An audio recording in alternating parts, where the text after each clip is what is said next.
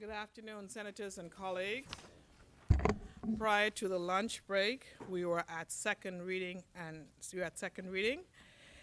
we were debating a bill for an act for the appropriation of diverse sums of money for and towards defraying the expenses of the government of the Commonwealth of the Bahamas on revenue account for the financial year commencing the 1st of July 2026 and ending the 3rd of June 2027.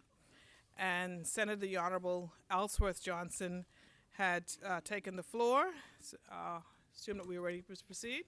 As many, Chair recognizes Senator the Honorable Ellsworth Johnson. Just 1 second, please.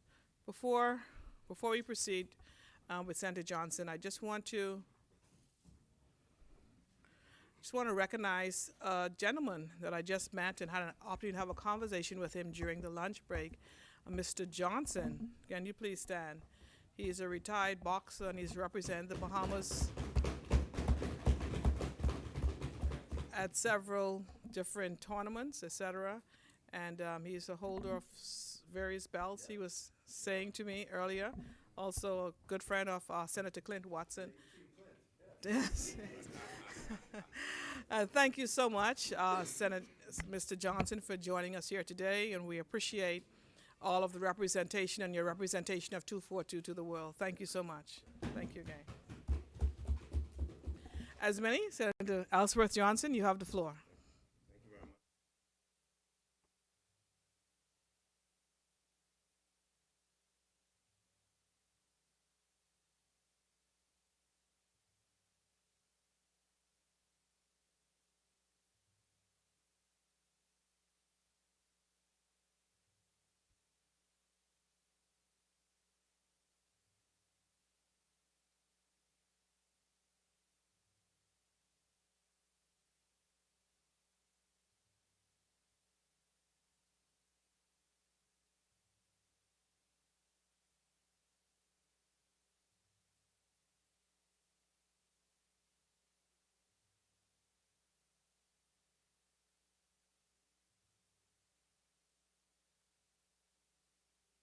To provide.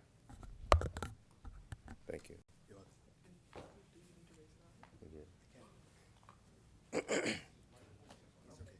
Mike is on. Go? Okay. Madam President, first, with your leave, I take this opportunity to thank my family. My mother. Okay, sorry. Okay. We won't take it against your time. All right, Mom. Thank you.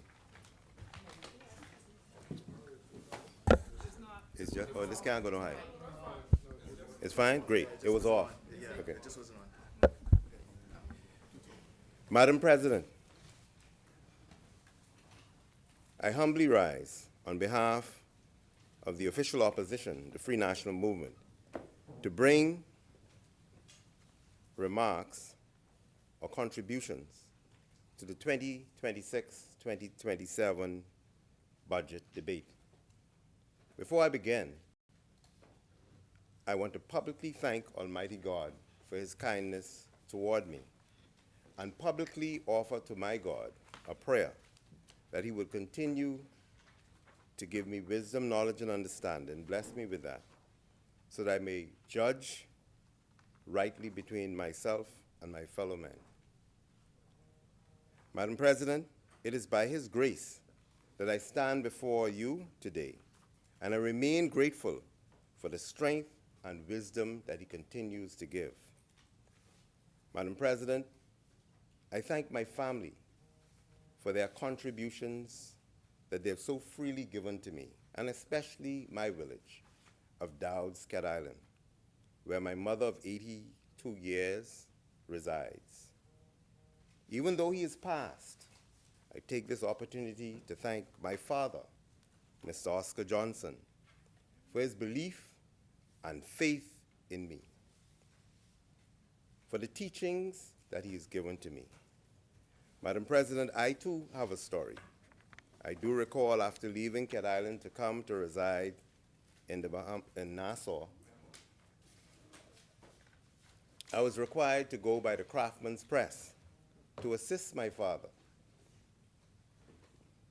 Nevertheless, he didn't receive any work. I was required to oil the machines. He had one of the best printing presses in the Bahamas. But you know, when you run afoul of a certain group, you pay the price. But he paid it with respect and with dignity. And it was always his desire that I become a printer like himself. But he discovered that, like myself, and like many other young men, I had a dysfunction.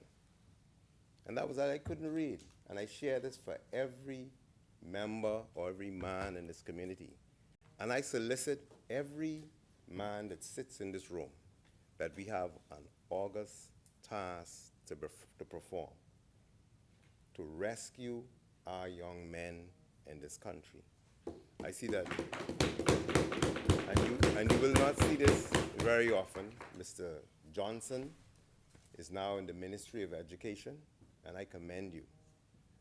I support your effort, and I will be there to speak to young men wherever I can. You see, I didn't know the love, admiration, and care that my father had until I became a man, and I realized that everything that he wanted for himself, he saw it in me. And I do recall in the 10th grade at A.F. Atley, when he was trying his best to teach me how to set type. In the old days, setting type was that you take every letter and you put those letters in and you set the type. He was an avid reader, and he gave me books to read, but I pretended as if I was reading. And then one day it came the time to set the type. Because when you have certain challenges, it enables the other senses that you had. So if you turn the machine on, by the sound I learned the machine. By the lights I learned the machine. So if I heard skip, I knew that the machine wasn't working right, and I went to do it. So when he found that, he says, no, you're my son. He taught me about history and from whence we have come. That at one point in our history, we were totally dispossessed of our humanity. And I stop here to thank and commend the United Nations for accepting that the atrocities committed for over 400 years and still being committed in this diaspora by way of slavery is an international crime against humanity. And I also commend the Commonwealth of the Bahamas, because many countries, despite the fact that there were other countries, that underdeveloped countries like Africa, underdeveloped countries in the Caribbean, by taking all of their resources and sending it out, they did not have the courage to vote and admit that the atrocities over the past 400 years committed back to these regions was wrong. And now we sit in a situation where they're attempting, not because they really love us, for the little resources that are being put back into these countries. My learned friend, Mr. Monroe, will sit as our representative locally on the Caribbean Action Task Force, where they claim that they're searching for taxes. It's not really taxes. They don't want that resource. They don't want that resource to be repatriated. So I thank my father for that, but for introducing me to Eris Monka, to Ms. Gail Wisdom at Academia, where I sat and he said, you're a man. This is from whence you come. This is your history. There were people who sacrificed, and like Maya Angelou said, they saw us as their dream and aspiration. And I heard Mr. Ramming said something about young people today, about them not being the present. I want to contradict him, that you are the present. You are our future. But more importantly, you are our strategic deployment and legacy. And so when we think about creating a legacy, we must see our young men and women. And before I go on, I heard the statement made by the Commissioner of Prisons about the state of men. There has to be an uprising, Madam President. There has to be an uprising in our courts that if you can assist with the birth of a child, you must care for that child. You must not abandon that child. And that if you have the courage to birth a child, you must not ostracize a man from that child. And if you have issues, go and get some counseling. That's what I normally tell my clients, when I do matrimonial matters. I said, you need help. You need to go and see Mr. Thompson, whether it be man or woman, and we come back and deal with the issues. But he taught me about who we are as a people, who we are in this diaspora, and why it is we should take on the spirit of ownership and let no man or woman undermine our integrity and our dignity. So I want to thank him, even though he's gone, for what he's done for me. I want to, in particular, thank the constituency of Yamacraw. I was afforded the opportunity to serve for 5 years in that community, and I grew. I grew as a result of my experience, my interactions, because never in my wildest dreams did I ever think that I would be in the House of Assembly or be in the Senate. And so I'm grateful for their confidence in me, for the time that they've allowed me to serve. I'm also grateful for all of those persons in Yamacraw who supported me when I ran in the last election. And I would take this opportunity at this point to commend every Bahamian under the sound of my voice, because we have a rich tradition of peaceful transfer of power, and we should not take that for granted. Our value proposition, as the Bahamas Financial Services Board and other financial services gurus travel around the world, one of the things that they sell to the world is the peaceful nature of our country. And I went to Brazil and was having a discussion with one of their financial advisors over there, and they said, you really don't have crime here. You could resolve it. Let me tell you about crime. And then when he told me about it, I realized we probably just lack the courage. But it starts in our homes.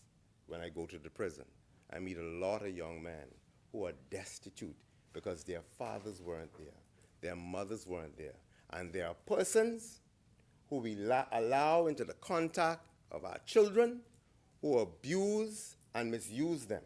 And you can find them in every sector of our society, in the church, in our security forces, in our schools, and we have to stand up and recognize what is happening. And so I want to extend a hearty congratulations to the ladies in the Women's Crisis Center, and I pray God's continued blessings upon them. So, Madam Speaker, Madam President, forgive me. I wish to acknowledge those who have worked alongside me, and I've just done that. And I extend sincere appreciation to the leadership and executive of the Free National Movement, to my leader, the Right Honorable Michael C. Pintard, to the executive members, the MCMs, my colleagues, my parliamentary colleagues who are in another place, every member of the Free National Movement who has reposed this confidence in me, I want to say thank you very much. But before I go ahead, Madam Speaker, you'll see me, I've picked up a skill. that I have my writings, but it's in my head, so sometimes I'll move about. But I want to reinforce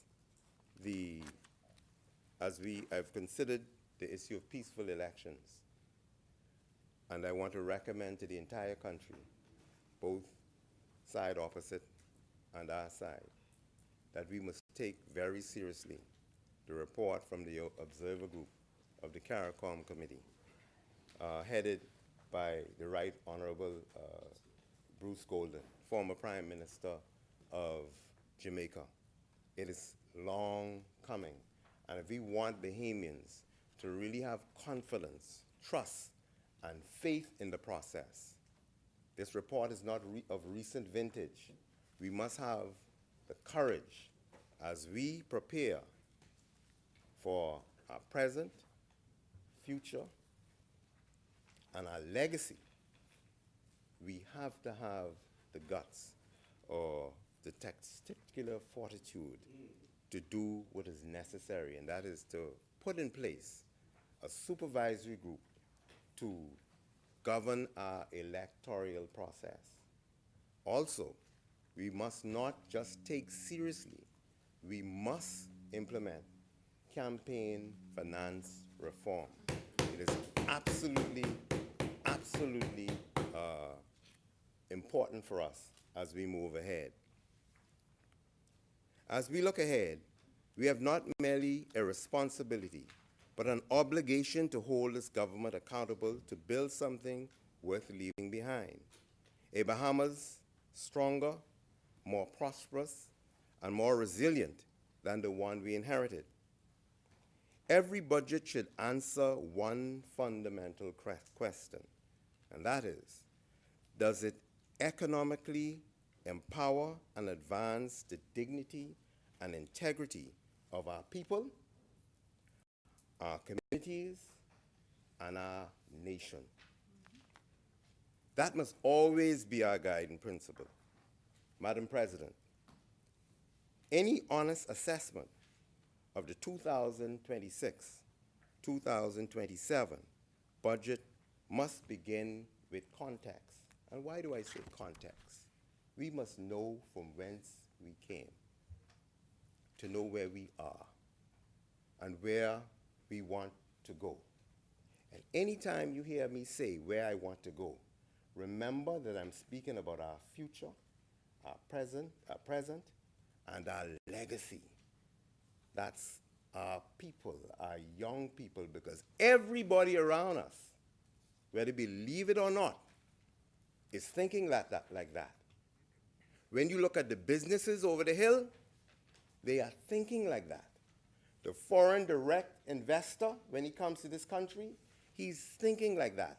How does he advance himself and his group? And so we must have the courage to be able to think that way. And there's some things I'm going to say to the young people, because I don't think the older ones could get it, who are our present, future, and legacy.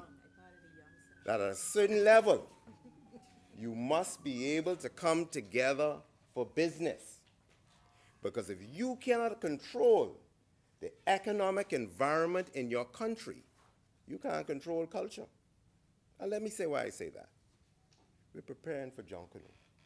And I commend all the Junkanooers. When that music starts, I can't hold myself. And I be starting to do some jigs that really should not be public. But guess what people need? They need financing. So all of the Junkanoo groups are looking for financing. My father always told me of Ecclesiastes 10 and 19. A feast is made for laughter. Wine make it merry. And I can't accept that, because it says that money answered all things, because I know that God answered all things. But I've seen what it can do. So I'm telling you, young folk, that there's a lot of opportunities in this country. And if you don't pull together, this ain't a popular message. You're going to get left behind. And that is not our intention. And so our history, we have a history of crossing the Atlantic. Everybody crossed the Atlantic. one of the greatest pedophiles and rapists that ever dawned our shores was Christopher Columbus. And the first thing when he came, he put down the flag. And they lied when they said they discovered it. And then they needed labor. And so what they did, after they had totally eradicated every native person here, almost every last one, they went to Africa and they brought us over. And it was total dehumanization. But in the stress and strain of that moment, they had the courage to think about us. Because what was the stress and strain of the moment? No health care. And this is the context I'm setting. Schools wasn't for us, education. The arts wasn't for us. Reading the Bible wasn't for us. Reading wasn't for us. And whenever they thought that you got out of hand, they knew just what to do. They took you, and I say this, and young people need to hear this. They took you and they sent you to who was called a nigger breaker. And that nigger breaker was responsible for removing any possible desire. But they found a way. So if we could see through their mind's eyes what were their intentions for us under those difficult times, we would know that we don't have no problem. It's all for the taking. We would know that there was an intention that we have proper educational facilities. We would know that there's an obligation to provide proper health care facilities. We would know that there's an obligation to take care of our girls and our boys so that they could properly function in this world. And so that's why, Madam Speaker, I said before I proceed to look at the budget, I want to contextualize it because this is ours. We must own it. We must not act like we own it. We must know that we own it.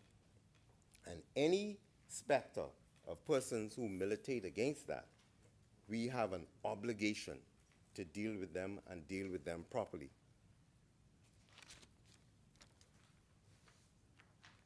Madam Speaker, President Speaker, sorry, Madam.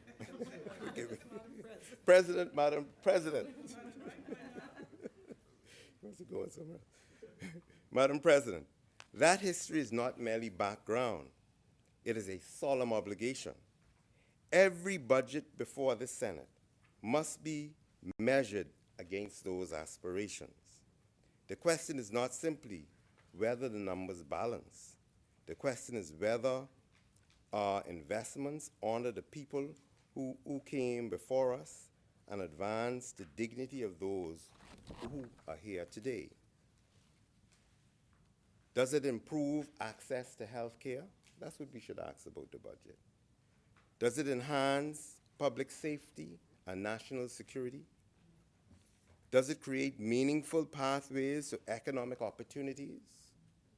Does it ease the daily frustration of living and working in this beautiful country? No, sir. Does it hold together the social fabric of our communities? Those are the standards by which history will judge us. In this place and the place below, those opposite spoke of a rosy picture on the state of our country and all they have achieved. We do not begrudge those achievements. Where they have actually helped the Bahamian people, we acknowledge them. But we also have an obligation, a constitutional obligation, to ask the hard questions that no government itself is willing to ask. Is this budget really building on progress? Progress for who? And progress measured by what?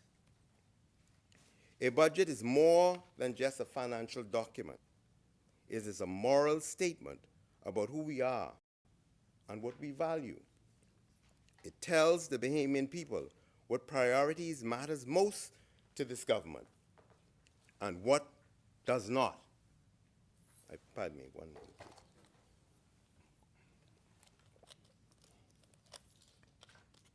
It is critically important that we remain vigilant in protecting the freedoms guaranteed under the Constitution, two of which, the freedom of expression and the freedom of conscience. And in my view, it is upon those two freedoms that all the other fundamental rights stand, because to advocate for the right to life, not to be unlawfully imprisoned, for your property, for finances, it takes an intellect and it takes sometimes verbiage to go and do it.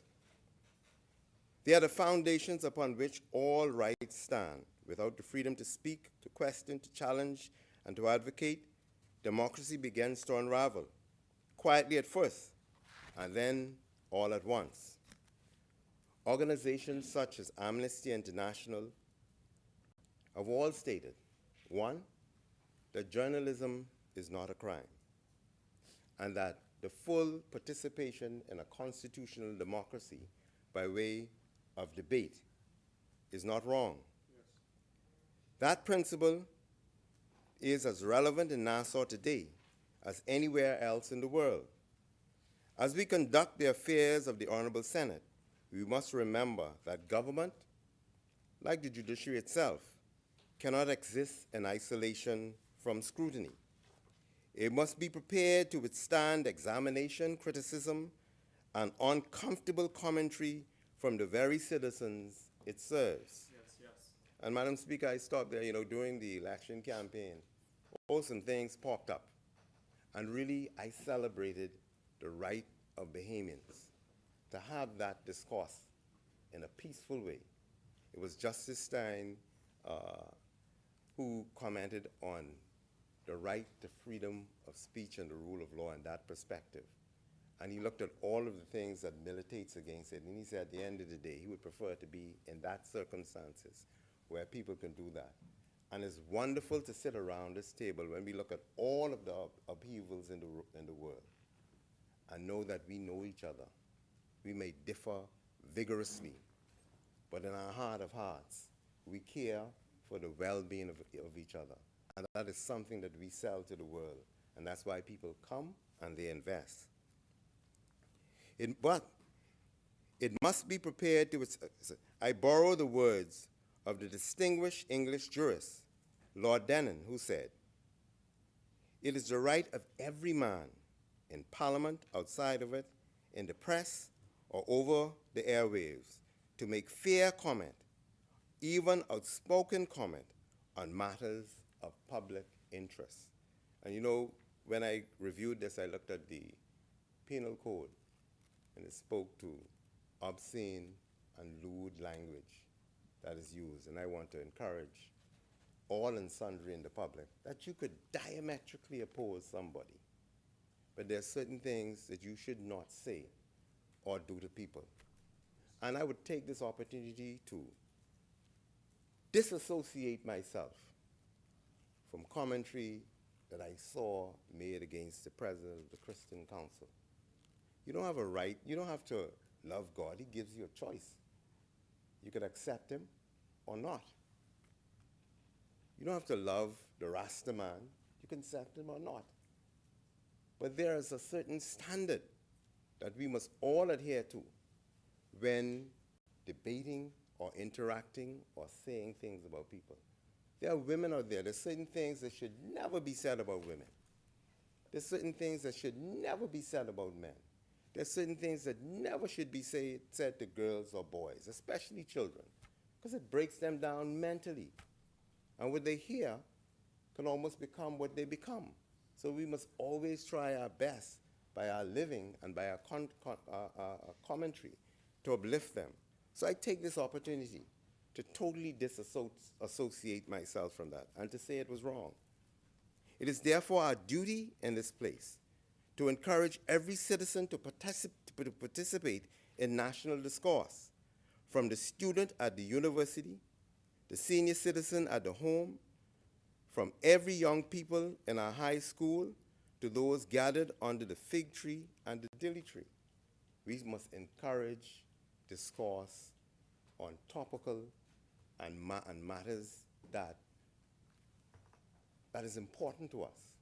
And one of the best things, other than talking about our God, our relationship to our family, is financial literacy. We must get that into our schools. Civics, who we are, from whence we have come. You know, I do recall, and I always love to hear the story of Samilo when he went into the bank and he made a demand. I don't think yet we appreciated what that demand was. And I see Mr. Simmons is not here today. And I glory in a part of his presentation. Because if you could see through Samilo's eyes, he was not just talking about being a teller, you know. He was demanding equality, full integration, and most importantly, that we share in the financial life of this country. That's what he was demanding. And we must celebrate that, and a part of our discourse has to be that. And the question is, does this budget do that for us? They have not only a right, but a responsibility to engage fiercely in matters affecting this country. A confident democracy does not fear criticism. A mature democracy welcomes scrutiny. Yes. And a strong democracy understands that the voice of the people, whether in agreement or disagreement, is not an inconvenience. It is the very breath of our liberty. Remember, there was, and I can remind you, because there's some people who act New Brand, that if you got out of tone, there were certain things that they tried to do. And we must appreciate that some of the actions that we may exhibit may have come down from that sometimes. So we must encourage open dialogue. Having listened carefully to the budget communication presented by the Honorable Minister of Finance, I rise to offer this contribution in the same spirit as our leader, the Honorable Michael Pintard, brought to debate in the other place, with candor, with specificity, and with the interests of the Bahamian people at the center of the argument. The minister has presented a budget under the theme, a budget that builds on progress. I have no quarrels with progress as a principle. My quarrel is with the question the minister did not adequately answer. Progress for who? And felt by whom? Because, Madam President, let us be honest about what 5 years of PLP government has produced. The Davis administration will have spent in the region of $17.4 billion over this term.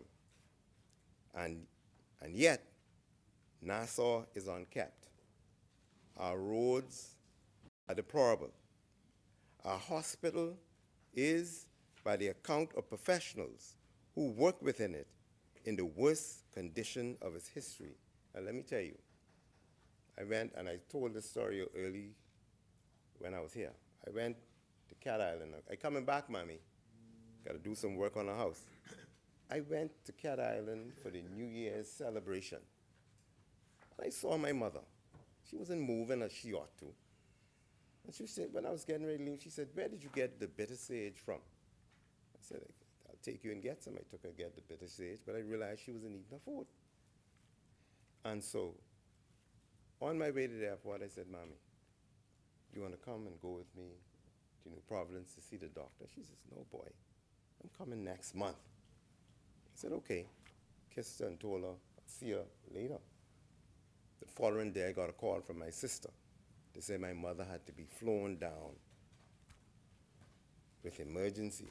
I left whatever I had to do because that's the lady who turned cornmeal grivel for me. When you have a lady that, they don't say turn cornmeal grivel and put sweet milk in it and nurture me, that's my mother. And so she was taken eventually to the Princess Margaret Hospital. And my friends allowed me in some nights to see her. And she was laying on a cot next to the wall. And every night I would go. I said, Mom, what's happening? She said, son, I'm okay. Don't worry about Mommy. And there were a whole lot of people there. And I learned then that the kitchen wasn't working. They were actually trafficking food into the hospital. And eventually, I got a call. And I want to thank that medical professional who called me and say, son, come and get your mother. We don't have the supplies. And so we got our monies together and we flew our mother away. And she went to Cleveland Clinic. And about a week or so, she was up and around. And I spoke to her. She said, son, if you hadn't taken me, she said, you know, you'd have been planning for something else. She said, but this, she says, laying there, son. She said, and hearing the screams and you know, to be in a pamper and to come to the point where she couldn't hardly walk. And I had to take her away. And she says, that almost drove me out of my mind, son. And I say, you know how it feels for men in the room and women when your loved one is in a position and you feel as if you're helpless? And we spoke. But we all have an obligation. Because let me say, even though I speak this way about the hospital facilities, it's not of recent vintage. It did not just happen. It has happened over the years. But like my old uncle used to tell his wife, get it right or fix it. If you can't handle it, don't take it up. So now you're in the chair. You've been there for more than 5 years. And these matters were resident there for that time. You cannot shrink from the obligation to fix it. And those on this side cannot shrink from the obligation to do what is necessary to assist in fixing it. Because remember, as I said, there was a time when health care was not for us. So we all have an obligation to do just that. And what is our obligation? To bring it to your attention. Yes. You may not like our language. And you know, I see some of the senior people here. I'm not senior. They will tell all of us, to be in here, you got to have tough skin. Like turbot. Like turbot. Mm-hmm. I remember I called my aunt, and I was a little upset. And she said, son, let me tell you something. You never know if a boat could take sea unless if it stays tied up to the dock. She said, now, when you sail, it may cascade. And for those who don't know what cascade means, you may throw up, but you got to keep sailing. And we will be your rough seas. Sure you can. Point of order? Point of order. Okay. Chair recognizes Senator Honorable Barbara Cartwright. What is the Okay. nature of your intervention? Senator Cartwright? Okay, I just want to agree with the good senator because this incident predates 2021 that I'm about to talk about, which is in 2020 when your government was in power.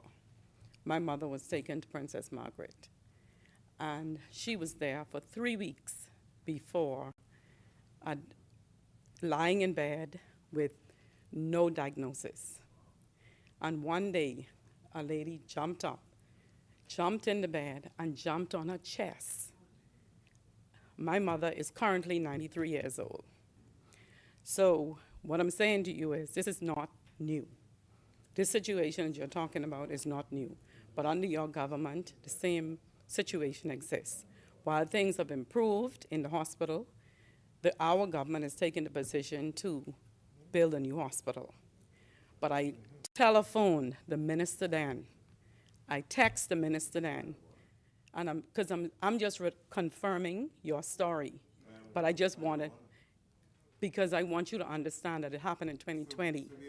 Yeah, so I just want you to understand in 2020 it happened to my mother. Okay? Thank you, Senator Madam Cartwright. President, I would hope that there would be equality of treatment. As I sat in this place, and we rise from this side, we were made to cite the rules. And I agree with my learned colleague that it's not of recent vintage. And that's why I said, if you don't take it up if you can't handle it. We're going to push. And I don't accept that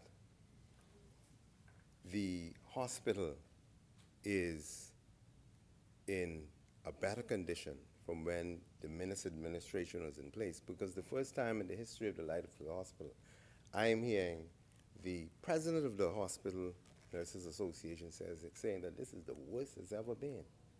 But we could scramble over that. We can go back and forth. But the main object here is that we have an obligation. We have an obligation.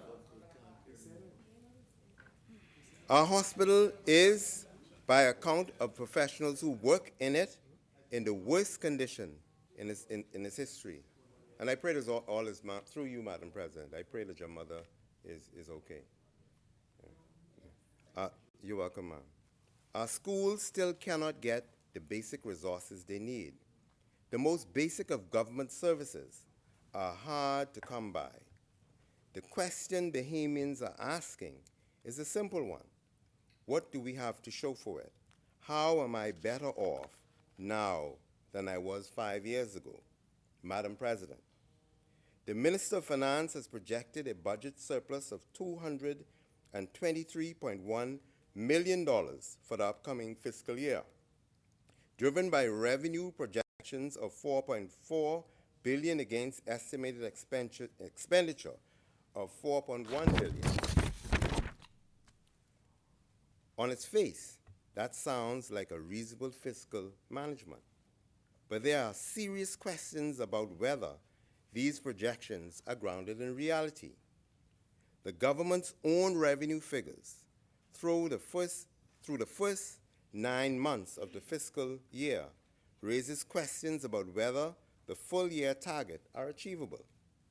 Bahamians are entitled to ask whether these projections reflect a genuine assessment of our country's fiscal position, or whether they have been constructed to present a picture more favorable than the underlying realities warrant. There's another matter the minister did not address with sufficient clarity. It has been widely reported that government owes significant sums to vendors, businesses, and individuals who perform work for the state and have not been paid. When a government points out a surplus while leaving its creditors unpaid, that is not fiscal responsibility. It is an incomplete picture. It is a phantom surplus, one that exists in the projections but not in the pockets of people who are owed. And while the minister projects surplus, Bahamians are struggling under the weight of rising prices and unbearable high cost of living. This brings me to gas prices. I heard my learned colleague indicated it's $7.34 in New Providence. Try going to Cat Island. Try going to the other family islands where persons live. And when they invest their scarce resources, the lights go off. True story. And then the products or the stuff that they have in the fridge are destroyed. These are real-life issues that Bahamians are facing. And while the minister projects surplus, Bahamians are struggling under the weight of rising prices and unbearable high cost of living. Consider the trajectory of VAT alone. In 2019 to 2020, the government collected approximately $876 million in VAT. The projection for this upcoming year is $1.6 billion, nearly double.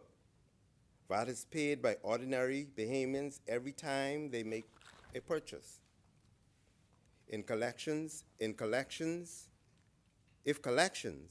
have nearly doubled, it is not because Bahamians are more prosperous.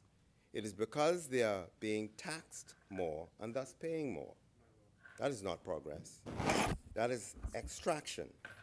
This is Point less of order, money Madam President. in pockets and more for the consolidated fund. Senator Johnson, please yield. Chair recognizes Senator the Honorable J. Ann Major. The member is misleading the public. VAT is not only paid by Bahamian citizens. We would have discussed several times during this week that VAT is payable on real estate transactions. VAT is payable at a higher rate by non-Bahamians on real estate transactions. So it's misleading to the public to make a statement like VAT is payable by Bahamians. And so the revenue collected from VAT is solely on the backs of Bahamian citizens. That's actually not correct. That's not correct because Bahamians are not the only persons who pay VAT. That's my only point. Thank you, Senator Lee. Well, I never suggest. Senator Johnson, returning to you, sir. Yes, ma'am. What Thank was you. your actual statement? Did you say that Bahamians, that VAT was on the backs of Bahamians only? No, I did not say only. I would never say only. What did you say? Let me find that.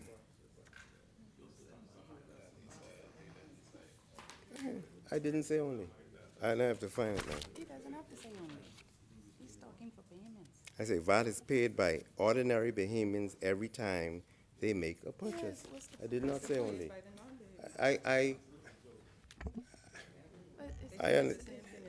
This is my speech. VAT is paid by Bahamians. That doesn't suggest it is paid by everybody. Madam President, I'm not going to belabor the point. I'm quite certain the Bahamian people understand what I'm Yeah, saying. I think you and I'm going to proceed. clarify the fact that Thank it's you, not ma'am. paid by Bahamians, but Thank it's you, paid ma'am. by everyone. Okay. Thank you. Thank you. Please Yes. proceed. Thank you. Madam President, this is a matter of public concern that the Minister of Finance passed over in his budget communication, and this Senate must not allow it to go without scrutiny. It has been reported that during this fiscal year, the government transferred a significant sum in borrowed funds to something called the National Investment Fund. Borrowed funds, Madam President, money on which Bahamian taxpayers are paying interest. The Bahamian public deserves clear and complete answers to the straightforward questions, which are as follows. Who governs the National Investment Fund? Who sits on its board? Where are its accounts held? What has it done with the public's money and under whose oversight? The Public Finance Management Act exists precisely to ensure that public money is managed transparently with proper governance and proper accountability to the people. If this fund is lawful, well-governed, and operating in the public's interest, the government should have no difficulty in providing those answers. The fact that is not being so voluntarily given is of concern.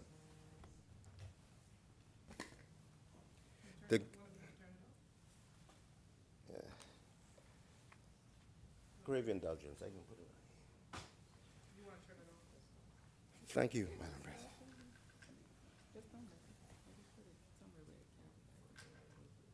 Yeah, so I can. We won't take that against your time. Thank you.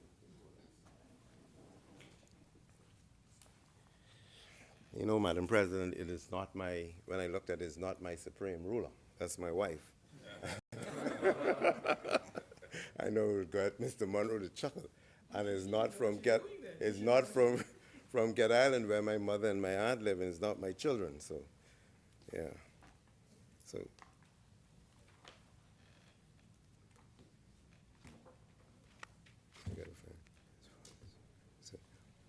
The government must table a full and transparent accounting of the National Investment Fund, its governance, its accounts, its activities, and the basis on which public funds were directed to it.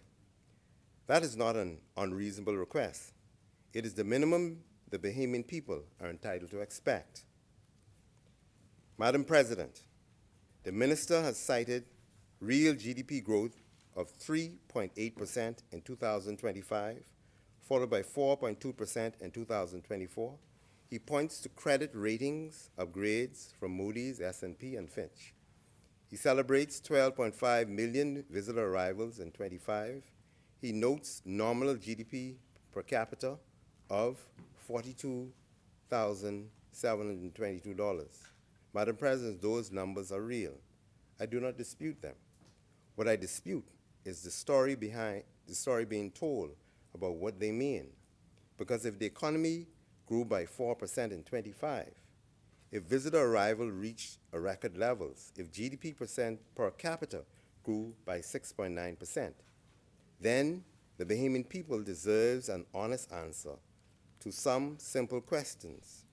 What is the daily life? Why is daily life still so hard? Families are facing higher food costs. Gasoline remains a burden. High electricity bills continue to strain household budgets, while supply remains incredibly unreliable. I take this opportunity through you to send kind regards to Mr. Leslie Miller and to say to Mr. Miller that we sweat him. Rent is rising and wages are not. Unemployment rate, which the minister himself acknowledges, still sits at approximately 9.3 to 9.5%. Nearly 1 in 10 Bahamians who want to work are not working. The IMF projects only modest improvements over the next 2 years. Madam President, that is not a celebration. That is a challenge. And is a challenge that 5 years of PLP governance has not resolved. The true measure of economic success is not found in GDP reports or credit ratings assessment. It is found in whether a family can make it from one payday to another. Madam President, I would like to commend both governments for what they have done in terms of the feeding programs at the schools, the vouchers, or whatever have you. But remember, I spoke about where we have. Does it suggest that people don't have sufficient revenue to take care of these things? And that is something for us to think about. That is something, and we just, all of us, recently came off the campaign trail, and if anybody says that no matter what community they, with a few exceptions they went into, that they did not meet hardship, and I know this word is on parliamentary, they either wasn't doing their work. You know, you send people out to do work and they sit on the tree and come back and tell the chief everything ready. They weren't doing their work, or they're lying to us. And so, to the extent that so much funds have been allocated for the food voucher program for children who attend schools, and we have to find vouchers for families, the question is, are we truly participating in the economic environment as we ought to? And that is a question that I leave there. It is found in whether families can make it from one payday to the next, whether young people can afford a home, whether senior citizens can afford medication, whether working Bahamians feel that they are getting ahead rather than merely surviving. Growth that does not reach the kitchen table is not progress. It is a statistic.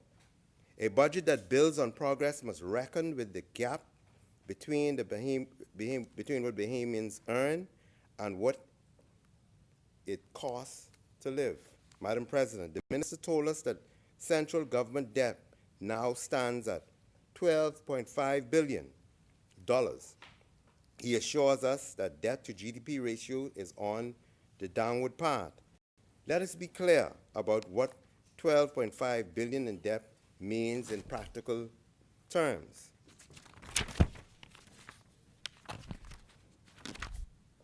Interest payments on public debt alone consumes $452 million in the first 9 months of this fiscal year.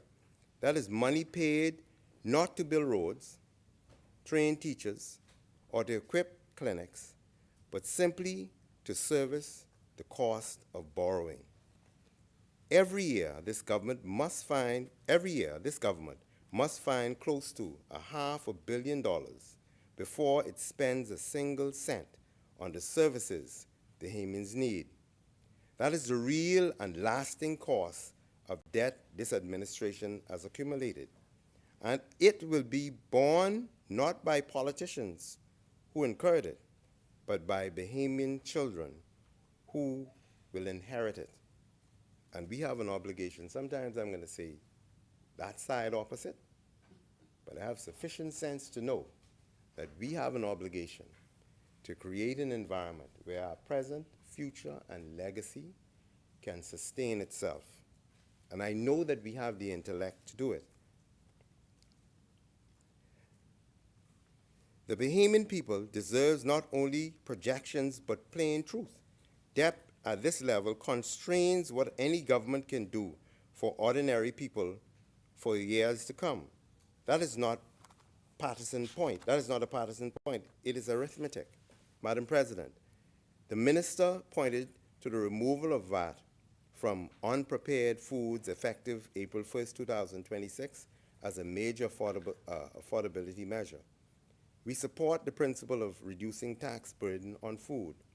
That has been a long-standing position of this side, and we note that the government took 4 years to arrive at a position the F&M had long advanced.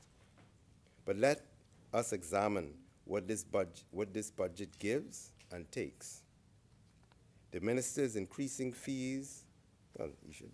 The minister is increasing fees. He is introducing new landfill fees, seabed fees, environmental penalties, and a higher business license rate for large companies. Madam President, the government gives with one hand and takes with the other, and has been doing so for 5 years. The net impact on the Bahamian household is what matters, and that impact has been an ever-increasing cost of living that no VAT exemption on groceries can fully offset when energy, housing, and transportation continues to climb. We reiterate our call for zero VAT on all everyday essentials, all medical costs, and all educational supplies. 5% on those categories is not zero.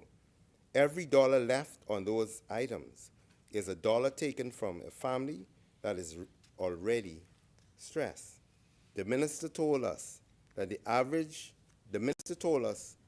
inflation averaged just 0.6% in 25.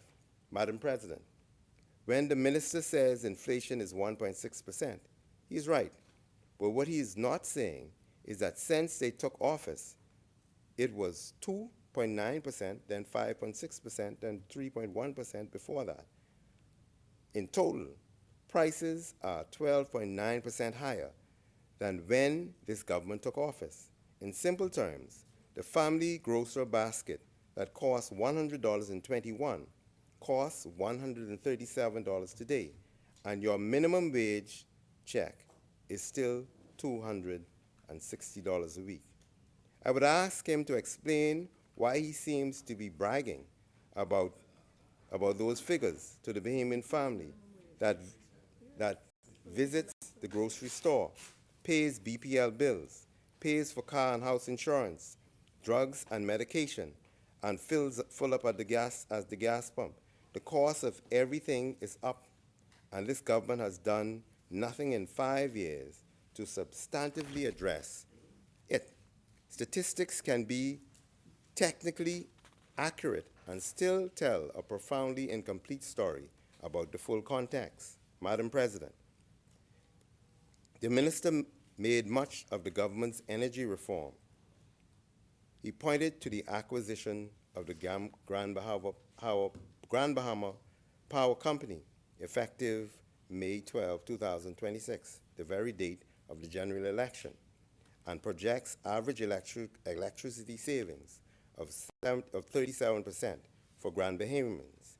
He points to a solar energy and battery storage coming online in 27. He spoke of the Shore Power Project at Arawaki. Let me say this plainly. The timing of the Grand Bahama Power Company acquisition on election day was not a coincidence. It was a political announcement addressed as a policy achievement. Grand Bahama has waited for affordable, reliable electricity for years. They deserve the relief on its merit, not a campaign prompt time for the polls. What Grand Bahama and all Bahamians deserve is an honest accounting of BPL's performance under this administration. Unreliable supply high costs, repeated promises of reform that have not materialized on the timelines offered. Madam President, last week, the very week, part of Western New Providence lost power for hours. Eleuthera, Tappan Bay,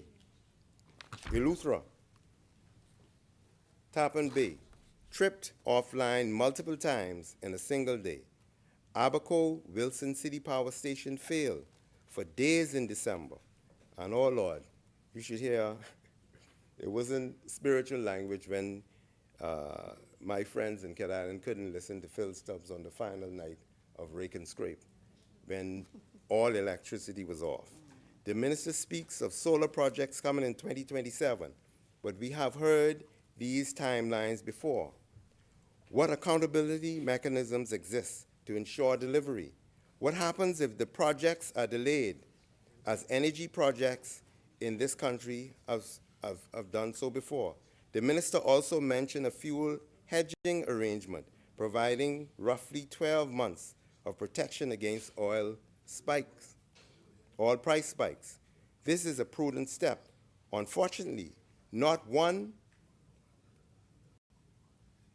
that can help recoup the millions of dollars lost to the Bahamian people due to their failure to maintain the fuel hedging implemented by the Free National Movement several years ago. Point of order, Madam President. Chair recognizes Senator the Honorable Wayne Monroe.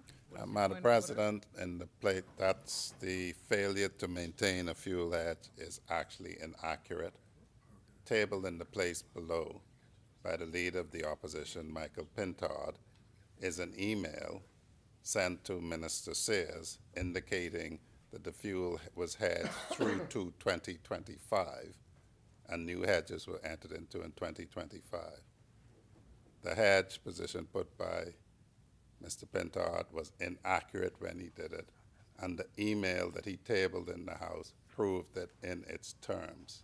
The email itself said that the hedge was through to 2025, and in 2025 there were new hedges put in place. Thank you, Senator Monroe. I hear my learned friend, but those are not my instructions, and I don't see anything to do. To my mind, it's not accurate. Do you have anything to table to substantiate what you just said, Senator Johnson? He doesn't have any. Wait, let me deal with it. You answer my question first, and then we go. We take it in turn. Respectfully, With I would respect think that to if I hedge, put a position, you put a position forward. you should ask Mr. No. the leader if he has a hedge in program. Okay. There's a document tabled in the House below. by Yeah. Michael Pintard.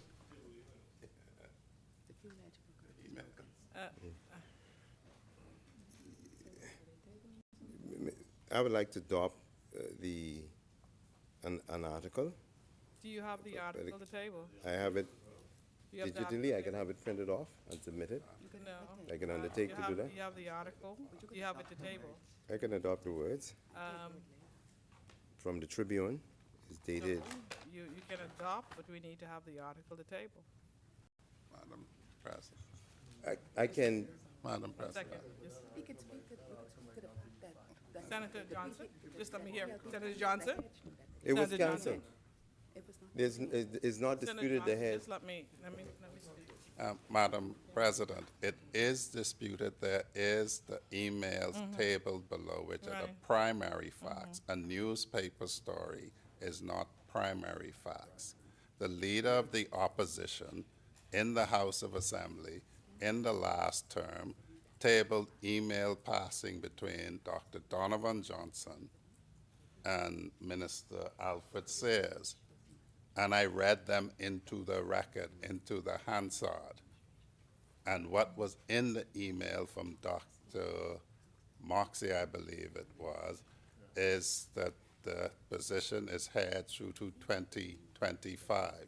He also reported on the benefits from the hedge. So what was said by Michael Pintard and reported by the paper was actually falsified by the documents he was waving around when we made him table them and was able to read them. and they were read into the record at length by me. Senator Johnson. Johnson. I don't know that it's refuted, Madam President, that there was ever a break in the hedge. Okay, Senator it was Johnson. not continuous. This is how I'm going to deal with this. You are proposing, the statement that you're proposing with respect to the hedge. You have nothing to table to suppose my substantiate what line you're is clear. saying. And he is also stating that that you're misleading. No. So I am going to, and he doesn't have Does he have documents. the- He's saying he doesn't have it. He's saying that it's in Hansard, it's been discussed. I am not aware of it. So what I'm going to do is have what you said struck from the record, and With then no until, proof that what I'm saying is just incorrect. let me finish, please, would you? Of Thank course I you. do. So I'm going to have your statement as well as the Senator Monroe's statement struck from the record until such time as you can table a document and until such time as he can table his documents to refute. Budget debate will be over. Okay, But- so but he cannot- you can come back,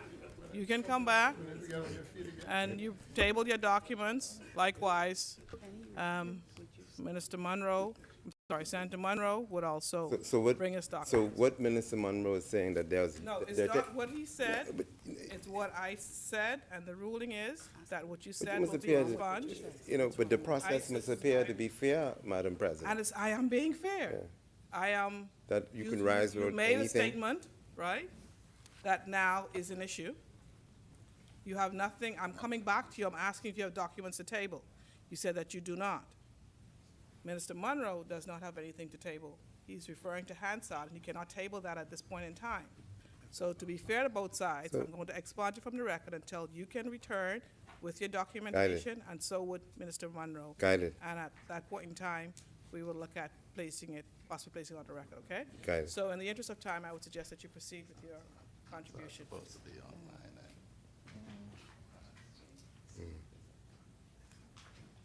I must be careful with a lot that I say because I don't have plenty of documents. Well, it's only if someone refutes But it on the energy, other side. energy security with absolutely nothing. But energy security cannot be managed 1 year at a time. The IDB confirms in 24 that the Bahamas was paying among the highest electricity rates in the Caribbean, double the world average. The Bahamian people need a budget that outlines a sustainable long-term energy strategy for the benefit of the Bahamian people, not just a few of the wealthy friends and the well-connected. A strategy that will lower bills and make their electricity more reasonable, not an annual announcement. Madam President, I must speak plainly about the health care because the government's approach to the sector is perhaps the clearest example of misplaced principles in the entire budget.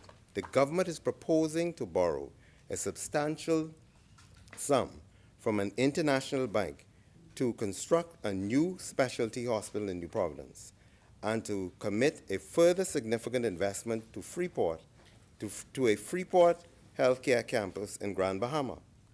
2 brand new hospitals, while the facilities we already have are in crisis. Let us be specific about what is happening at the Princess Margaret Hospital now. It has been reported that the hospital kitchen, and I spoke this before, has been out of operation since August 24. The University of the Bahamas has been providing food services to public hospitals in 2026. And this is critically important. We are what we eat. And important or critical to the recovery of any person is their nutrition and how we provide foods for them. There are reports there are reported to be close to 400 nursing vacancies in the public health care system. The diagnostic equipment is inadequate. Allied health professionals are in short supply. The question that has been put to the government and has not been satisfactorily answered is this: how does any administration justifying borrowing hundreds of millions for a new hospital when it cannot properly staff, equip, or even feed patients at the hospital that it already has? That is not a rhetorical question. is a question of governance, and neither the Prime Minister nor the Minister of Health has provided credible answers. The public has lost confidence in the government, and in particular, the Minister of Health, and many Bahamians fear going to Princess Margaret Hospital. The same question applies to Grand Bahama. The government is building a new healthcare campus alongside an understaffed, under-equipped Rand Memorial Hospital, where medicine shortage have been reported. Where will the staff for the new facilities come from? How will the government fund the operation of 2 new hospitals while maintaining 2 existing ones and building clinics throughout the Family Islands? These are questions of basic planning, and the budget does not answer them. The opposition's position is not that Bahamians do not deserve modern health care. They do, and we have already said so. The FNM demands a commitment to not less than 100 new doctors and not less than 200 new nurses that's being hired. We have a healthcare staffing crisis where in this budget is the concrete number, not aspirational language, but an actual hard head count target with a recruitment and retention plan attached. Our Bahamians trained doctors and nurses are being recruited away by better compensation to Canada, the UK, and the United States, and it's sad. If we train them and then lose them, the capital investment in the facilities becomes worthless. Our position is that you do not build a new house while the roof of the old one is caving in on your family. Fix the Princess Margaret Hospital. Hire new nurses, hire new staff, and make the environment satisfactory for work. Repair and equip the diagnostic wing. Then come to us about what to build. The government has announced $11.6 million for clinic construction and upgrades across the Family Islands. This is welcome. But clinics need people as much as they need buildings. Every major island should have appropriate mortuary facilities. Families in their most difficult moment must not be subjected to additional hardship because of infrastructure we have simply failed to maintain. Healthcare workers are not an expense, they are an investment. We cannot keep losing doctors, nurses, pharmacists, and specialists because of inadequate compensation and insufficient support. This is not a trivial political issue. This is a matter of life and death for our beloved Bahamians. Madam President, there's an old saying that if you want to know the future of a nation, look at how you treat your children. Recently, I was reminded of this through a conversation with a young man from Cat Island. Invited him here for a scholarship. And this has happened over the years. And he came in, he was an A student. We sat with Kettering University, and when that young man told me that we didn't have scientific teachers, I almost fell to the ground, because I felt that I invited him for this interview. He looked forward for this interview, but we did not give him the necessary resources in our schools to prepare him for an opportunity. And there are many schools that do not have the staffing in terms of teachers over and over again. I want to take this opportunity to commend persons like Miss Belinda Wilson and other teachers and presidents of teaching associations for the work that they do in the Bahamas to lobby and agitate. We may not like the way they do it and how they do it, but we can't say that they breach the law in doing it. And that's a part of a constitutional democracy. And I want to encourage them to continue. Like many of our young people, he arrived with ambition, talent, and real dreams.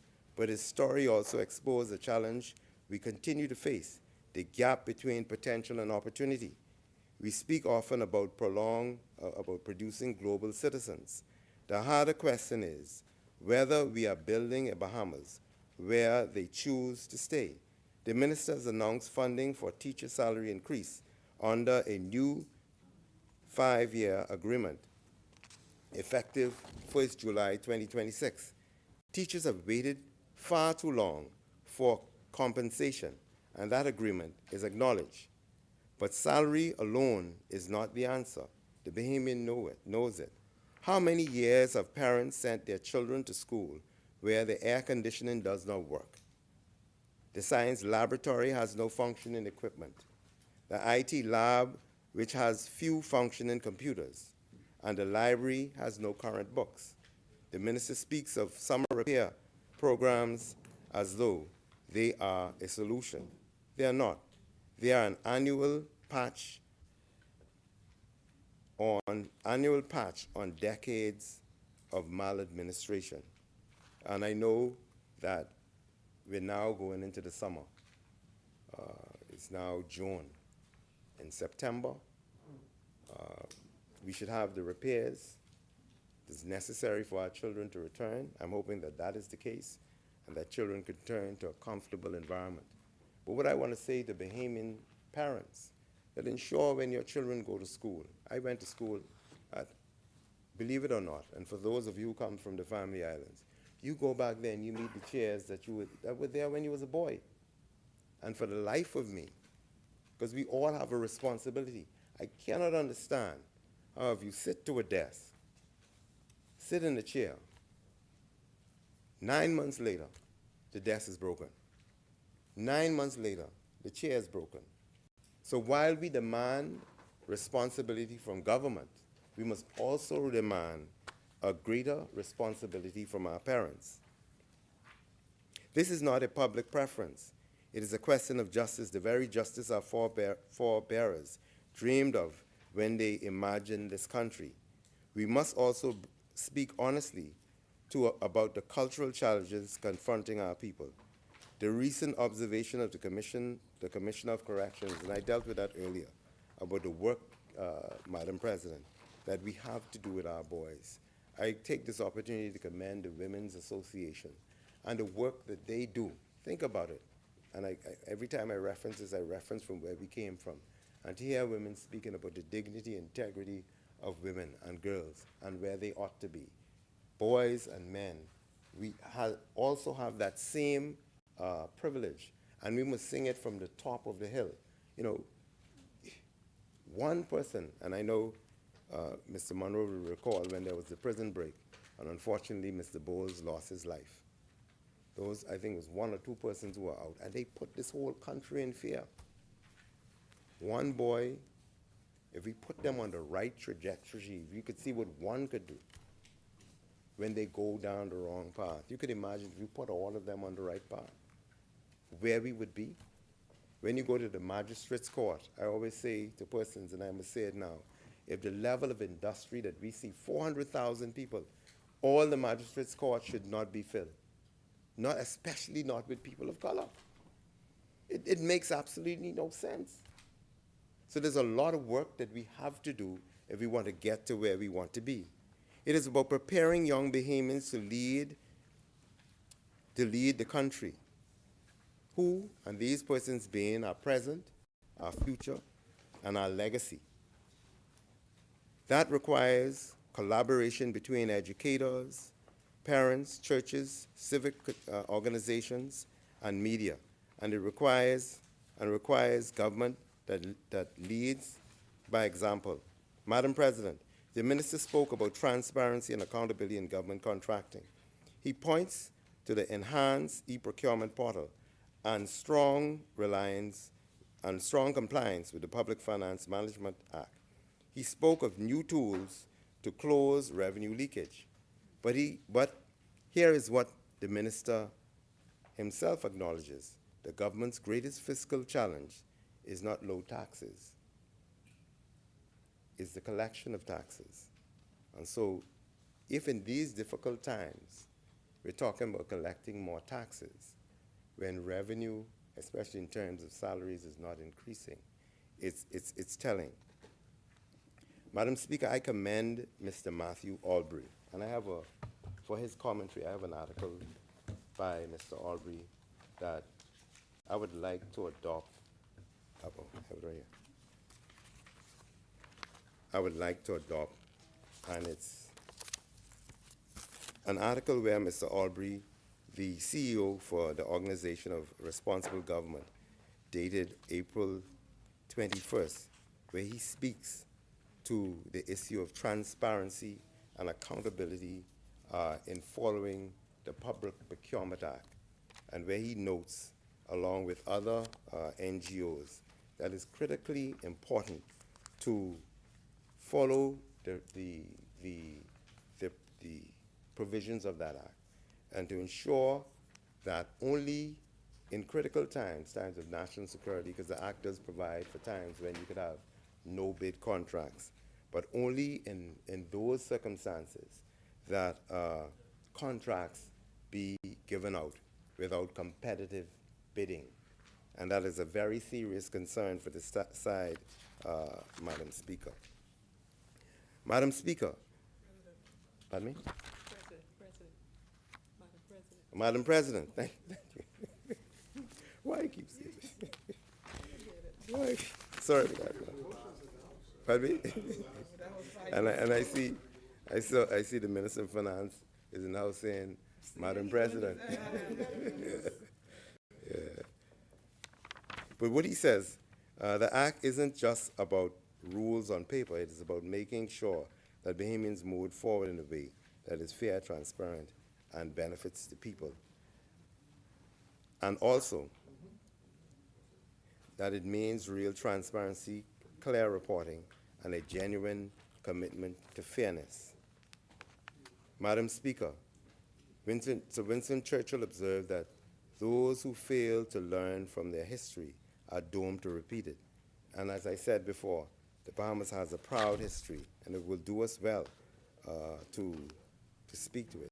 Madam Speaker, you cannot, in the same breath, celebrate confidence of international credit agency while the confidence of ordinary Bahamians in their own institutions is being eroded. These things are connected. International investors and rating agencies do not only look at fiscal matters, they look at the rule of law. They look at whether the country's institutions function with integrity. If those institutions are perceived as being compromised, no credit rating can protect us from the consequences. The government has stated that no one is above the law. We have not, since we hold them to that. No one should be above scrutiny. Yes. No one should be above accountability. This applies to every ministry, every agency, every contract, every public official, regardless of party position or proximity to power. Madam Speaker, it brings me to two pieces of documents I brought, and it speaks to our history, and I see that Mr. Clint Watson is not here. And it says what happened in the past when issues arose, and that is the report of the Commission of Inquiry 1984 and the 2004 Commission of Inquiry into HMBS Inagua, into the HMBS Inagua incident. And on both occasions, Madam Speaker, I think the most powerful one is the Commission of Inquiry report, authorized by nobody would doubt that he was the father of the nation. And from the stories that I heard, I was a boy, and he saw him at a distance. He was quite a man of stature. But when allegations were made, he ensured that a commission of inquiry was put in place, and the distinguished men of unquestionable integrity sat on that commission. And what was powerful about what Sir Lyndon did is that he appeared before the commission, and he fearlessly answered questions along with witnesses. And so it tells us And those were in circumstances, Your Worship, when the national sovereignty and the integrity of the Bahamas was under threat. That report outlines that there was hardly any institution that was left untouched. It describes the police force, the banks, the judiciary, the family. I do recall, on Cat Island, you understood when they say, as a boy, that the Colombians are coming. When you hear that the Colombians are coming, you got out of the way. And I do recall a heinous act that occurred on Cat Island where someone lost their life. But it was a treacherous time where accusations were made, not just by our local authorities, but by international authorities. And on 2 occasions, one by Sir Lyndon, when he didn't allow anybody to come.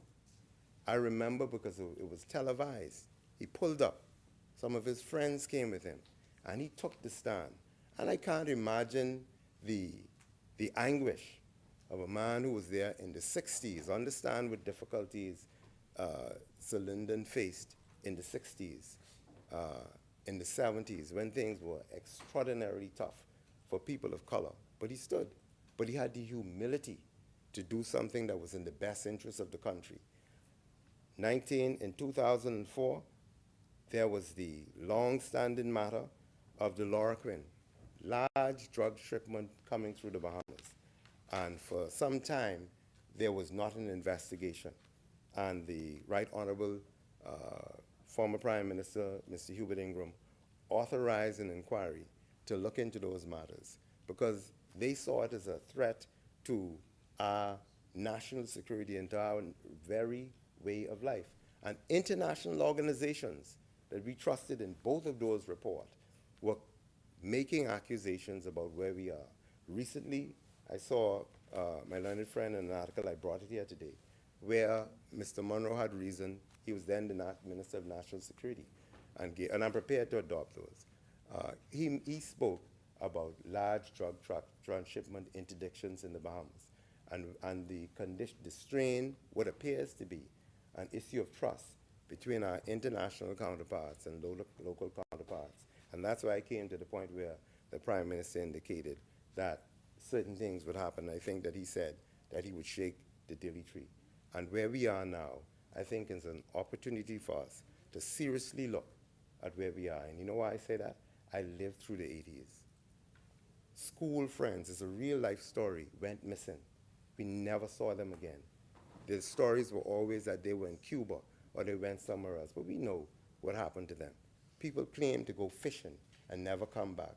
Planes crash and items are burning. One of the most hilarious ones, a true story, and I know persons from Cat Island who will laugh when they hear it, when the lady brought something home that she thought was flour. She found it on the beach, so she determined she would give it to the hogs.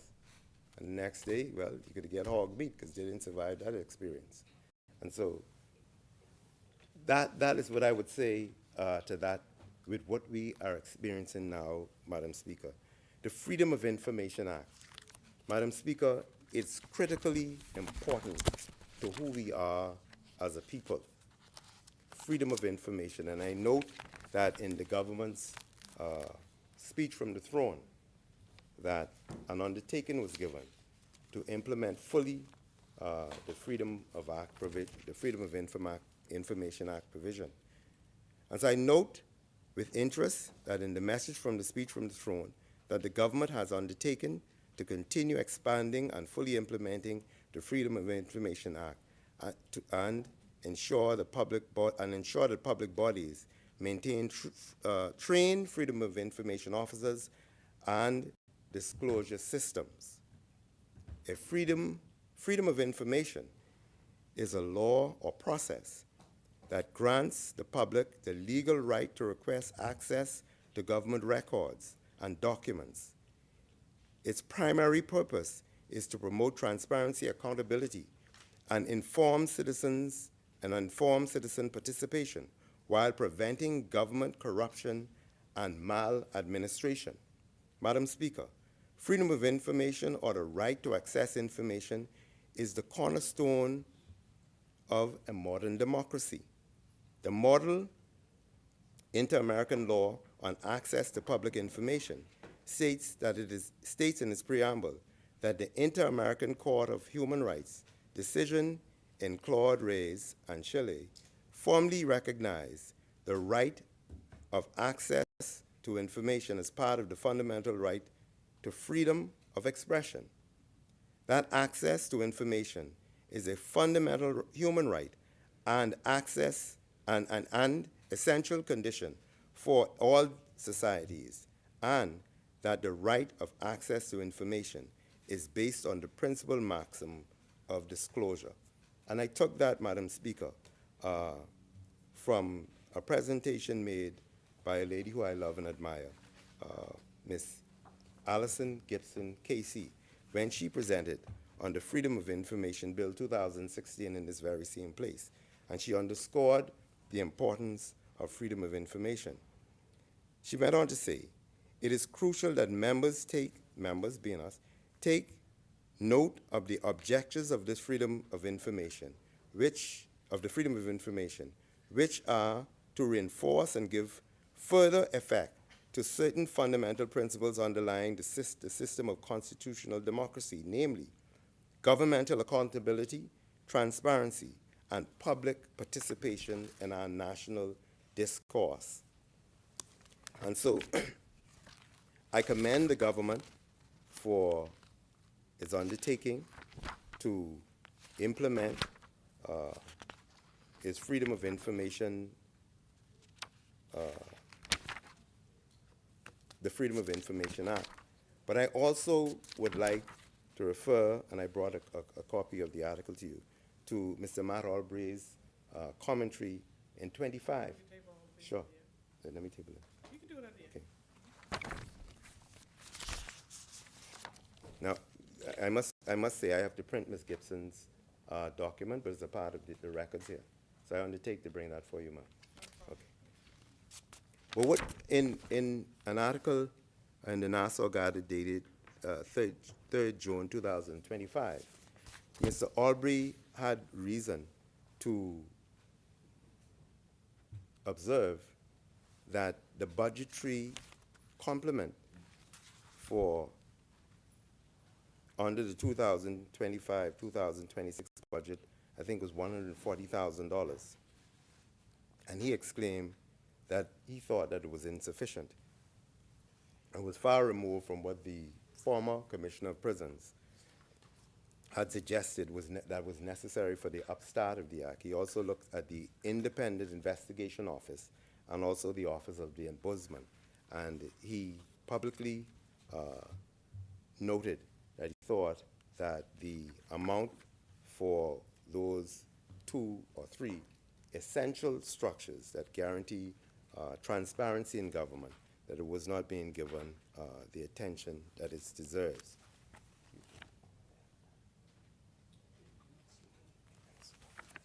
So I have 8 minutes. I'm almost finished.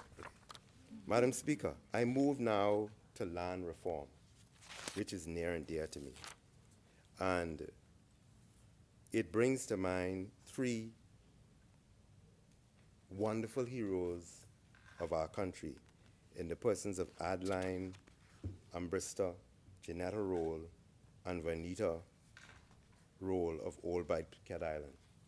And as a result of their treatment and imprisonment, Madam Speaker, a resolution was passed on 12th June 2064. And that resolution was passed in the House of Assembly. I had a copy of it. I spoke to the assistants to the clerk. They recalled when I'd gotten it, and they undertook to research it and bring it so I could present it to you, ma'am.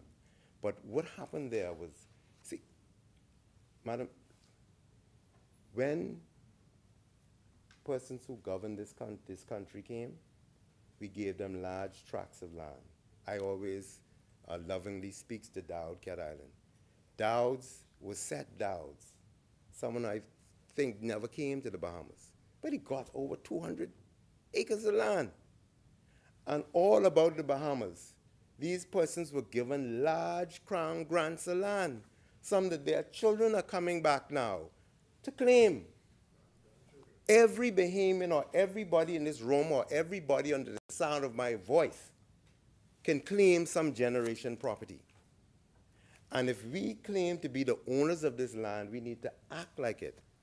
And now that we're going through this process of land registration and answering the call of our Supreme Court, our Court of Appeal, and our Privy Council to properly regulate land in this country, I want to commend, because it started from the 60s.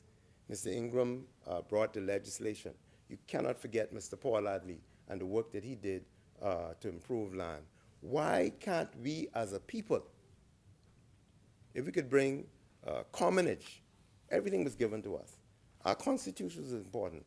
Can we not create our own species of land tenure in the Bahamas? And where families can reasonably say that I have been in charge of 400 acres. Can we not give that to ourselves and create something where you may not be able to get rid of it? We saw when I said the greatest thief, pedophile, and rapist we've ever known in this region, Columbus came. He put the flag down and took everything.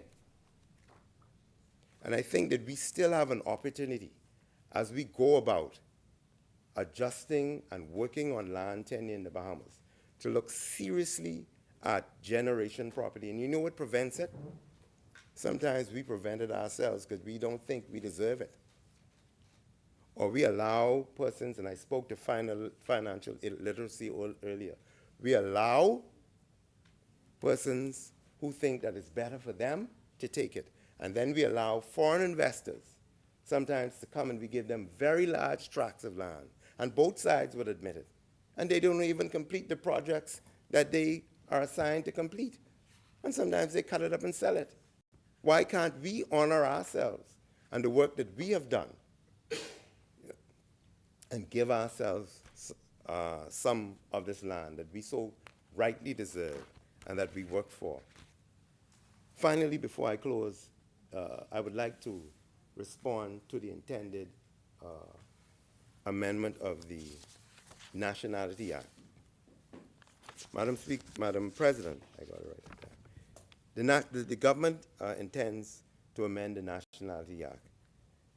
To my mind, the Nationality Act refers to the granting of citizenship to persons pursuant to provision to Articles 5, 7, 9, and 10 of the Constitution. The Constitution at Article 13 gives Parliament authority to create acts in order to confer citizenship. The primary purpose of the act,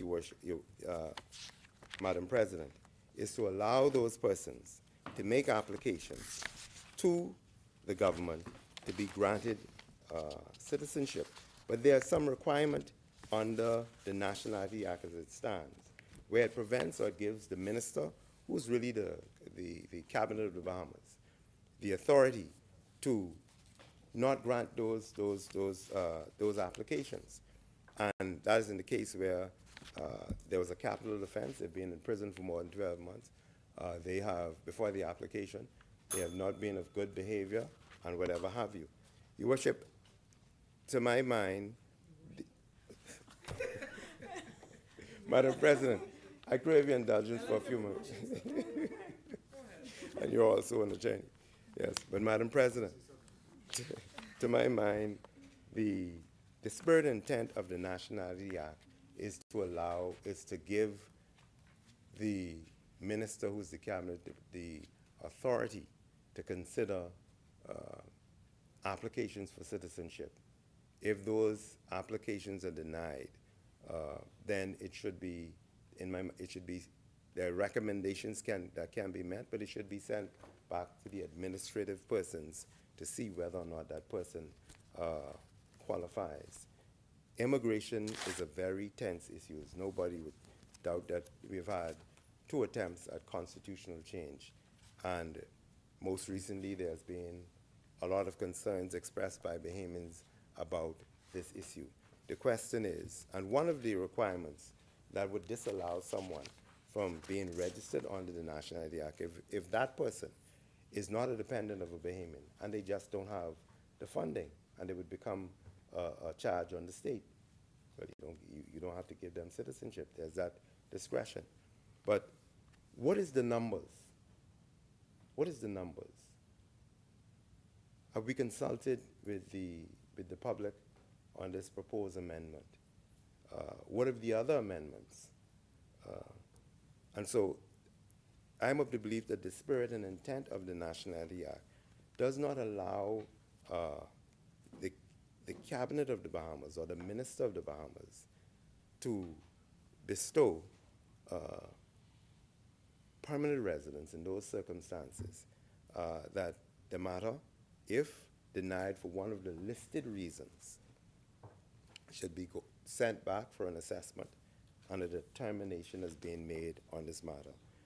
In the circumstances, since there's not been public consultation in terms of the numbers, what has happened to cause this to come about, we cannot support it. Is it? That's 5 minutes? So, 2 more. Okay. So, okay. So, I will go straight to my conclusion, and I will 5 minutes, and I will conclude. Okay.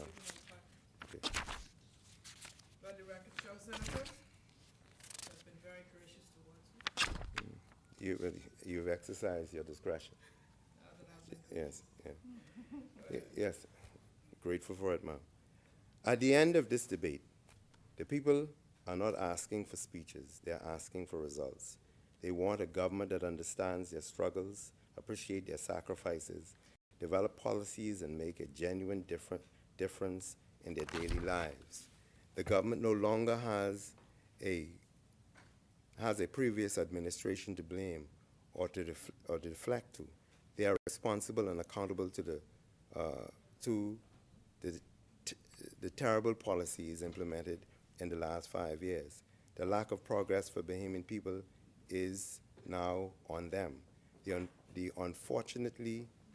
This, unfortunately, is a maintenance budget dressed in progress language, and the Bahamian people deserves more than maintenance. They deserve real policies that can produce real change. As disappointing as it is, it is the commitment of this side of the Senate to hold the government accountable until they receive it. We will ask, where are the matrix for the improvements to our public clinics and hospitals? We will ask, when will the Freedom of Information Act be fully operational? We will ask, what is the measurable targets for housing units, when housing units will be completed, not announced completed, by which year? We will ask, what is the pre-student learning outcomes being achieved by their so-called pronouncements? We will ask, what is the percentage of small and micro businesses, not only the large Bahamian firms that are accessing government contracts? And we will ask, when will every Bahamian, wherever they live in this archipelago, have the same quality of access to doctors, a school, a safe street? These are not opposition questions. They are Bahamian questions, and a government that cannot answer them should not be surprised when Bahamians stop showing up to affirm their mandate. Madam President, the Bahamian people are watching. History is watching, and we on this side will be watching too. Thank you, Madam President, and may God continue to bless the Bahamas and the people of the Bahamas. And thank you very much for your kind indulgence. Thank you. Thank you, Senator Johnson, for your contribution. The chair recognizes Senator Honorable Latreille Raming. Point out on 2 points, Madam President. I didn't want to interrupt his speech, but on the issue of misleading the public, I wasn't sure whether or not the senator was referring to the National Investment Fund Act when he gave reference to the investment fund. But I think that you did speak to the governance structure of that fund. Yeah. So I just wanted to refer the member that at no time did the government lack transparency on the issue, because the Act in Section 13A speaks to the structure of the fund. But I also wish to caution him to avoid any view that there's something afoot. I think the central bank is a member of that fund, so it speaks to that I don't think that the central bank would be involved in anything that would be untoward. And secondly, Madam President, on the issue of energy reform, and I think he referred to the fact that I believe the government didn't have a long-term plan. So I do wish to advise the member that the government last year did table a national energy framework comprehensive strategy on the 30th of May, which is a 5-year plan that outlines the government plan for energy reform. Just 2 points, Madam President. Thank you, Senator McCray-Rowling. As many? The chair recognizes Senator Honorable Wayne Monroe. Senator Monroe, you have the floor. Thank you, Madam President. Madam President, I will say here, as I used to say in that other place, that, well, minus one thing. I'm here, Madam President, because the Lord woke me up this morning and clothed me in my right mind. You cannot take for granted that every day that you wake up, you will be clothed in your right mind. But, Madam President, I'm here on that basis. I used to say in that other place, I'm here by the grace of the good people of Freetown. But I can no longer say that, Madam President. But, Madam President, what I can say is I will not be examining what percentage of the registered voters in Freetown voted for the member for Freetown downstairs. He won, that's it, and that's that. I would trust that it is simply that, and the reason I say that, Madam President, is this. We've heard a lot about voter apathy. I take the view, Madam President, that a voter can choose what he wishes to do. He can choose to show up to vote. He can choose not to show up to vote. As many of us have experienced, people go in the polling place, get a ballot, and don't vote for anyone, put an unmarked ballot in the box. Some go in the polling place, apparently 10 of them, and write, I love Mr. Monroe on their ballot, and it's not a vote. The right to vote, like every other right, is the right of the citizen to exercise or to not exercise. As a matter of fact, citizens of the Bahamas exercise that right still at an alarmingly high rate compared to our counterparts in the region. So, in the last election, only 42.2% of the registered voters in Barbados showed up to vote. Correct. And they elected a government wholly of one party. All 42.2% of them voted, and Mia Mottley's party didn't get all of them, but they got all of the seats. I didn't hear the party in Barbados complaining or mentioning it.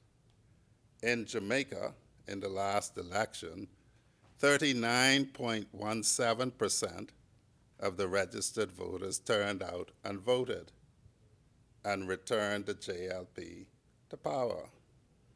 In the recent election in St. Lucia, 48% of their registered voters turned out to vote.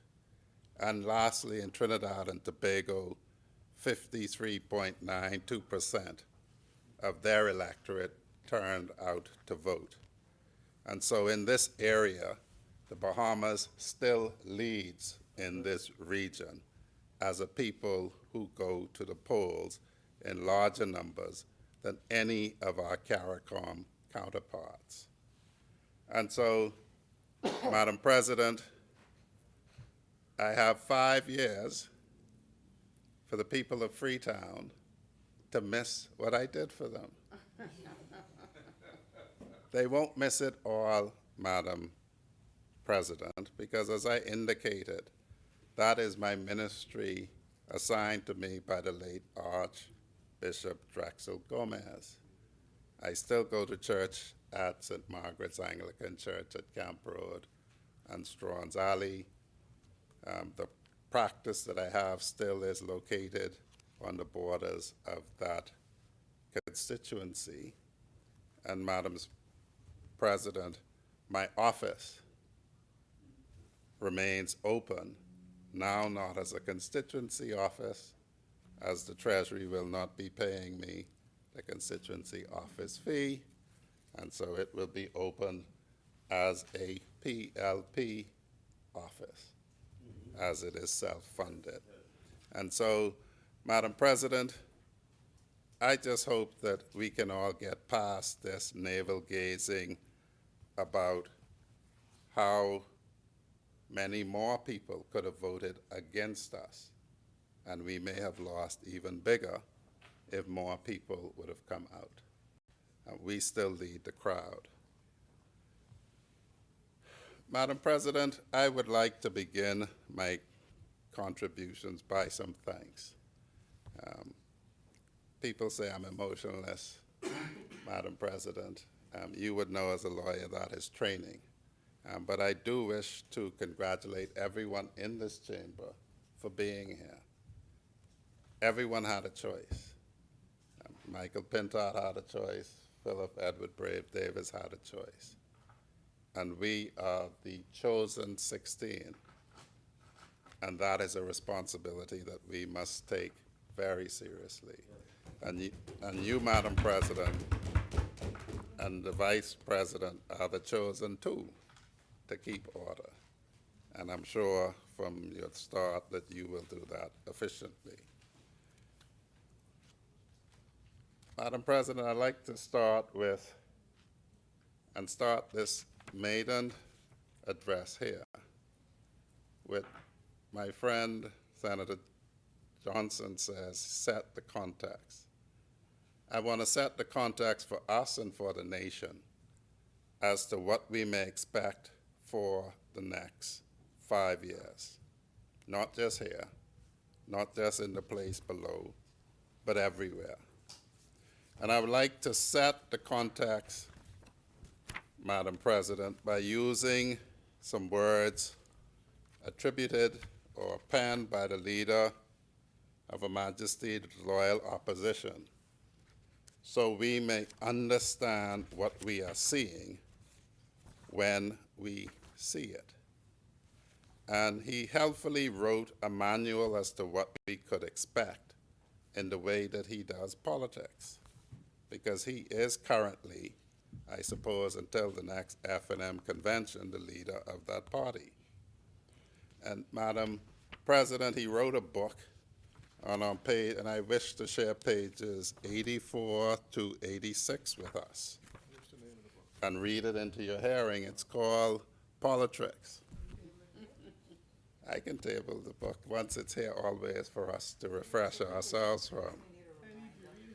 And he foreshadowed what he would do if in opposition, because he says if you're in opposition, it doesn't matter if you have a small number of MPs in the House or senators in the Senate, you have a voice. We've heard that already. Remember the following. 1, too many Bahamians expect politicians to solve all of their problems, which none can. Therefore, it won't be long after an election that many persons realize that their miserable lives are the same. Capitalize on this point. Capitalize on this. Point out that your defeat has not helped them, but has made their condition worse. You will soon hear them saying things like, I voted for the change, but God knows I catch in just as much hell or more. We've already heard that. 2, Bahamians are chronic complainers, especially when they can hold someone else responsible. As a member of the opposition, you must be the cheerleader, finding things for them to complain about, and then leading by example. Complain every time you even see a microphone or a reporter. this is a perfect situation to apply the popular song, "Once is not enough." 3, Bahamians have selective memory, amnesia when it's convenient, and recalling your sins from preschool when it's convenient. As a member of the opposition, talk against the government's position with much fervor and consistency. Then hope and pray that the majority of people do not remember that it was you who either created the mess or did nothing about it when you had a chance. 4, as a member of the opposition, you do not have a ministry, corporation, or board to run. So, research the government to death. Ask them every conceivable question you can think of, whether it's important to the voters or not. Don't get caught up in trying to provide a lot of answers. The government may be able to show how shallow the suggestions are since they have more facts, or because your track record was so dismal. Instead, ask a lot of questions. This is easier. Plus, it allows you to say in the media, House and Senate over and over, we have put crucial questions to the government, which they have refused to answer. And then add that you don't believe they have answers. Then get extra devious and say that they are hiding information. Say something like, they are as transparent as a safety deposit box. It is nothing short of a cover-up.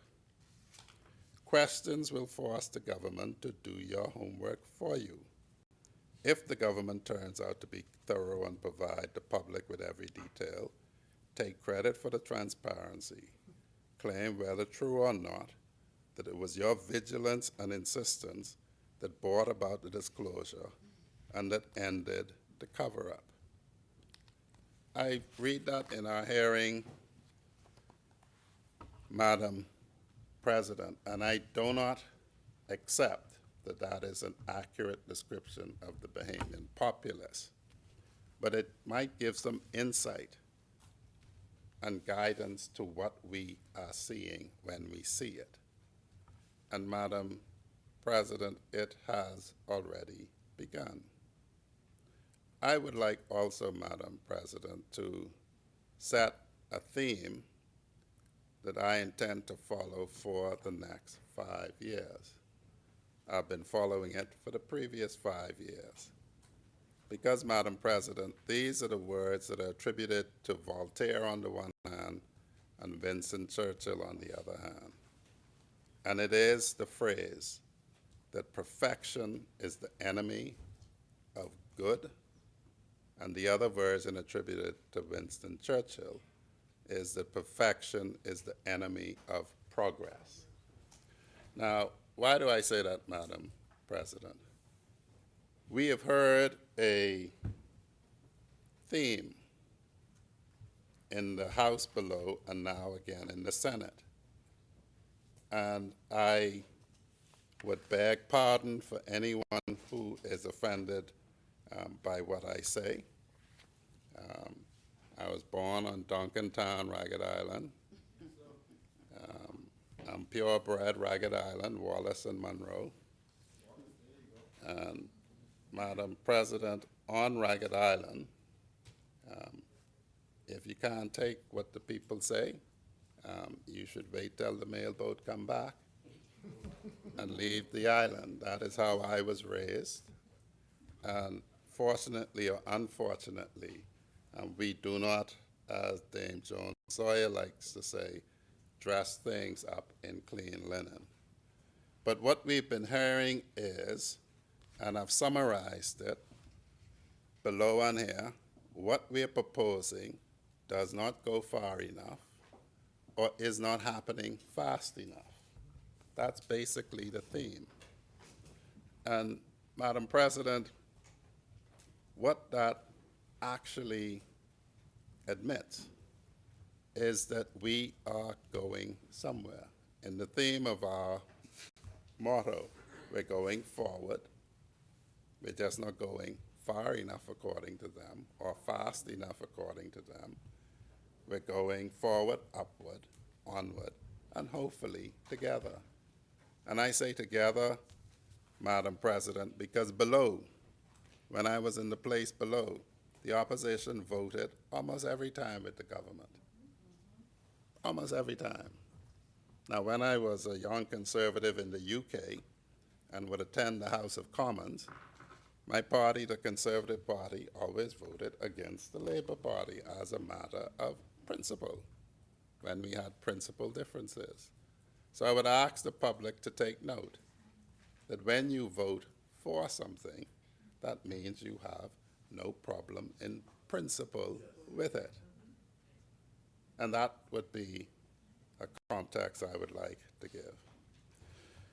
I wouldn't like to steal my learned colleague, Minister Fitzgerald's thunder, but there were just a couple things that got me, and my obsessive compulsive disorder would cause me to continue to think about it unless I speak to it. And the first thing, Madam President, is we were told that we have a monstrous cabinet size. And Senator Komalafe set out a number of places that she said had lower number of ministers. She was inaccurate about the UK. They have 15 cabinet ministers, but they actually have 100 ministers. Now, the context I would like to give, Madam President, and it's a little alarming. The Bahamas is actually a bigger country in size than the UK. The entirety of the UK is 79,000 square miles. The Bahamas is a big ocean state, over 180,000 square miles. We just happen to be sprinkled around it. So we are about 2.5 bits, 2 and a bit larger than them. So that's the context. But, Madam President, what I would caution my colleagues on the other side, and I caution my colleagues on the other side previously about this, is that elections are not set for next month, or next year, or the year after that, or 3 years out. We will not let you forget your cynicism now when the things come to pass. We will not let you forget your cynicism against a new hospital when we open it. We will not let you forget your cynicism about our recruitment policy for nurses, for doctors, for teachers, which we have to meet the gaps. And we will not let the Bahamian people forget that, for instance, as we did last time, the member for East Grand Bahama said an increase in the minimum wage, which we raised, by the way, would put a lot of businesses out of business, and it did not happen.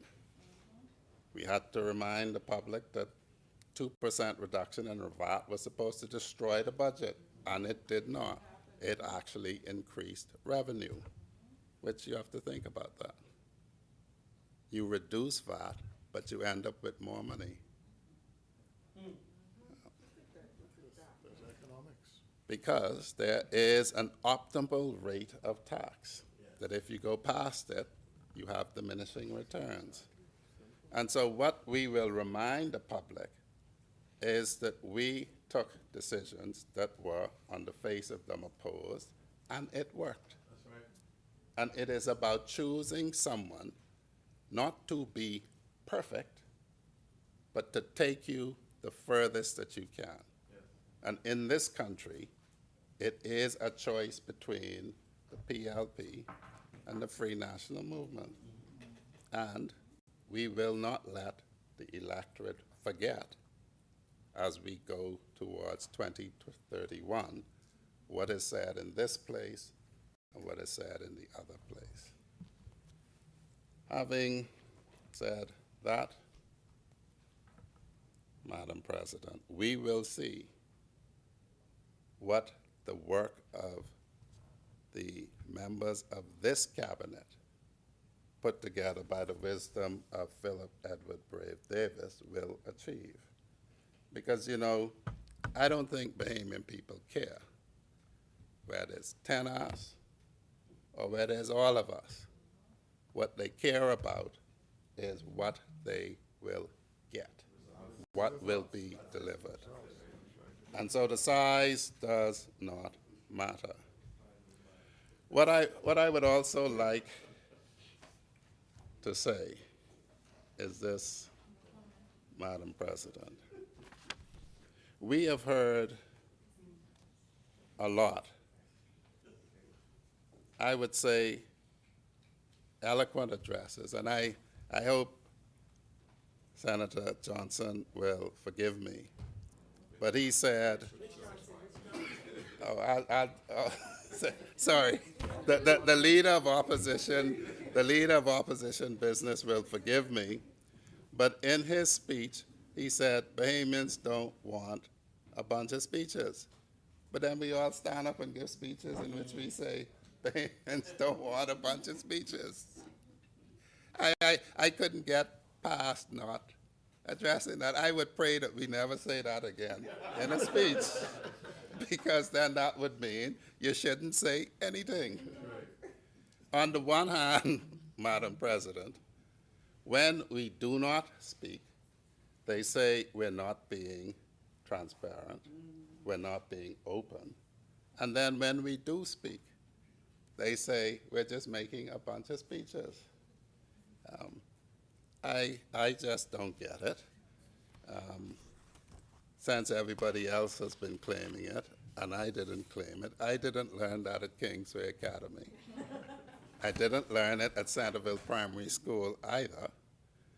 But we have to get to be serious with it. Also, Madam President, just a little bit of context before I go into this thing here. It would be useful if when we enter a budget debate, that what we are debating is clear. I didn't get that impression in the place below, and I often didn't get that impression here listening. A budget is not an accounting of what, or full accounting of what you have spent. The most that you will find in it is the 9 months of the previous budget year. So for instance, I heard in the place below, it was said, the Ministry of Agriculture had spent none of its research budget. When in most ministries, and a lot of ministries, you have a whole lot of spending in the last 3 months. So an appreciation that the part in the budget that sets out this previous spending only tells you what that line item was spent as of that date. And it doesn't speak about after that date. So that's the first fact, Madam President, that the Bahamian public should know. The next fact, Madam President, and it goes a bit to Matt Albury's misunderstanding, is that line items are just that, line items. And so, for instance, it is said that $140,000 as a line item for FOIA, Freedom of Information Act, isn't sufficient. But you have to sit and you have to think, what will the line item pay for? Will it pay for accommodation? No, that's in the Ministry of the Public Service. Will it pay for staff? No, that's in a line item called personal emoluments. What, in fact, will you be spending the line item on will determine whether or not it's sufficient. Will it be paying for the information officers that are in the ministries and agencies? No, they will be covered by those ministries and agencies. And so the important thing when looking at a budget again is to appreciate what will be paid for from that line item. And those of us who are ministers or who have been ministers understand painfully that the finance officers in these ministries before they pay anything, will have to identify the line item from which that is being paid, and that is, in fact, an item that can come from that line item. And so you may think you have a lot of money. You may think you could do whatever you like. But as we budget here, you will have to go in the line item where that resides. Now, at the end of the day, you may get a supplementary when you have to move things around. And as we have in this debate, we don't spend any more money. They just reallocate it to different line items. That's how particular the Ministry of Finance is. And I would say, Madam President, because I found it alarming when I went to the Ministry of National Security, the finance officer does not work for you. They work for the Ministry of Finance. And they don't answer to you.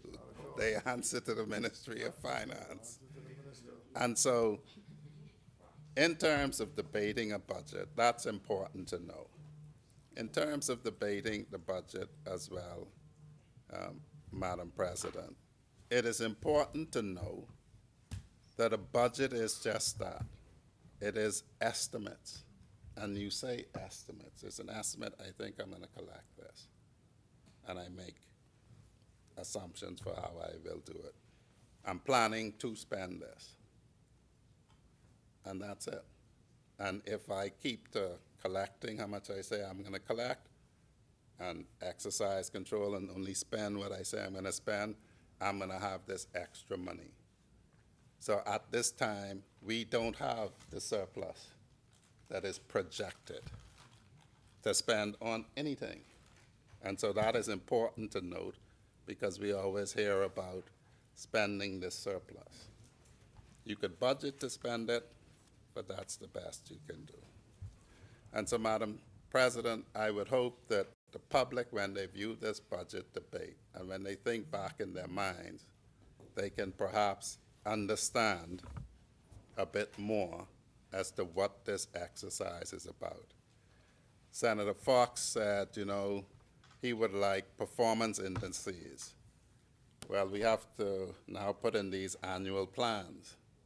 And if I look at the one for my ministry, there are performance indices because you have a baseline, you have a target for the year 2026, 2027, you have a mid-year target, you have a midterm target, and you have reporting frequencies, which is some quarterly, some monthly. So we do, in fact, have that. That aside, Madam President, I would give some free advice. And that advice is simply this, and it's not rocket science.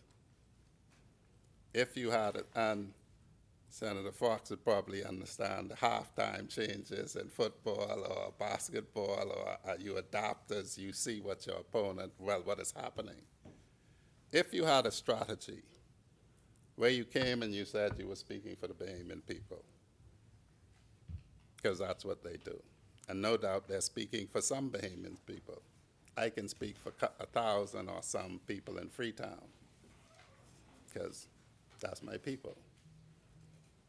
If you adopt a strategy and it's tested in a by-election and you lose, and it's tested in another by-election and you lose, and it's tested in a general election and you get a lower percentage of the vote that turned out than Dr. Minnis did in 2021, you might wish to change your strategy.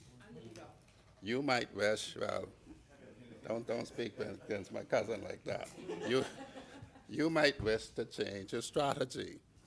So if your strategy is question, question, question, if your strategy is latching on every negative thing about the Bahamas, people in my church tell me they don't actually like people talking bad about their country. They don't appreciate their countrymen talking bad about their country, and these are people who I know to be F&Ms. Bahamian people generally don't like people denigrating their country. And if you ally yourself with them that might explain why you lost 3 straight. So I would suggest that maybe you might wish to consider a little change in strategy. Madam President, before my time runs out, let me speak some about the Office of the Attorney General and this budget.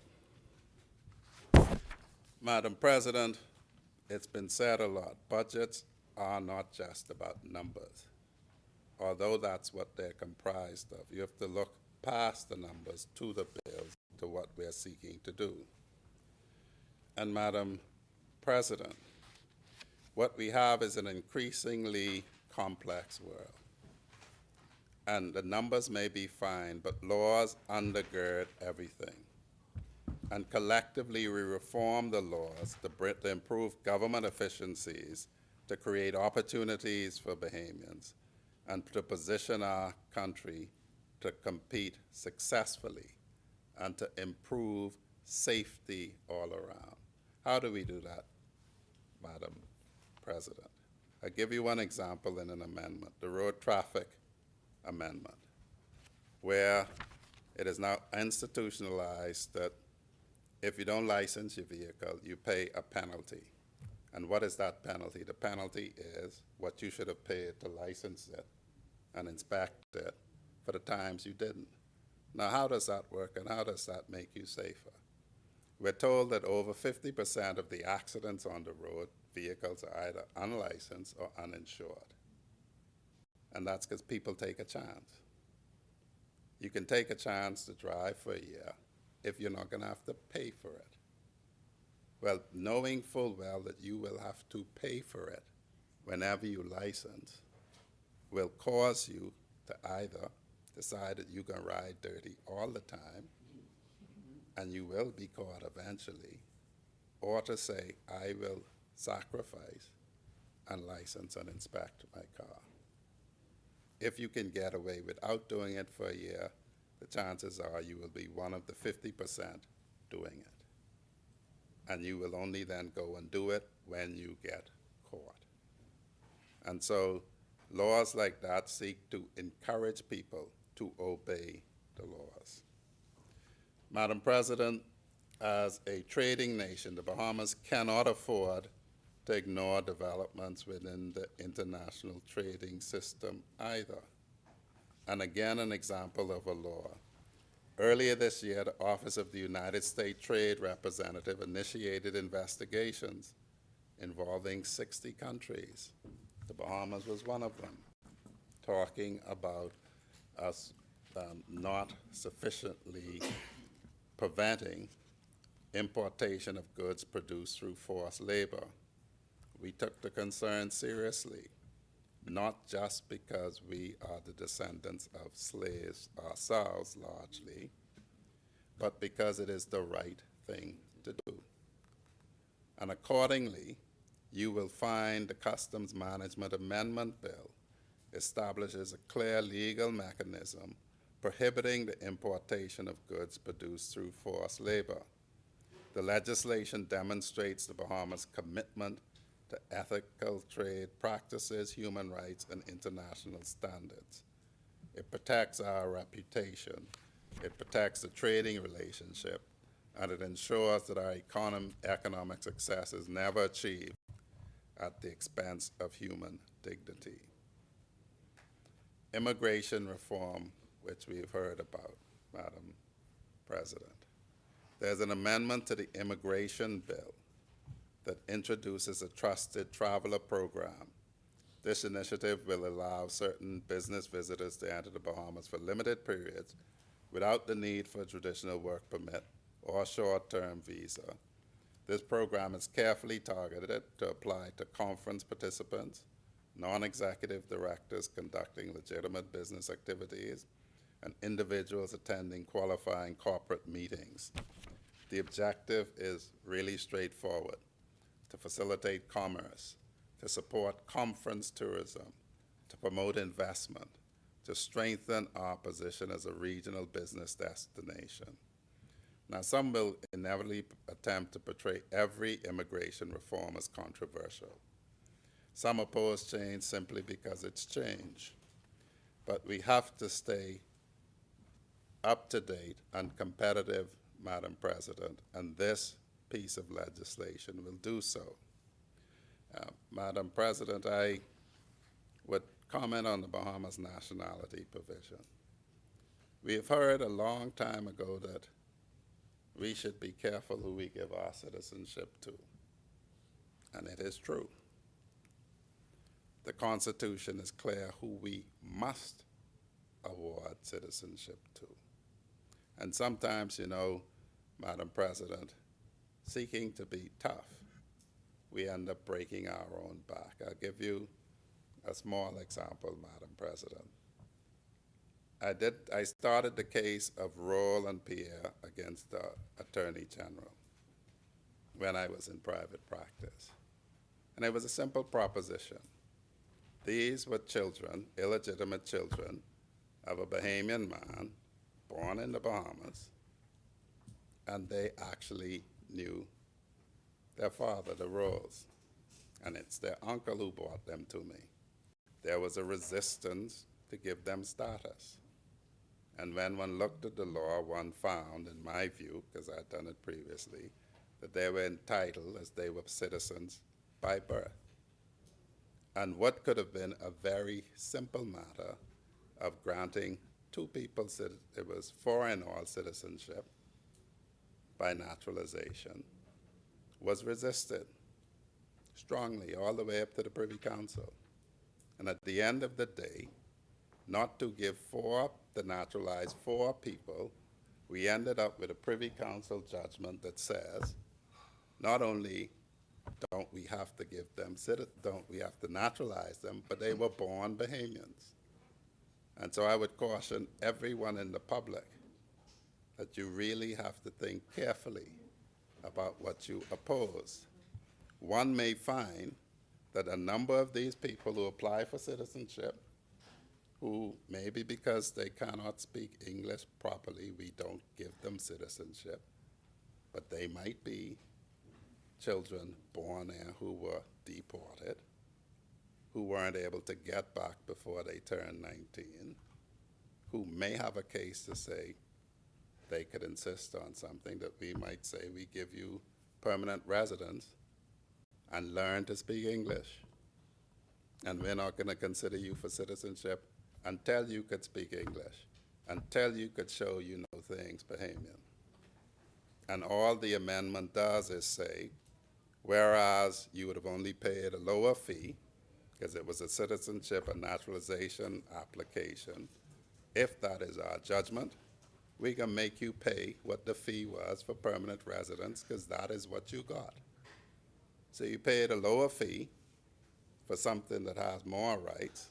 We determined not to give it to you, because we're not giving it to you if you can't speak English, and if you don't know about the Bahamas and you're not sufficiently grounded. We don't care if you're born here. We're not giving it to you, but you may get permanent residence. And so, Point of order. Yes. Chair recognizes Senator the Honorable Ulrich Fox. Thank you. Just What is, for, what is your point of order? yeah, point of order is just want to make sure that we're not misleading the Bahamian people with the explanation. I'm following along closely. I'm wanting to understand for the Bahamian people, when you say, when we decide whether they can speak English, under this new bill, is it the minister's decision on whether or not they can speak English, or is there a test that they have to take? How do we decide that? And is that a timeline? Is that, this is what I'm looking for. What are the KPIs there? Thank you, Senator. I can quickly address it. It's very simple. The Immigration Department interviews persons. They apply a test. There is a citizenship, they call it a board, that was instituted by the Free National Movement that has been kept in place. And so the Department of Immigration administers the test, speaks to people, do the due diligence. The point I make, Madam President, is simply this. The effect of the amendment is simply to make the person pay the application fee for the actual status that they got. And it's as simple as that. So there's no point paying the lower fee for citizenship, knowing you're not going to get it and you're going to get permanent residence, and thereby you skip out on paying the cost of a permanent residence application. You can pay for what you got. It's as simple as that, no more, no less. I would look now at maritime safety and harbor management. Madam President, you will see legislative reforms to the Boat Registration Act, the Commercial Recreational Watercraft Act, and the Water Skiing and Motorboat Control Act. These measures relate to speed limits, empower and create clearer standards for safe vessel operation, and impose substantial penalties for reckless conduct and for abandoning vessels, which happens far too much. Madam President, the government has chosen action over complacency, and because public safety cannot be an afterthought, we have acted. We've heard about how does this budget affect public safety. You have to look at the details, and this is a detail of how it does so. Environmental protection and sustainable development, Madam President. We will have the Environmental Health Services Amendment Bill, and this will strengthen the authority of public officials to address contaminants and environmental hazards that threaten public health. And the associated regulations will enhance enforcement against illegal dumping, abandoned vessels, derelict vehicles, dangerous properties, and environmental nuisances. Our government agencies will now possess stronger powers to remove hazards and recover associated costs. At the same time, the new environmental impact assessment regulation modernizes environmental approvals through enhanced review procedures, risk-based assessment, and operational environmental clearance certificate. These reforms should send a clear message. Developments will continue. Investment will continue. Growth will continue. But development must occur responsibly. Progress that destroys the very resources upon which our prosperity depends is not progress at all. It is short-sightedness masquerading as development, and this government rejects that approach. We choose sustainable development, we choose responsible growth, and we choose stewardship for future generations. This legislative agenda demonstrates that responsible governance is not measured merely by what government spends. It is measured by the institution it strengthens, the protection it creates, and the opportunities it expands for its citizens. And these reforms represent a clear commitment to building a stronger, fairer, safer, and more competitive Bahamas. So when you want to see what a budget is saying, the document will just have the dollars and cents. You look at the bills, you look at what they do, you think about what the intent is, and you will see clearly the intent of this government. We're investing in people, Madam President, building the human capital to fuel justice reform. Madam President, it is the case that in the government's 5-pillar crime plan, prosecution has always been what they call a whipping boy. Everyone complains about the length of time things take to go through the courts.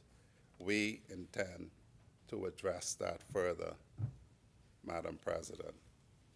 We have digital platforms that we're bringing online in the AG's office, in the proposed for the office of the DPP. But systems are not enough. People are necessary. Committed people, Madam President. And I'd like to put a push in here for the Office of the Attorney General and the Office of the DPP. Since I've come to this office, Madam President, I can proudly say I am now the leader of the largest law firm in the Bahamas. It is something I've always wanted to say, and I can now say it.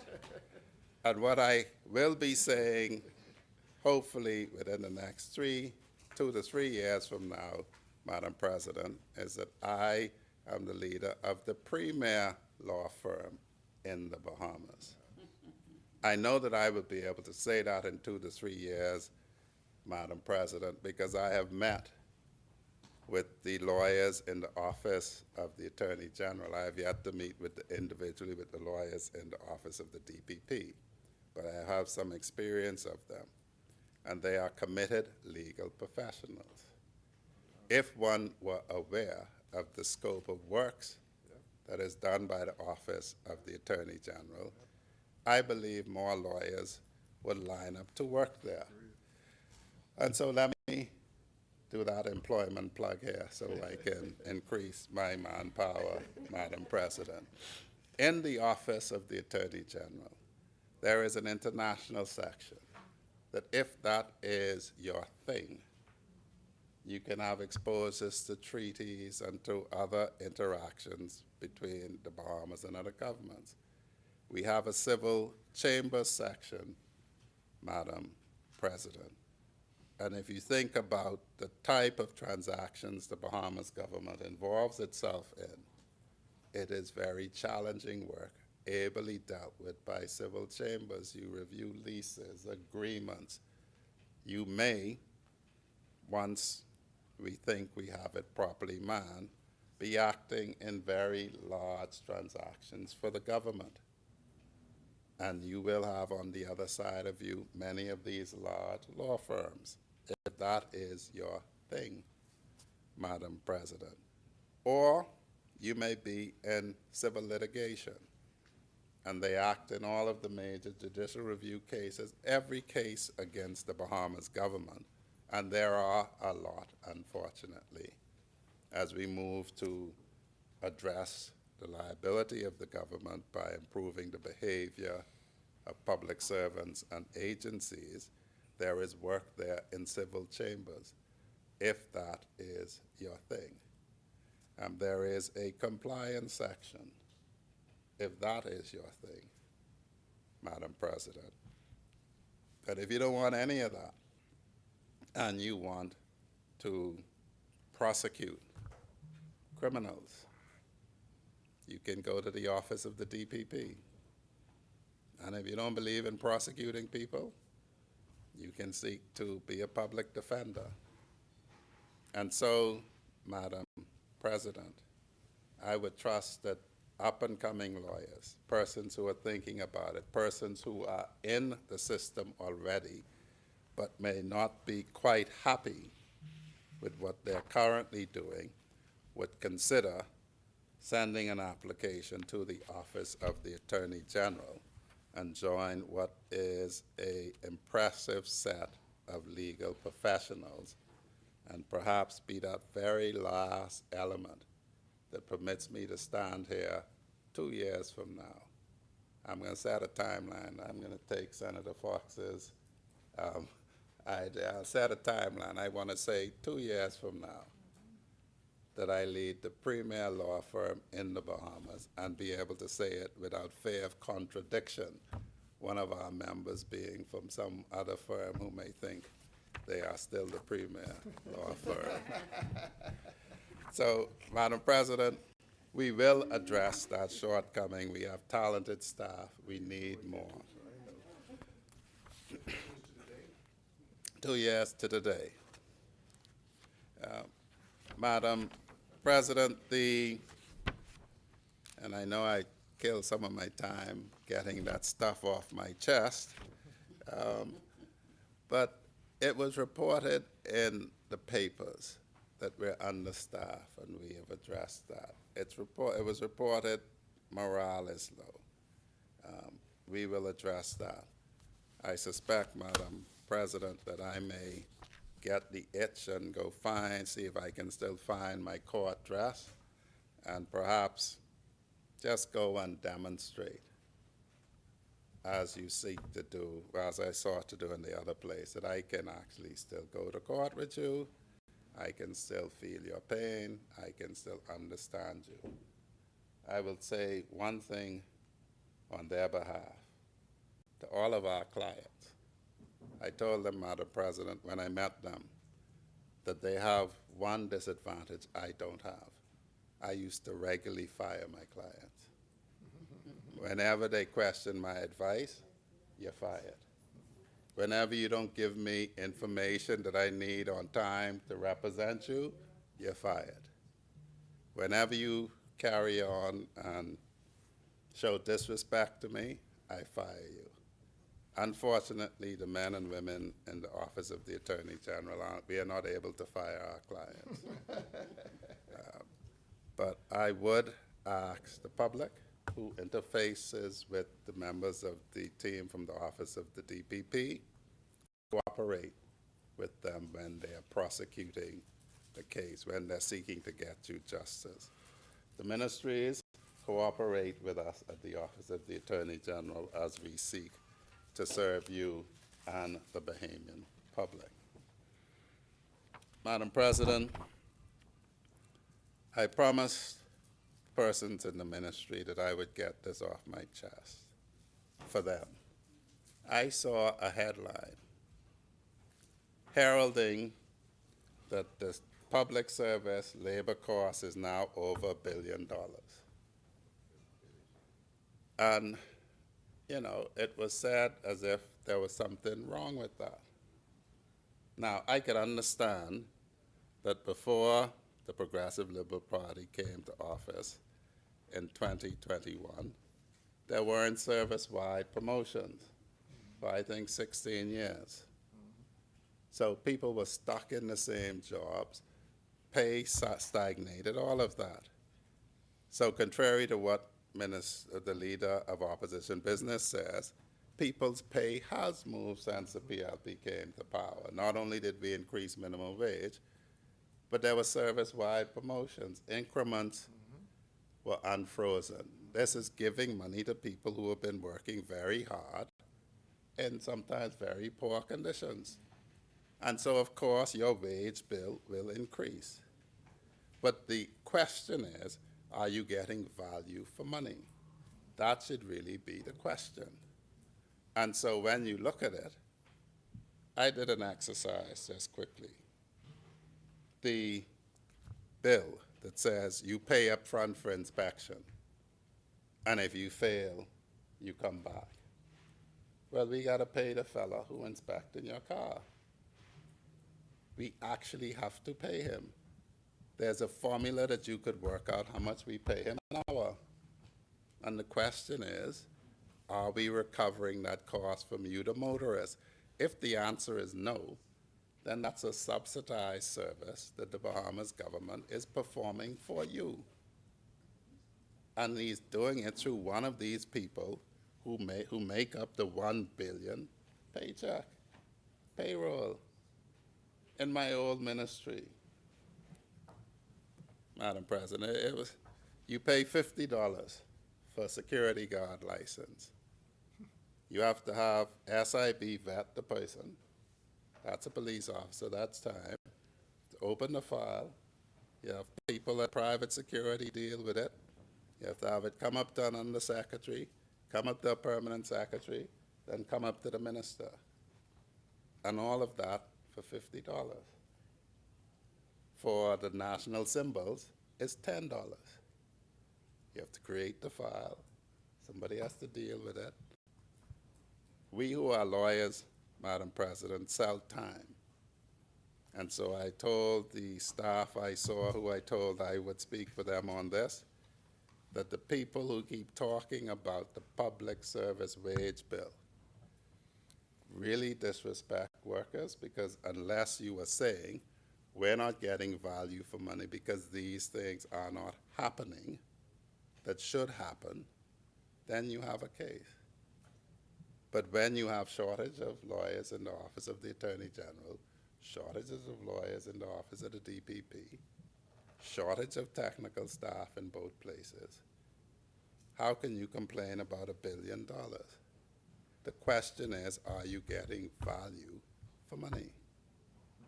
And that's the only question that there should be. So there should be no pointing to a number. What are we supposed to do? Don't give the people raises? Tell public servants that a bill is too high, so you shouldn't get any raise? Say we're going to reduce the size of the AG's office so that overworked staff even have more work to do and then complain when it don't get done?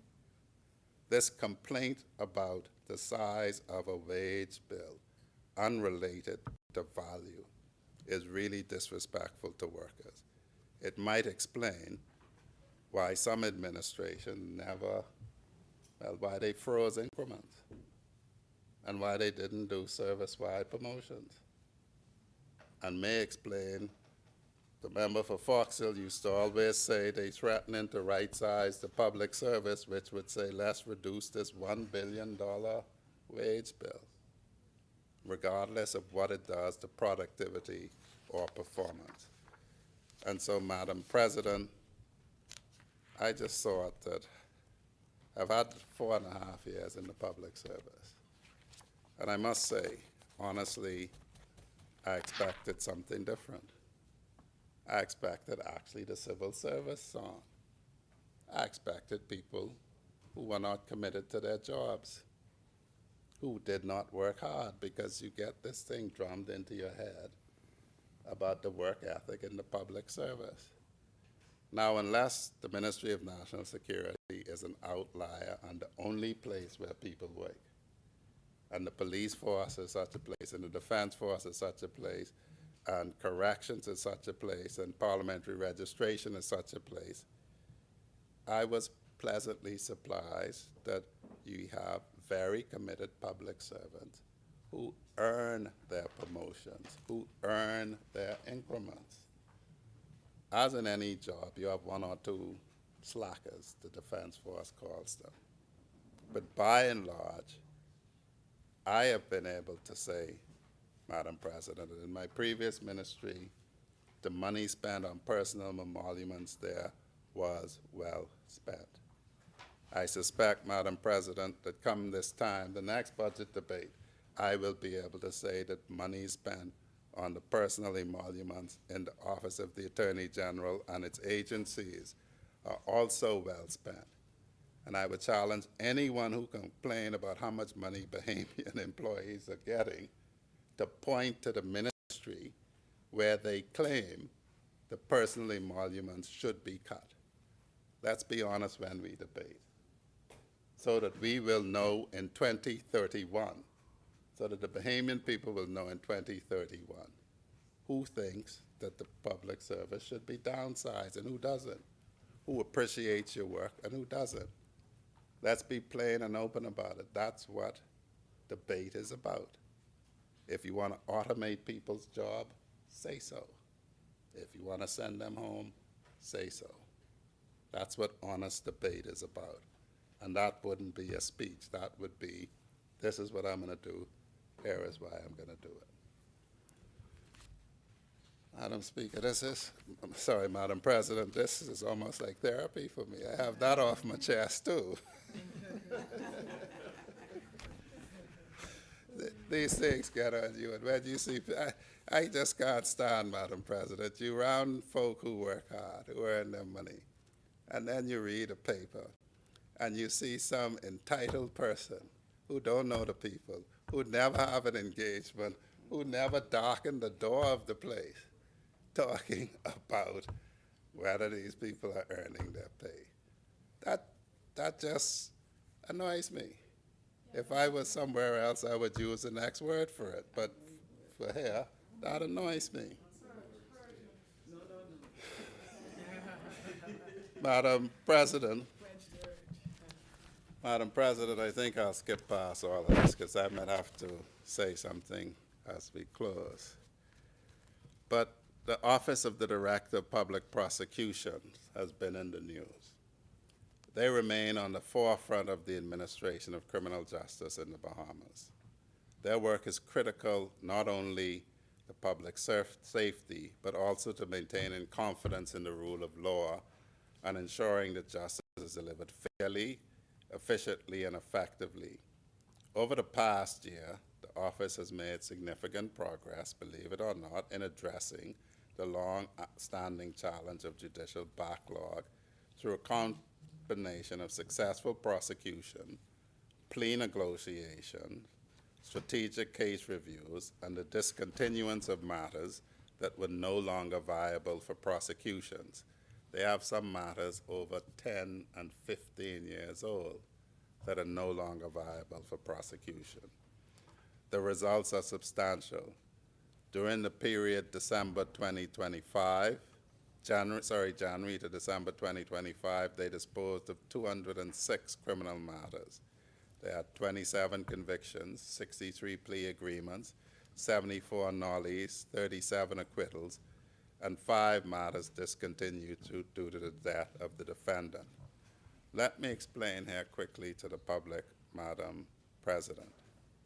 No criminal justice system aims to try the majority or all of its cases. None. Not in any developed country and not in any developing country. So taking practical steps like getting people to admit guilt and indicating range of sentences is usual and growing. And growing. These numbers that are being showed demonstrates that a deliberate and practical approach to case management. Justice is not served, Madam President, by allowing weak or inactive matters to remain indefinitely within the system. Justice is served when cases are properly assessed, resources are directed towards matters capable of successful prosecution, and victims and defendants alike receive timely resolution. Madam President, there is an issue in Grand Bahama with capacity, and I can advise, as has been said, that the New Providence office is going to back them up in getting it done. Since we're talking about the rule of law, Madam President, I would just say this. The Bahamian public has seen demonstrated over the last 5 years that this administration is committed to the rule of law. We have demonstrated that nobody is above the law. The public has seen any number of law enforcement officers put before the courts for malfeasance. And what the public saw for the first time is a sitting member of Parliament of the governing party subjected to a criminal trial before a jury. So this administration has demonstrated, and that sitting member was a parliamentary secretary. We have demonstrated that whenever somebody is called into question, they're made to answer the law. Now, I say that that has never happened before. In fact, back in the 70s or 80s, another PLP administration, a PLP member of parliament or former member of parliament, was jailed for bribery. And so this party, more than any other party, has demonstrated that we believe and we put action where our talk is, that nobody is above the law. And you can't get better than that. Cannot get better than that. We just don't, what the young people say? When they say something, don't something it, bring it. Don't sing it, bring it. Well, we bring it all the time, Madam President. And our record speaks for itself.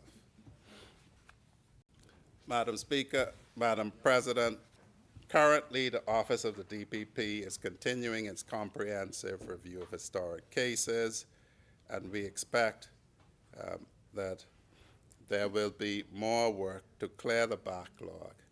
Madam President, their workspace is in need of major renovations, and very shortly we will be addressing that, and we will make an appropriate announcement when we're at the point of doing it. I don't believe speaking before time, Madam President.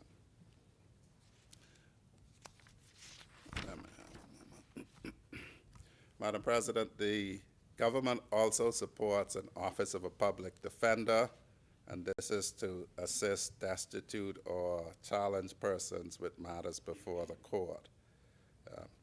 Recognizing the importance of this constitutional mandate, the government has increased the office budget by 15% to support growth, professional development, and to provide the resources necessary to strengthen access to justice for all Bahamians.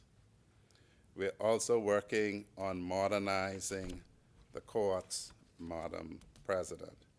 There is now an established, standalone, dedicated commercial court that reflects the growing sophistication of the Bahamian economy and the increasing need for specialized judicial expertise in commercial matters.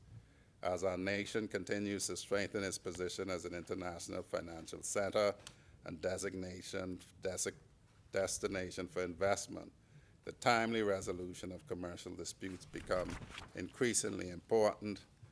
Businesses require certainty, investors require predictability, and economic growth requires confidence in the legal system.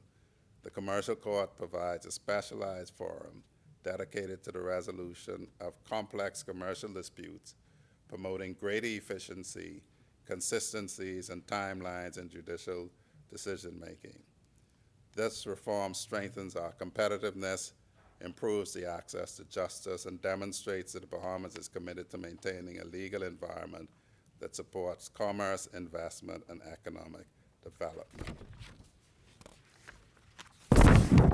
Madam President, earlier this year, on 27th of May 2026 specifically, the judiciary issued a criminal bench book, which is a comprehensive tool for judges to support the work of judges sitting in the criminal division.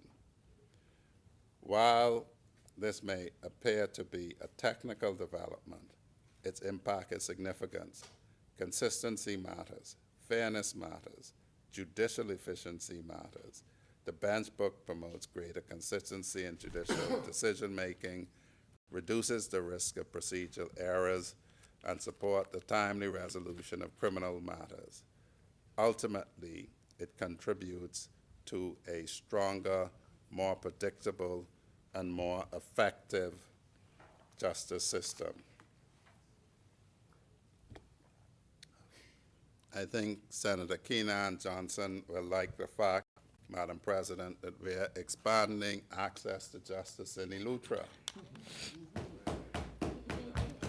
And there are plans to establish a new magistrates court and Supreme Court complex in Eleuthera in order to accommodate the growth that has happened on that island. The proposed facility will provide a permanent home for a resident magistrate and accommodate circuit sitting of the Supreme Court when required. Most importantly, it will bring justice closer to the people. It will reduce travel costs, and it will reduce delays. It would also improve access to court services for residents throughout Eleuthera. Madam President, the new Supreme Court complex, I'm pleased to note that the demolition of the Rodney Bain building is now, at writing, they said 90% complete. I think there may just be one wall left up, bringing us much closer to the next phase of this transformational project. A modern court complex is not simply about a new building. It's about functionality, it's about safety, it's about efficiency, and it's about creating an environment capable of supporting the administration of justice for decades to come.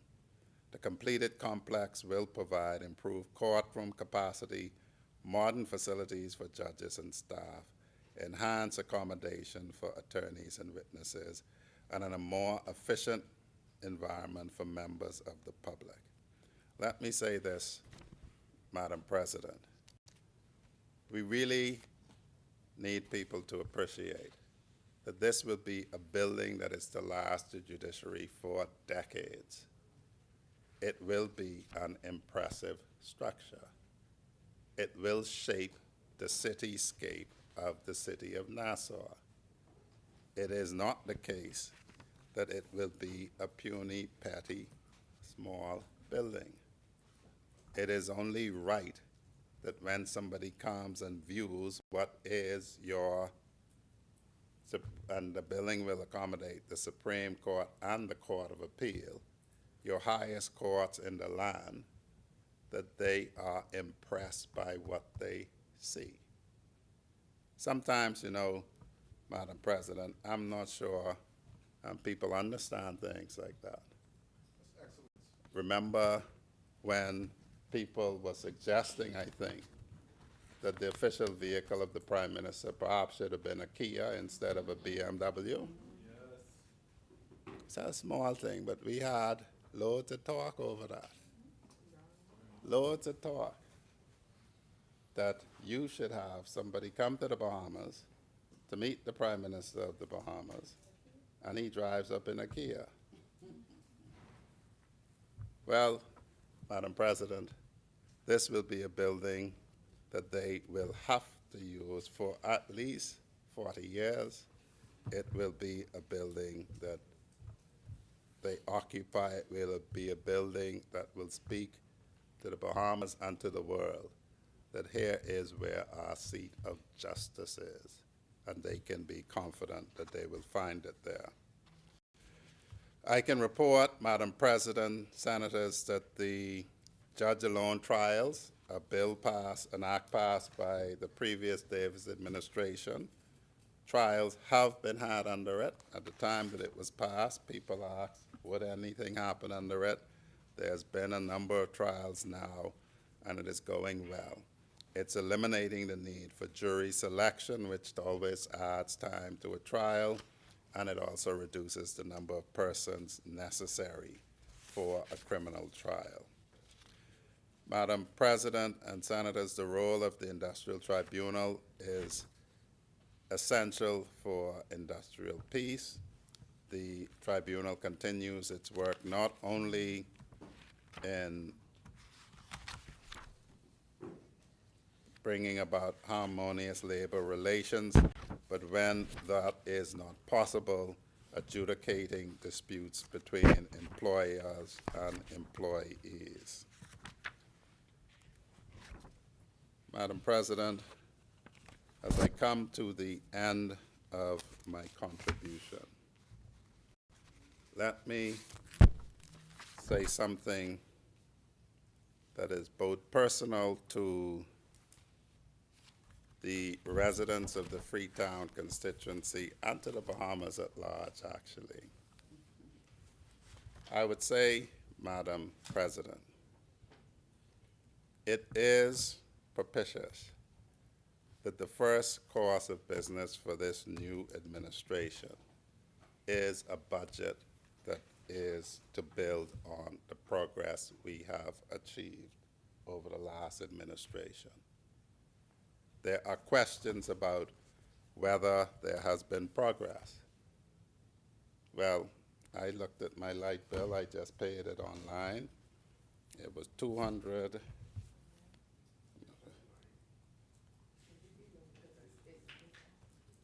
It was $205.91 for a household with 4 adults and a baby, with an electric heater, electric washer, dryer, fridge, freezer, and AC units.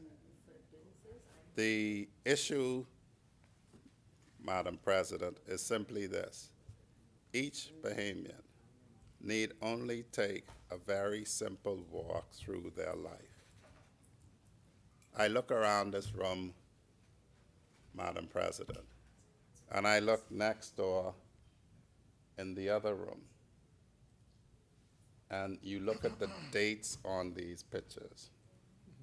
What we must be very careful of in this country, Madam Speaker, and I have nothing against the younger generation. As Senator Raming says, They're both our present and our future. But when we come to assess progress, there are some Bahamians who never knew a time when there wasn't a bridge to Paradise Island. And indeed, there was a time when there was no bridge to Paradise Island. Some people don't remember a time when there were not two bridges to Paradise Island. And for a bigger part of my life, there was only one bridge to Paradise Island. A lot of people do not know, for instance, in the family island where I'm from, a time when there wasn't electricity and potable water. But when I was born in my parents' house, birthed by the midwife, on the 1st of March, 1968, we had neither electricity nor running water. So in my lifetime, that has come to pass. Now, why do I burden everyone with these old reminiscences, Madam President? It is a very simple point. You must understand where you have come from to understand how far you have come. Progress is not an abstract thing. You measure progress by where you were and where you are now. And so when we talk about systemic problems, when we talk about, for instance, a prison that was built in 1950, and now we're building a new one, a hospital, I think, that was built about the same time, and we're building a new one, and then we will renovate that one. When you talk about the state of your public education system, in our lifetime, some people used to leave school at 14 years old. In our lifetime, there were not as many schools as there are now. In our lifetime, and I can say now, over the last 5 years, 5 clinics did not exist that exist today. In our lifetime. In our lifetime, there was no defense. In my lifetime, there was no defense force until 1980. And now we have bases in Inagua. We have bases on Ragged Island. We have a presence in Grand Bahama, on Bimini, in Abaco. So all of this has happened in our time, in real time. You can watch this. And I tell these old stories, Madam President, because when you come to make choices, you make choices based on who you think can perform. And a lot of prediction on future behavior, they say, is based on past behavior. And so we hear people suggesting the roads in New Providence are bad. Well, yeah, they are. They only have a 30-year life. We did a lot of work in the Family Island for the first time. And guess what? Before 2031, we're going to do a lot of work in New Providence. So remember, Madam President, when I talk about the election in next year. So when we're measuring progress, we measured progress, the Bahamian people measured progress from 2021 to 2026. They were satisfied with the progress. They voted for more. In 2031, they will measure the progress from now to then. In a year's time, if I were a betting man, and I'm not, I just can't stand to see you take my money when I lose, so I can't bet. If I were a betting man, I would bet, Madam President, that by this time next year, we will be able to point to progress that we have made from today. And so, Madam President, I would just conclude by this cautionary tale to members opposite here and below. We say something very simple. Talk is cheap. the saying goes, money buy land. We will see what this budget buys us a year from now. And we will see what the performance of this administration, all of these ministers are 1 year from now. And I'm confident, Madam President, that when we assess what this budget has brought us, what this cabinet has delivered, that it will be more progress. And I repeat what I say, perfection is the enemy of good and the enemy of progress. So I caution that it won't always be pretty, it won't always be perfect, but it will happen, and it will happen for the benefit of the Bahamian people. And that is a very simple proposition. I ain't got nowhere to go, Madam President. So it gotta work. Every time I talk to the young people at Uriah McPhee and C.I. Gibson and the schools, I tell them they have to succeed because they have to pay my pension. So it's an investment. We are investing in our people. We're investing in our young people.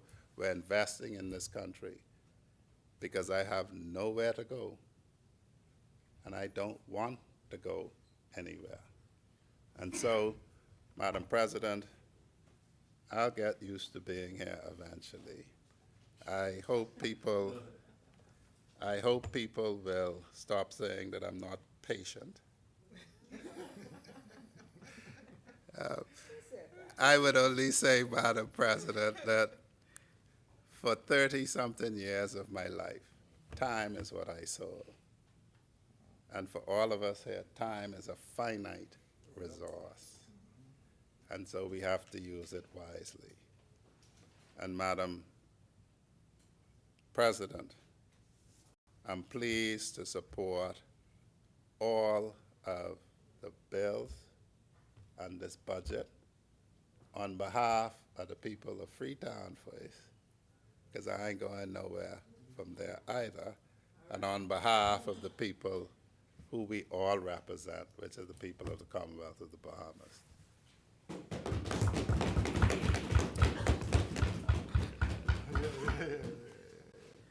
Thank you, Senator the Honorable Wayne Monroe, for your contribution. As many, the chair recognizes Senator Honorable Jerome Fitzgerald.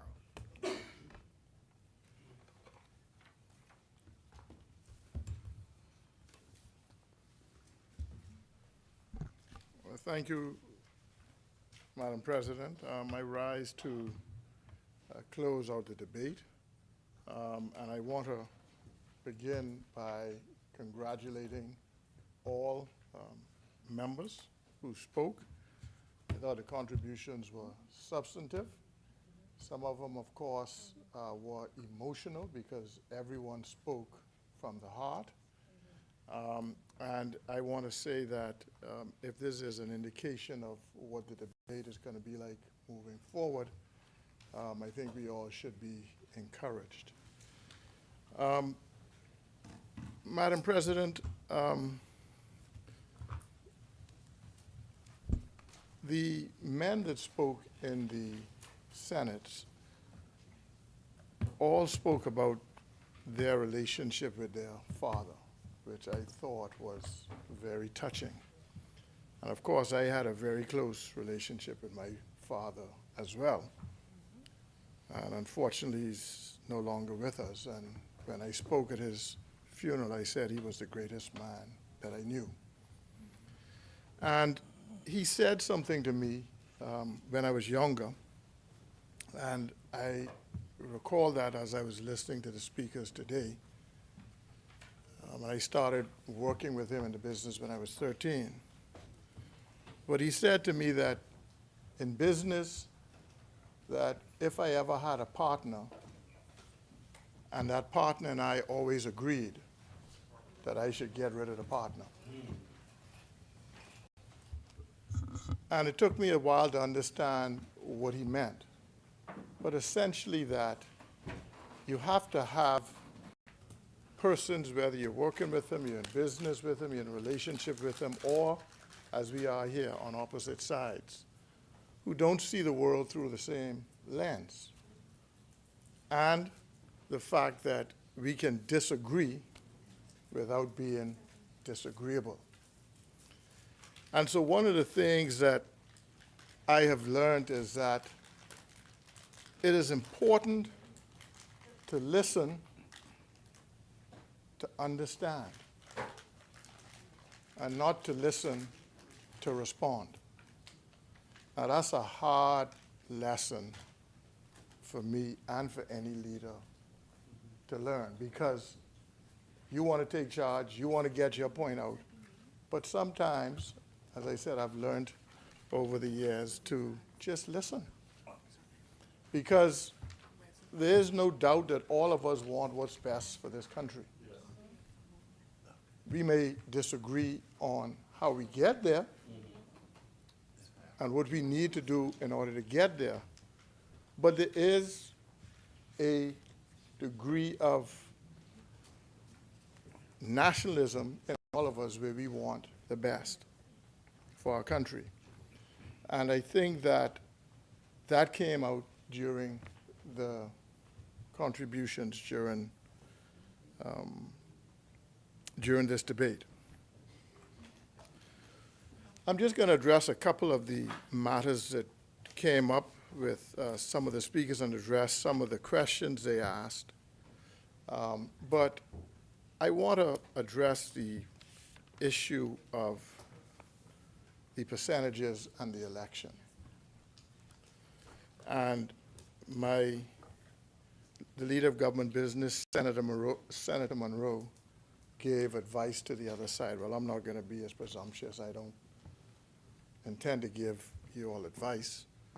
I'm sure you all have persons who you all pay a lot of money to give you advice. But what I will do is go through what I consider some facts that may require consideration. And I have been involved in frontline politics now for 25 years, and elections just as long. And this is the first time that I have seen where the losing side has been stuck on voter turnout and using that as a means to diminish the outcome or to undermine the will of the Bahamian people and those who voted. Here are the facts. The Progressive Liberal Party, as long as I have been involved in it, during every election, we have run an election based on the future. Our campaigns have been aspirational. We don't get into the gutter. We don't have a campaign based on character assassination. But we have campaigns always based on hope and what we intend to deliver to the Bahamian people. In fact, in this past election, we even had our blueprint tracker for the first time, where not only did we talk about what we had promised, we came back and said, listen, this is what we've accomplished. Yes. And we were transparent and said, this is what we did not accomplish, which is just as important, and said the reason why. So we have always ran a campaign campaigns that are aspirational, or what people say, staying above the board. And I've been involved in the leadership part of most of them. And during this campaign and afterwards, a number of persons, news channels, asked me for an interview. Senator Watson could attest to that. Senator Ramin can attest to that. And every time I said no. I said no. The reason I said no is because the election was over. And the day after the election, my mind had already switched to what was going to be next. How are we now going to deliver on the commitments we made to the Bahamian people? And how are we going to put in place the structures, the persons, the motivation, find the money in order to deliver what we need to do? So I'm not one that looks back, I look forward. As Senator Fox said, in the game of sports, it's like everything else, you win and you lose. And you can't get too up when you win, and you can't get too down when you lose. And so I've tried to keep a steady course moving through this. But I am obsessed with data. Those who've worked with me during elections know, Madam President, I am obsessed with data. I look at data, and I've been looking and watching data in Bahamian politics for 25 years. I know the data, I think, inside out, throughout the country. And I've traveled throughout the country and understand the different dynamics on every island and every community. So here are the facts.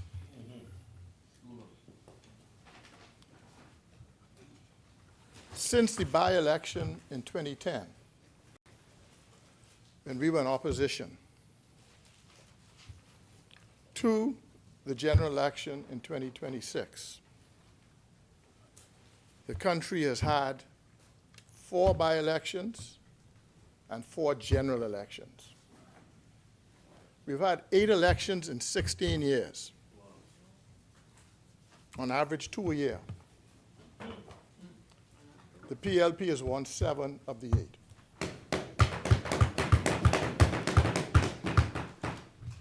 I don't say it for applause. I say it as a matter of fact. Yes. And I say it that this may be instructive to those on the other side.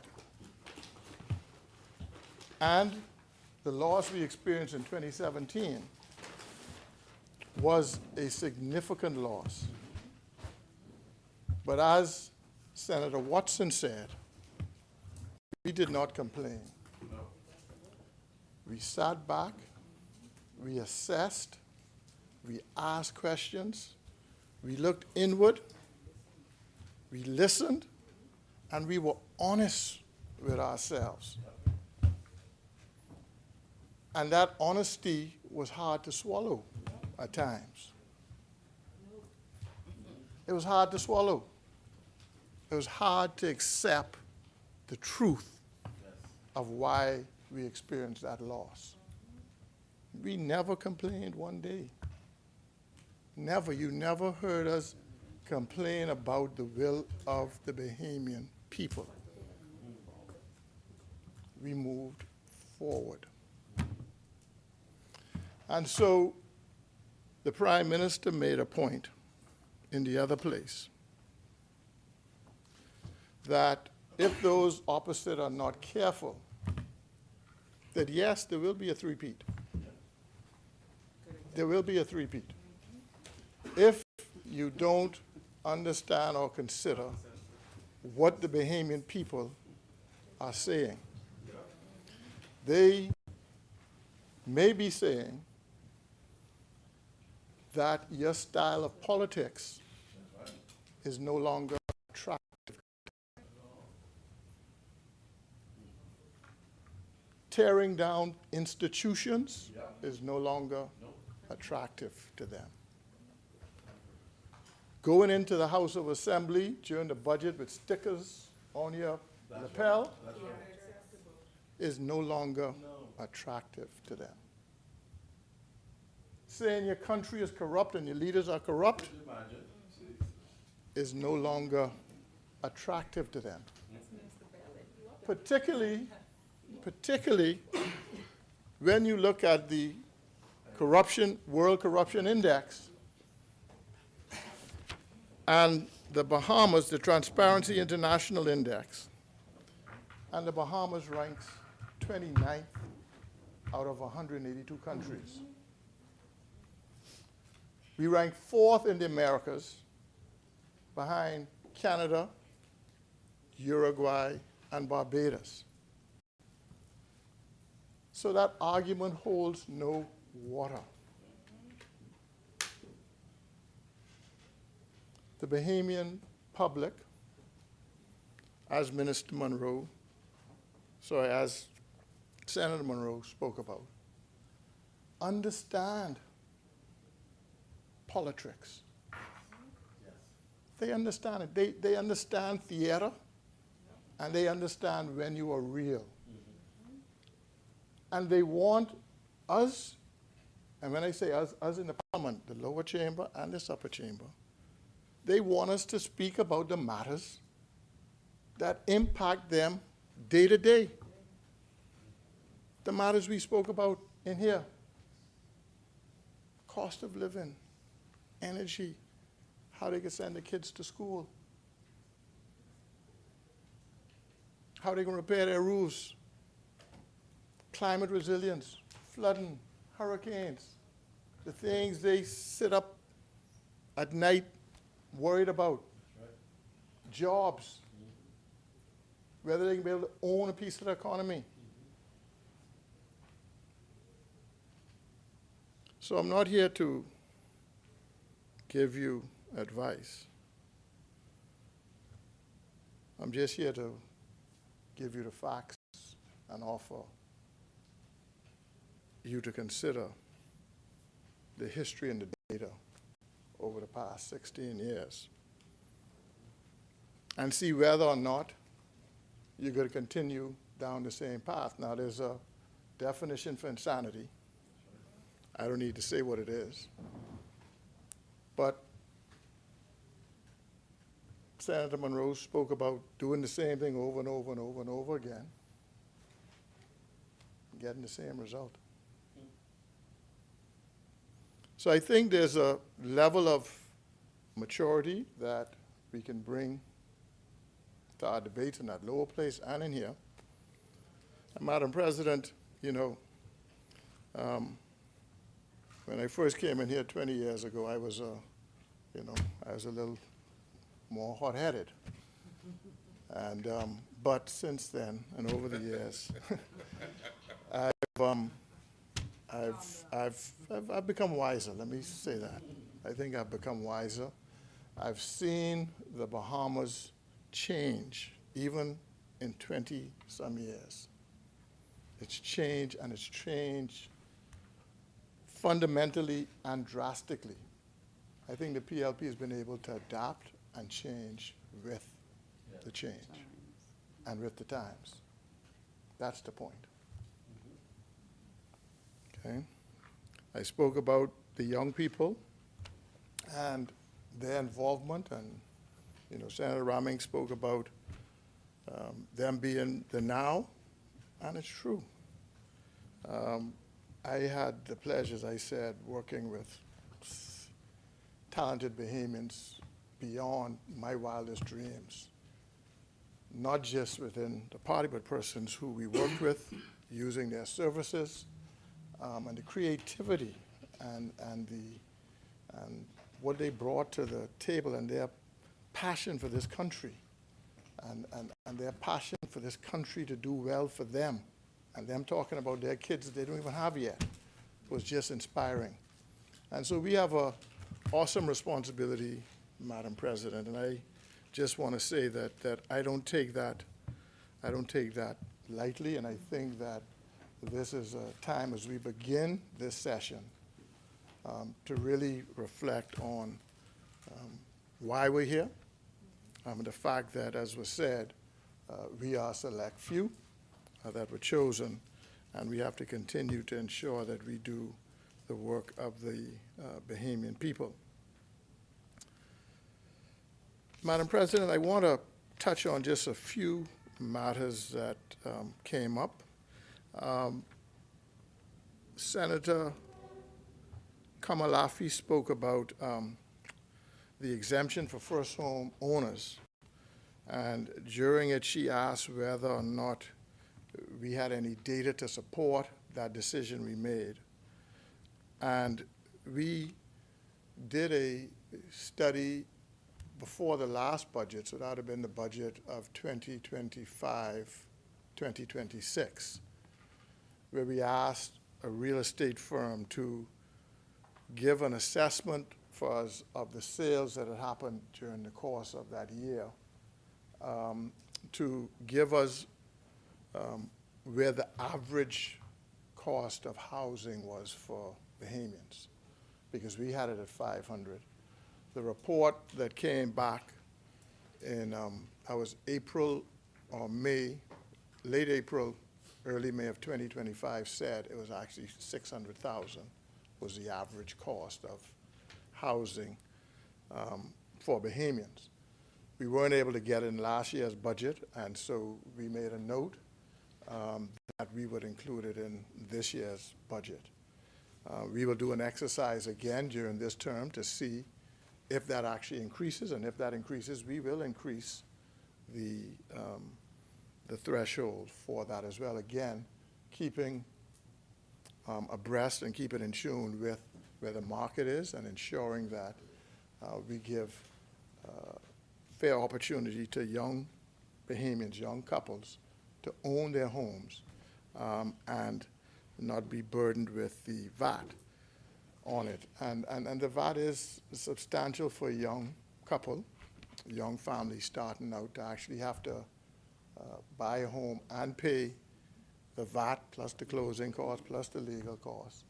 And the VAT on 600,000, of course, that's 60,000. I mean, that's a lot of money to come up with on top of buying a house. So we've now exempted that as well.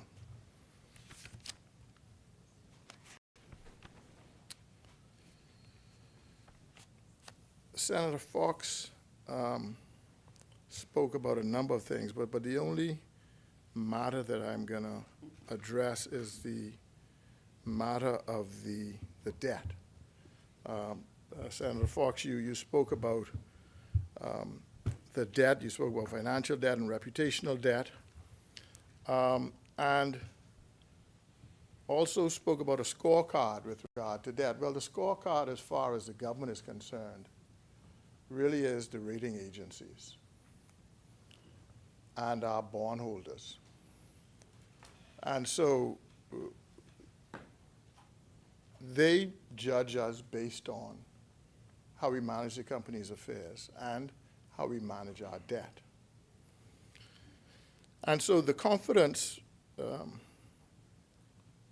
came, and they gave us upgrades. The IMF said that our recovery was remarkable. The rating agencies upgraded us. Our debt to GDP level fell from just over 100% to 65%, a drop of 35% in 5 years. And we project that by 2028, 2029, it'll be 48%. That's our projections.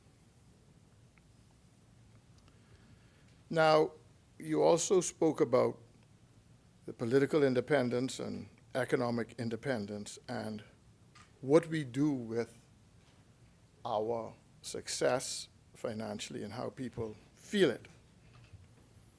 Well, I can tell you that you can look at the Grand Bahama Power Company purchase, and I know leader of opposition business said that it was, it was essentially a political ploy that we had it signed on election day, but I mean, that's a coincidence. The truth of the matter is that we were working on this transaction for some time, I know, because I was involved in it, because we understood where we wanted Grand Bahama to go. We understood that Grand Bahama is going to grow rapidly over the next couple of years. And we also understood that the investment that was needed in electricity, the foreign company was not prepared to make. They weren't prepared to commit the capital needed to ensure that Grand Bahama had the level of energy needed in order to bring online all of the things we knew were in the pipeline, including MSC at the harbor, Celebration Key, the development at Alukaya, and a number of other developments we have in the pipeline for Grand Bahama. And so it's critical for us, and I've said this before, that the Bahamas is very bullish, and this government is very bullish. This government is very bullish on Grand Bahama. And I think we saw that even in the election results, because this is the first time in a generation that the PLP actually won the popular vote in Grand Bahama.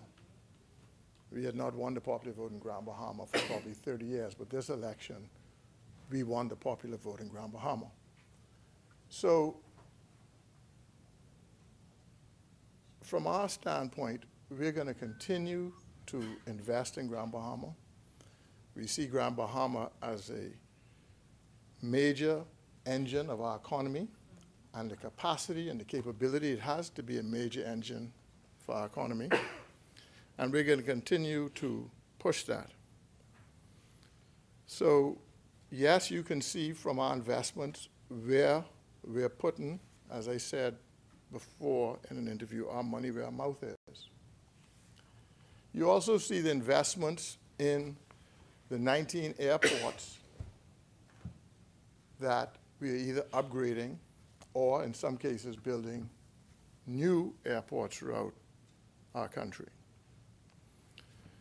And Senator Fox, we're doing this because we see the potential of the Family Islands, and we understand that for them to grow. Sorry. Oh, sorry. Chair recognizes Senator the Honorable Wayne Monroe. Madam President, I wish to move that the Senate to continue to sit after 7 p.m. Is there a seconder? It's been moved and seconded that the Senate will sit beyond the 7 p.m. hour. As many hours in favor say aye. Aye. Those opposed say nay. The ayes have it. The motion is carried. The Senate will sit beyond the 7 p.m. hour. Thank you. So from the airport standpoint, and just for your edification, Senator Fox, the Ministry of Finance gets revenue numbers for every island every month. So we're able to see which islands are contributing what to the public treasury.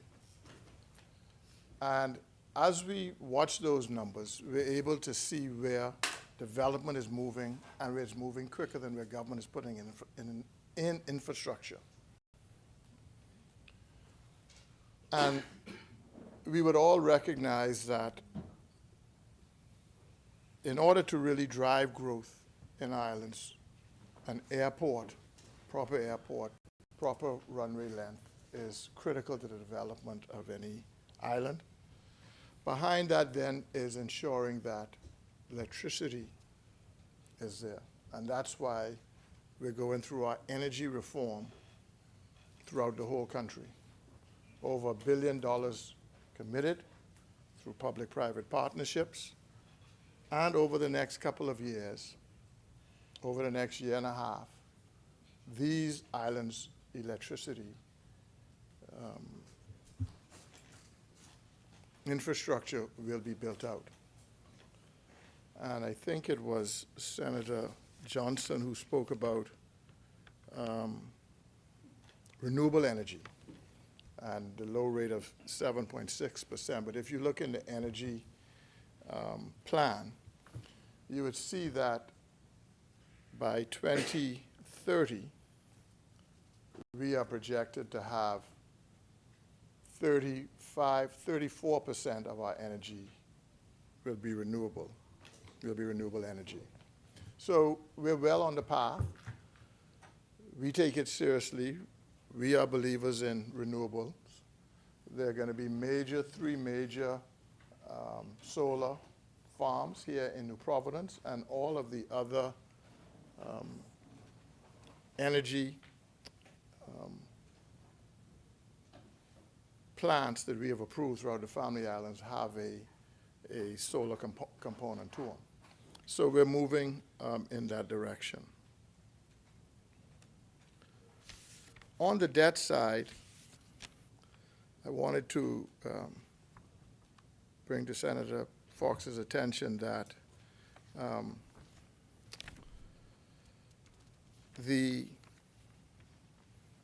there's a piece of legislation called the Public Debt Management Act. Now, the Public Debt Management Act lays out certain things in it, and a part of it is a debt management strategy that the government has to adhere to. It lays out three key areas for the government to focus on. The first one is the domestic debt focus, which talks about prioritizing the domestic debt component of the debt structure as opposed to the foreign. And I spoke about that during my presentation, and how we want to bring down the foreign debt component, bring down the domestic debt, but we want the domestic debt to be a higher percentage of our overall debt. That's part of the management debt strategy.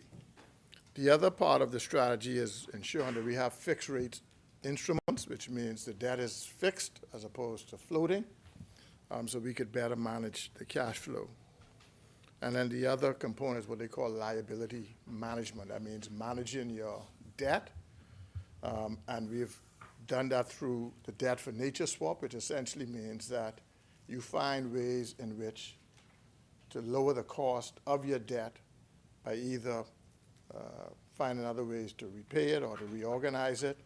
And in the last term, we did two things: the debt for nature swap, and we also went to the market and borrowed $1 billion, which we used $700 million to pay down existing debt at a lower rate. And so the debt management strategy is there, and I would invite you to read the 2026-2027 medium-term debt management strategy, which is online, because it lays out kind of what the government's plan is when it comes to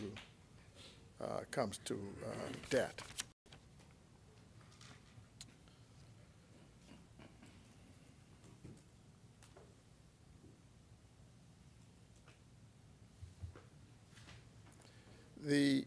On the fiscal side, the leader of opposition business spoke about our projections and questioned whether or not we would actually meet our projections this year. He quoted the numbers as to where we are now and what the shortfall is and so forth. I would only point out that that this is a recurrent theme. This has happened every year for the past 5 years. Every year for the past 5 years, the opposition has said, we're going to fall short, we're not going to make it. I think Senator Ramming even spoke about how the IMF and other agencies questioned our aggressive projections during the term. That's no longer the case. They have a better understanding of our economy. And the bulk of our revenue comes in the last quarter. That's just reality. When business license is due, it's due in April, and everyone pays April and May, and so a bulk of our revenue comes in the last quarter, and so we always have a jump in the last quarter, and so this year is going to be no different. No different. I know the Minister of Finance indicated that the surplus is not going to be as great as we had anticipated, but it still will be a surplus. So that's there. The last thing I want to touch on is something that Senator Johnson spoke about, which was real property. And I just want to say that that in listening to Senator Johnson, I knew his father. I knew your father quite well. And as you were speaking, I had images of your father. I'm sure you've heard this over and over again. Your father was an eloquent speaker, and there was no topic that he could not speak on at length. And he always had good advice, particularly for young men, and I was one of them. So I just wanted to say that. But, you remember Oscar, right? Yeah, you know Oscar. Right? Yeah, Oscar was something else. But on the land, and I'm sure you're aware, the Land Adjudication Act, which we just passed, which really is going to go a long way to addressing some of the commonage challenges that we have. And we're still going through the process, of course, of putting in place all of the structures that are necessary to hear the concerns of commonage owners. But it lays out, kind of the process where you declare what you own and your family owns. And then the adjudicators and surveyors go out and survey it. And then, you establish ownership, and the adjudicators hear it, and it is the intention of the act that title will be passed to the owners or commonage, those who own the commonage, in that property. And so this is something that we were working on from, I would say, within the first 6 months of our administration, right up until the end. I happen to have sat on that committee, although I didn't participate much because they had a very eminent group of persons who were appointed to that committee, and they did one heck of a job in order to get it done. And I think it's something that should not be understated, and you rightfully pointed out the importance of it, particularly to those in the family islands who over the years have claimed land, say they own land, but can't prove it, can't get title to it, can't go to the bank, can't, divide it up and so forth. So that's something that this administration is very proud of. That was a big issue, and many administrations have tried to tackle it, and I know, because I've been around administrations trying to tackle that issue. And I think we looked at various jurisdictions. We looked at Barbados, we looked at Cayman, we looked at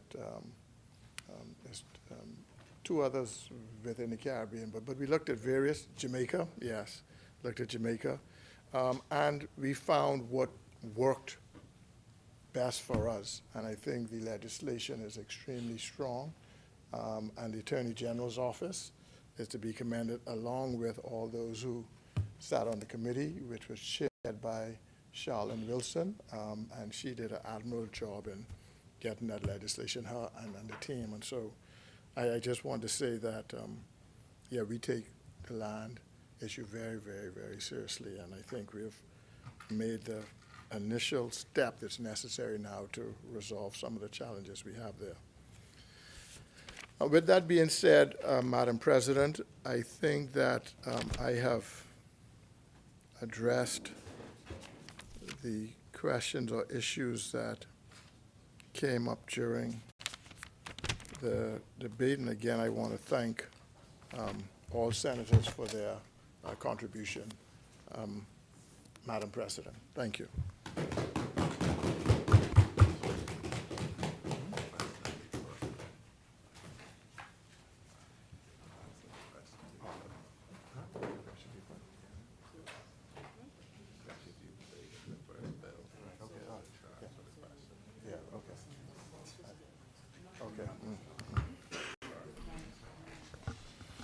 Where's the actual thing? That's it right there? Yeah. Yes. Yeah. Madam President, I ask that the question now be put. It has been moved and seconded that the following bill be read for a second time and committed. A bill for an act for the appropriation of diverse sums of money for and towards defraying the expenses of the Government of the Commonwealth of the Bahamas on revenue account for the financial year commencing the 1st of July 2026 and ending the 30th of June 2027. As many as in favor say aye. Aye. Those opposed say nay. The ayes have it. The motion is carried. Order bill be read for a second time and committed.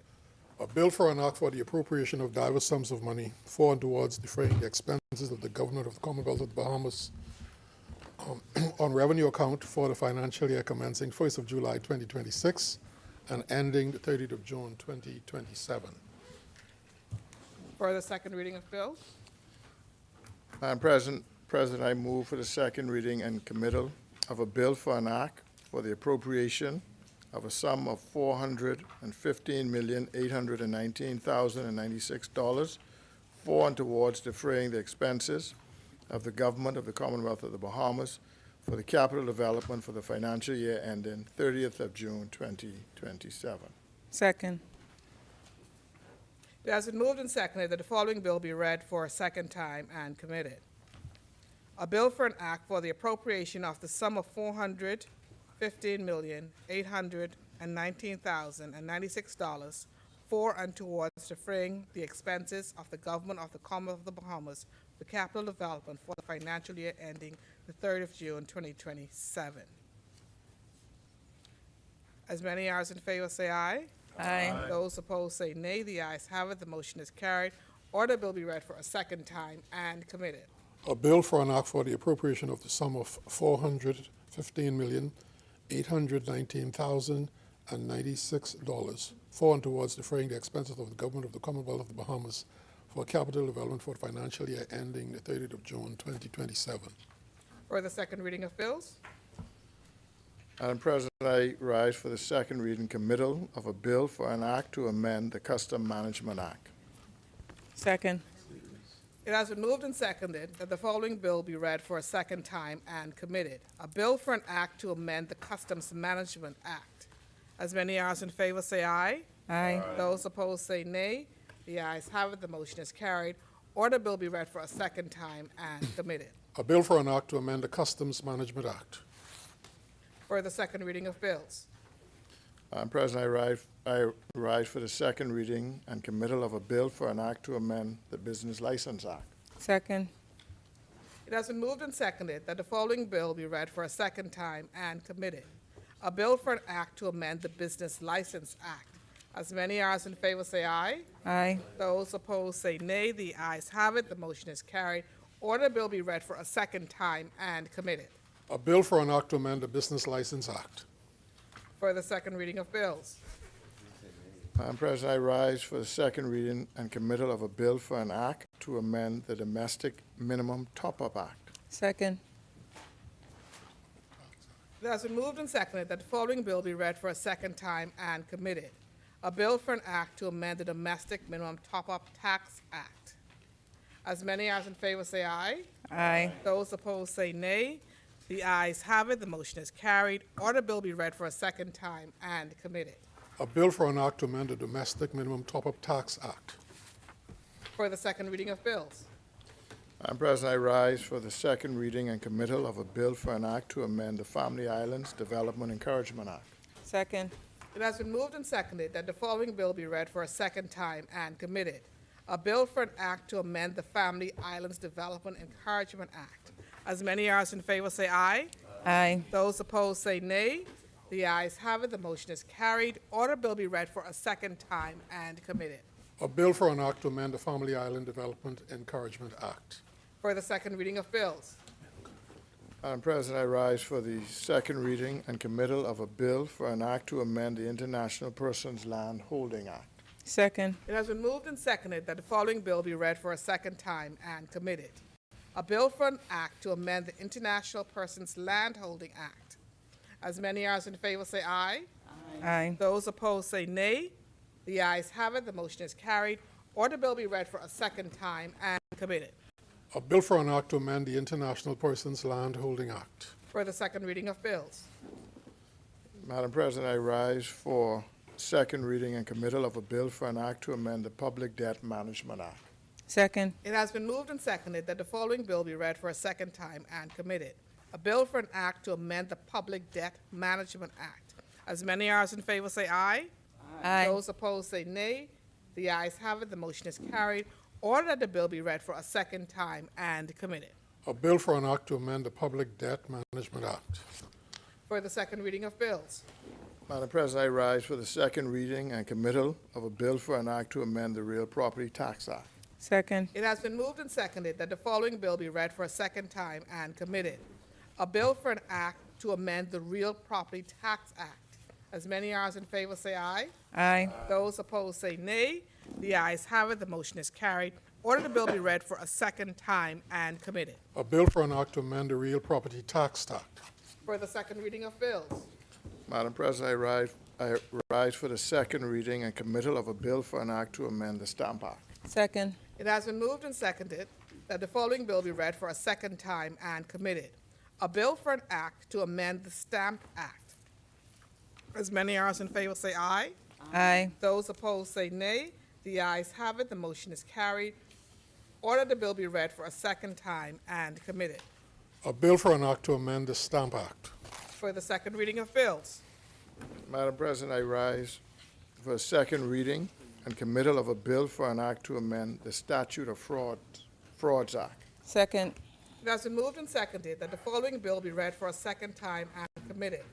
A bill for an act to amend the Statute of Frauds Act. As many as in favor say aye. Aye. Those opposed say nay. The ayes have it. The motion is carried. Order the bill be read for a second time and committed. A bill for an act to amend the Statute of Frauds Act. For the second reading of bills. Madam President, I rise for the second reading and committal of a bill for an act to amend the Tariff Act. Second. It has been moved and seconded that the following bill be read for a second time and committed. A bill for an act to amend the Tariff Act. As many as in favor say aye. Aye. Those opposed say nay. The ayes have it. The motion is carried. Order the bill be read for a second time and committed. A bill for an act to amend the Tariff Act. For the second reading of bills. Madam President, I rise for the second reading and committal of a bill for an act to amend the Tax Appeal Commission Act. Second. It has been moved and seconded that the following bill be read for a second time and committed. A bill for an act to amend the Tax Appeal Commission Act. As many as in favor say aye. Aye. Those opposed say nay. The ayes have it. The motion is carried. Order the bill be read for a second time and committed. A bill for an act to amend the Tax Appeal Commission Act. For the second reading of bills. Madam President, I rise for second reading and committal of a bill for an act to amend the Value Added Tax Act. Second. It has been moved and seconded that the following bill be read for a second time and committed. A bill for an act to amend the Value Added Tax Act.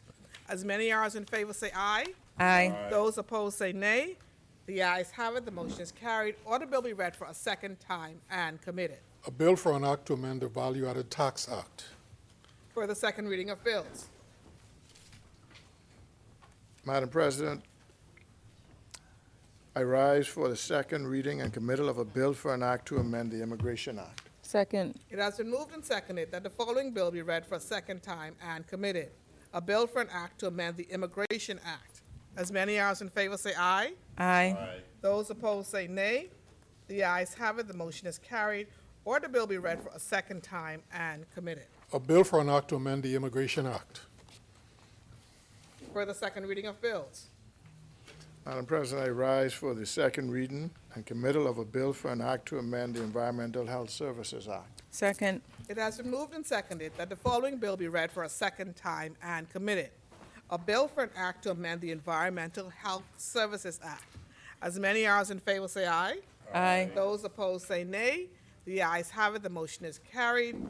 Order bill be read for a second time and committed. A bill for an act to amend the Environmental Health Services Act. For the second reading of bills. Madam President, I rise for the second reading and committal of a bill for an act to amend the Conveyancing and Law Property Act. Second. It has been moved and seconded that the following bill be read for a second time and committed. A bill for an act to amend the Conveyancing and Law of Property Act. As many as in favor say aye. Aye. Those opposed say nay. The ayes have it. The motion is carried. or the bill be read for a second time and committed. A bill for an act to amend the Conveyancing and Land of Property Act. For the second reading of bills. Madam President, I rise for the second reading and committal of a bill for an act to amend the Property Execution of Deeds and Documents Act. Second. It has been moved and seconded that the following bill be read for a second time and committed. A bill for an act to amend the Property Execution of Deeds and Documents Act. As many as in favor say aye. Aye. Those opposed say nay. The ayes have it. The motion is carried. Or the bill be read for a second time and committed. A bill for an act to amend the Property Execution of Deeds and Documents Act. For the second reading of bills. Madam President, I rise for the second reading and committal of a bill for an act to amend the Port Authorities Act. Second. It has been moved and seconded that the following bill be read for a second time and committed. A bill for an act to amend the Port Authorities Act. As many as in favor say aye. Aye. Those opposed say nay. The ayes have it. The motion is carried. Or the bill be read for a second time and committed. A bill for an act to amend the Port Authorities Act. For the second reading of bills. Madam President, I rise for the second reading and committal of a bill for an act to amend the Boat Registration Act. Second. It has been moved and seconded that the following bill be read for a second time and committed. A bill for an act to amend the Boat Registration Act. As many as in favor say aye. Aye. Those opposed say nay. The ayes have it. The motion is carried. Or the bill be read for a second time and committed. A bill for an act to amend the Boat Registration Act. For the second reading of bills. Madam President, I rise for the second reading and committal of a bill for an act to amend the Commercial Recreational Watercraft Act. Second. It has been moved and seconded that the following bill be read for a second time and committed. A bill for an act to amend the Commercial Recreational Watercraft Act. As many as in favor say aye. Aye. Those opposed say nay. The ayes have it. The motion is carried. Order the bill be read for a second time and committed. A bill for an act to amend the Commercial Recreational Watercraft Act. For the second reading of bills. Madam President, I rise for the second reading and committal of a bill for an act to amend the Bahamas Nationality Act. Second. It has been moved and seconded that the following bill be read for a second time and committed. A bill for an act to amend the Bahamas Nationality Act. As many as in favor say aye. Aye. Those opposed say nay. The ayes have it. The motion is carried. Or the bill be read for a second time and committed. A bill for an act to amend the Bahamas Nationality Act. For the second reading of bills. Madam President, I rise for the second reading and committal of a bill for an act to amend the Road Traffic Act. Second. It has been moved and seconded that the following bill be read for a second time and committed. A bill for an act to amend the Road Traffic Act. As many as in favor say aye. Aye. Those opposed say nay. The ayes have it. The motion is carried. Or the bill be read for a second time and committed. A bill for an act to amend the Road Traffic Act. For the second reading of bills.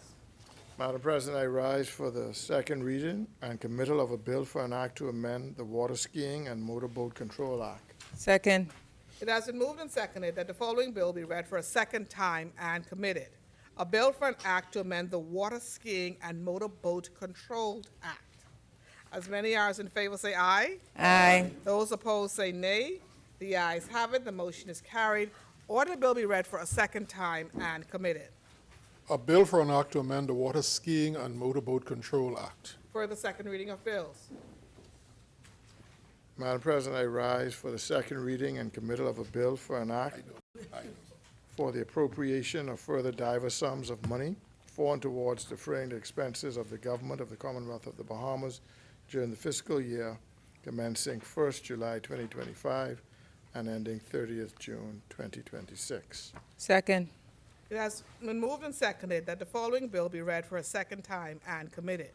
A bill for an act for the appropriation of further diverse sums of money for and towards defraying the expenses of the government of the Commonwealth of the Bahamas during the fiscal year commencing the 1st of July 2025 and ending the 30th June 2026. As many as in favor say aye. Aye. Those opposed say nay. The ayes have it. The motion is carried. Order the bill be read for a second time and committed. A bill for an act for the appropriation of further diverse sums of money for and towards defraying the expenses of the government of the Commonwealth of the Bahamas during the fiscal year commencing 1st of July 2025 and ending 30th of June 2026. For the second reading of bills, Madam President, I rise for the second reading and committal of a bill for an act for the appropriation of further diverse sums of money for and towards defraying the expenses of the government of the Commonwealth of the Bahamas during the fiscal year commencing 1st July 2025 and ending 30th of June 2026. Second. it has been moved and seconded that the following bill be read for a second time and committed. A bill for an act for the appropriation of further diverse sums of money for and towards defraying the expenses of the government of the Commonwealth of the Bahamas during the fiscal year commencing the 1st of July 2025 and ending the 20th of June 2026. As many as in favor say aye. Aye. Those opposed say nay. The ayes have it. The ayes have it. The motion is carried. Order bill be read for a second time and committed. A bill for an act for the appropriation of further diverse sums of money for and towards defraying the expenses of the government of the Commonwealth of the Bahamas during the fiscal year commencing 1st of July 2025 and ending the 30th of June 2026. For the second reading of bills, Madam President, no further second reading. Committee of the Whole. Chair recognizes Senator the Honorable Wayne Monroe. I move that the Senate to resolve itself into the Committee of the Whole with the Vice President in the chair. Is there a second? Second. It has been moved and seconded that the Senate do now resolve itself into a Committee of the Whole with the Vice President and Chairman of the Committee of the Whole in the chair. As many as in favor say aye. Aye. Those opposed say nay. The ayes have it. The motion is carried.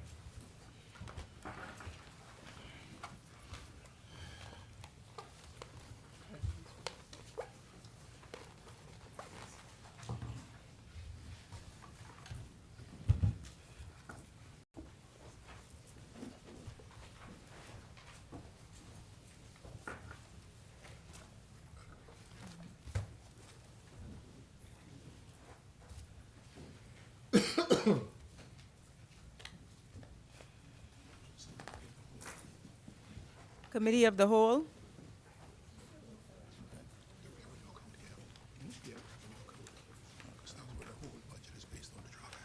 Okay.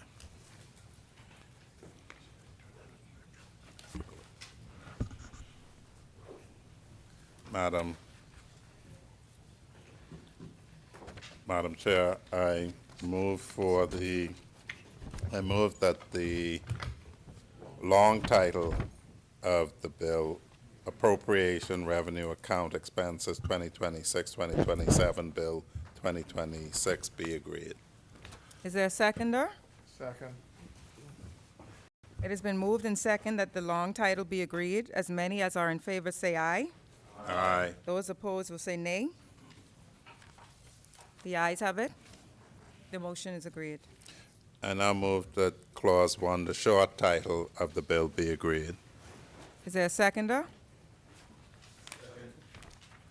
It has been moved and seconded that the short title of the bill be agreed. As many as in favor say aye. Aye.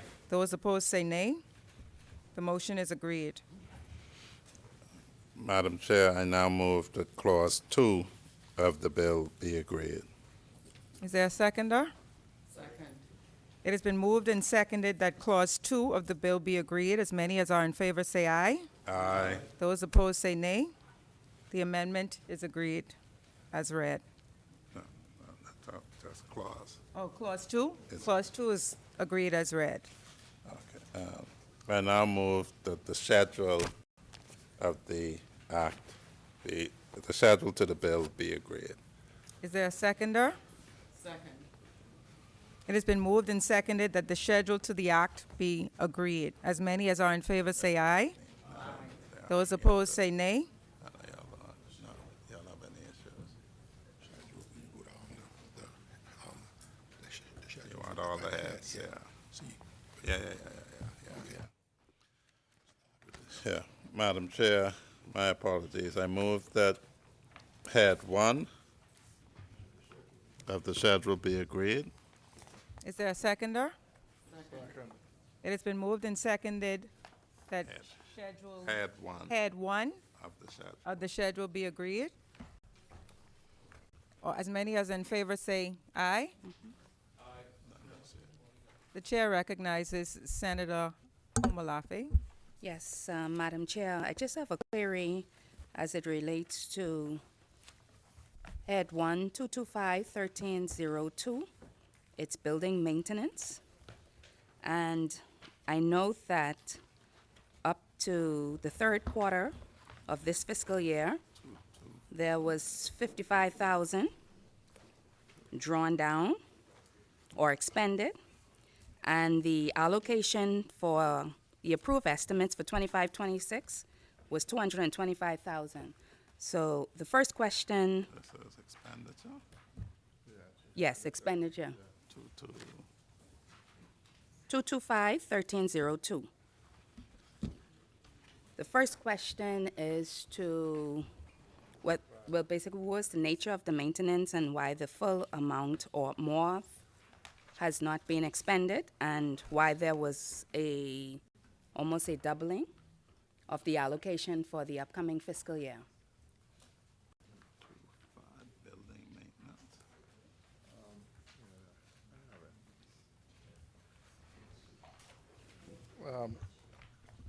Madam Vice President, or Madam Chair, the allocation provides for minor repairs and maintenance at Government House, which includes but are not limited to painting, supplies, repairs to fixtures, pressure cleaning, electrical and plumbing repairs, flooring, materials, and service of commercial laundry equipment.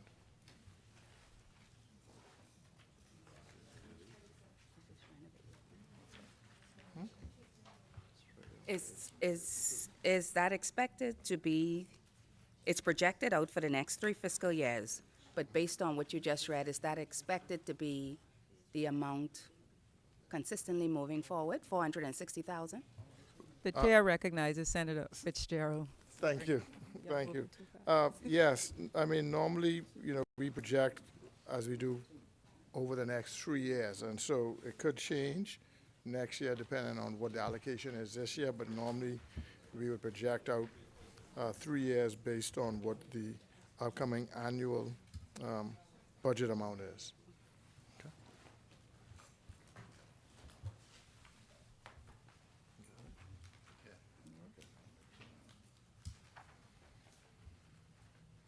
That's it. I'd then move that head 1 be, I'd move then that head 1 be agreed. Is there a seconder? It has been moved and seconded that head 1 be agreed. As many as are in favor say aye. Aye. Those opposed say nay. Head 1 is agreed as read. I now move that head 4 be agreed. Is there a seconder? It has been moved and seconded that head 4 be moved as agreed. As many as are in favor say aye. Aye. Those opposed say nay. Head 4 is agreed as read. I now move that head 5 be agreed. Is there a seconder? Second. It has been moved and seconded that head 5 be agreed as read. As many as are in favor say aye. Aye. Those opposed say nay. Head 5 is agreed as read. I now move that head 6 be agreed. Is there a seconder? Second. It has been moved and seconded that head 6 be read as agreed. As many as are in favor, the chair recognizes Senator Komalafe. Yes, Madam Chair, I have a question. It's page 53. Line item 225-1301, maintenance and support. We note that there's an allocation for 451,296. Clarification as to the purpose, as it's a new allocation. What's the number again, sorry? 1301. 225-1301, maintenance and support. 1301. Oh. That is for the support and maintenance of the e-cabinet system.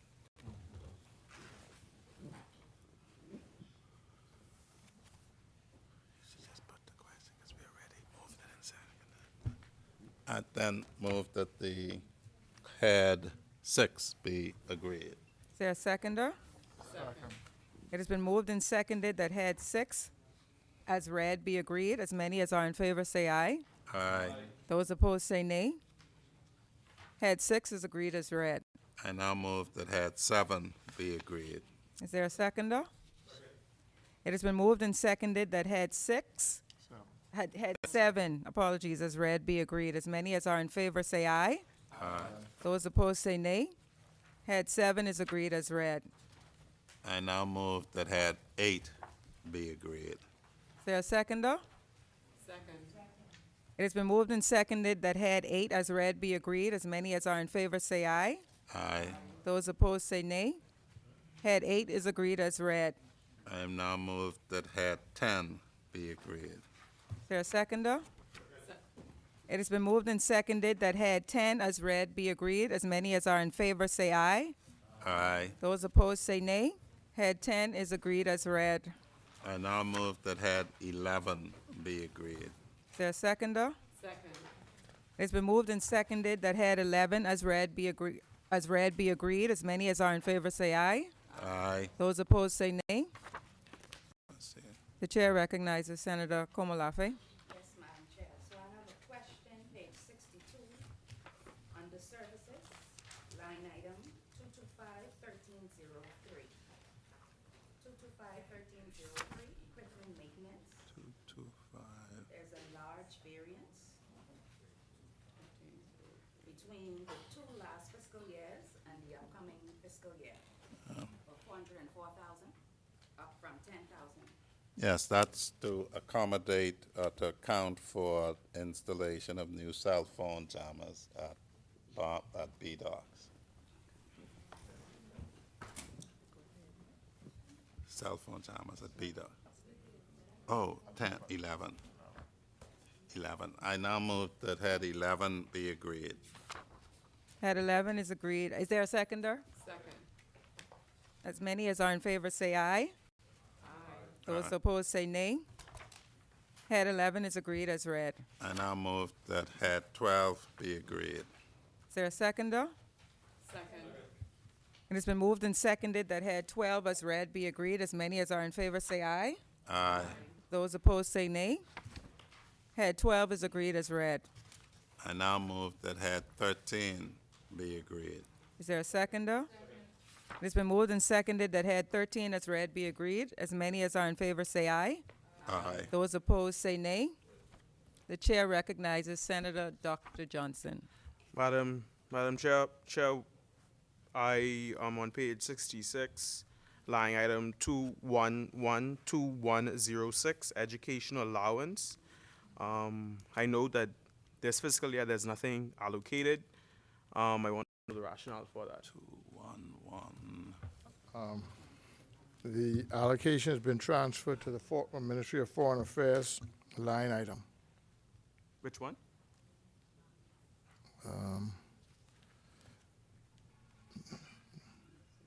It doesn't say which item. It says the education allowance and the special allowance, they were both transferred to Ministry of Foreign Affairs line item. So when we get to Foreign Affairs, we should be able to. Oh, this is Foreign Affairs. Ministry of Foreign, been transferred to the Department of Foreign Affairs and not the ministry. Yeah, thank you. Transferred to the department. Now move that head 13 be agreed. Sorry, the chair recognizes Senator Dr. Johnson. Page 69, line item 2621184, UN peacekeeping operations. I know that about $2.5 million was allocated, but thus far only 1.1 was spent. Compared to the last year, that's almost half. Do we have a rationale for as to why only half was spent? This is which one? This is the United Nations Peacekeeping Aid 4. Page 69. I'm trying to find it. This is there's only one peacekeeping mission that the Bahamas was involved in, and that's the MSSM mission to Haiti. You would have projected a sum for that, and the spending is actually for the Marines who went. There were three contingents that went and came back.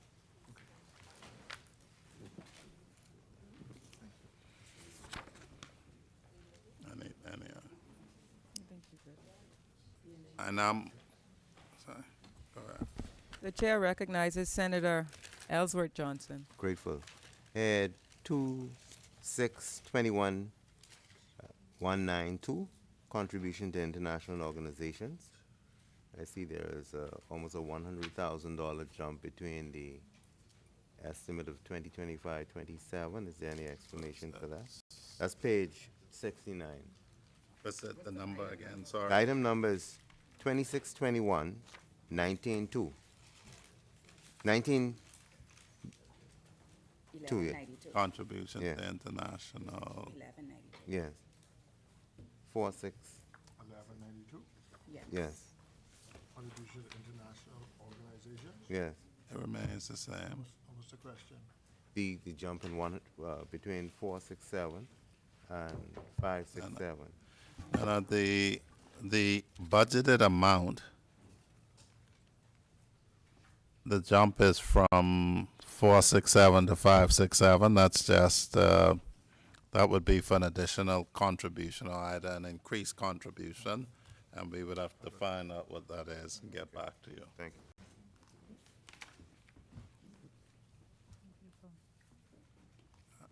I move that head 13 be agreed.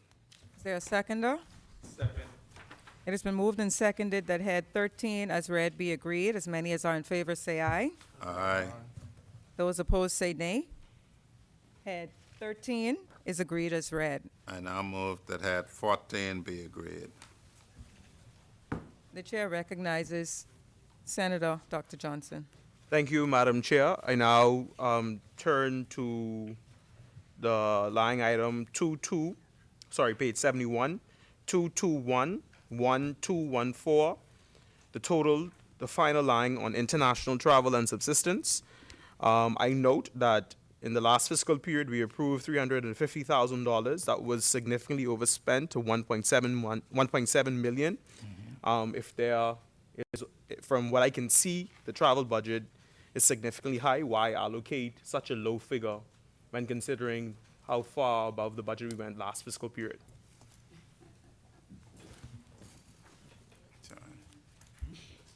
I don't know that you plan to overspend.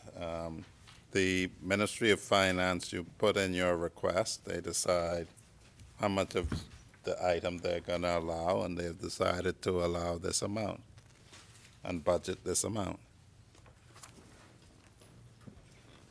The chair recognizes Senator Komalafe. Yes, Madam Chair. Page 72, line item 225-1337. Operation of facilities or other services. Page 72, 225-1337.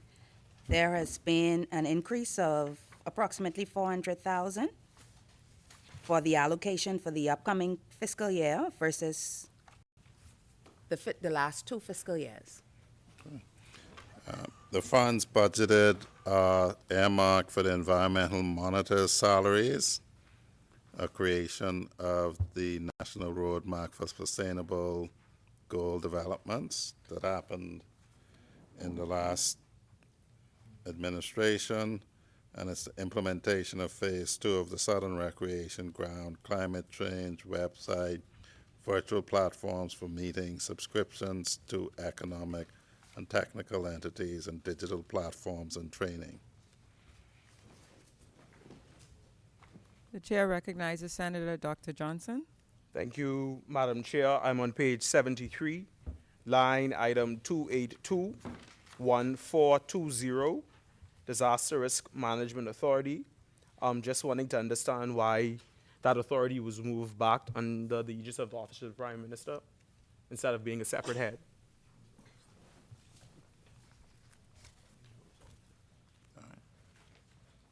It never had its own line item, eh? No, it was a separate head. I think it was head, maybe 75, Minister. yeah 075, but it looks like it's back on the OPM. There's no, because there's no Ministry of Disaster Risk Management now.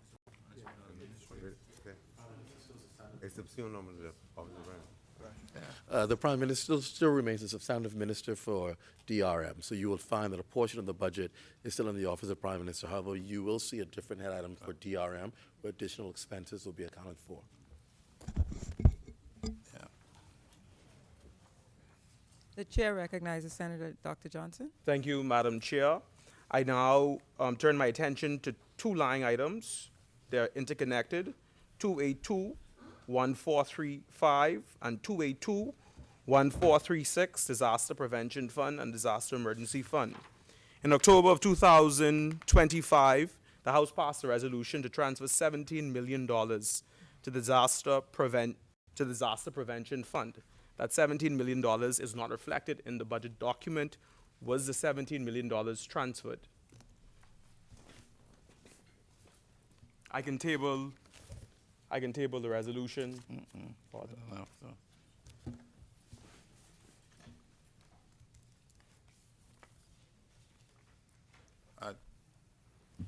We would have to get back to you on that.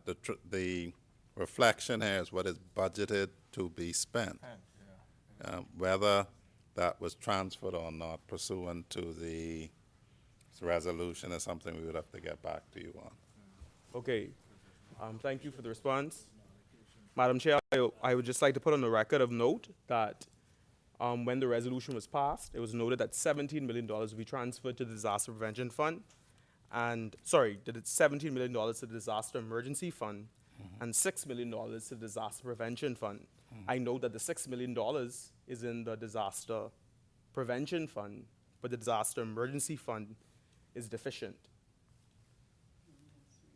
It only has $3 million. Well, the purpose of that fund is to provide rapid relief during unexpected issues. So $3 million, by the time you spend $3 million, you can certainly, you have permission to transfer up to that amount to the fund.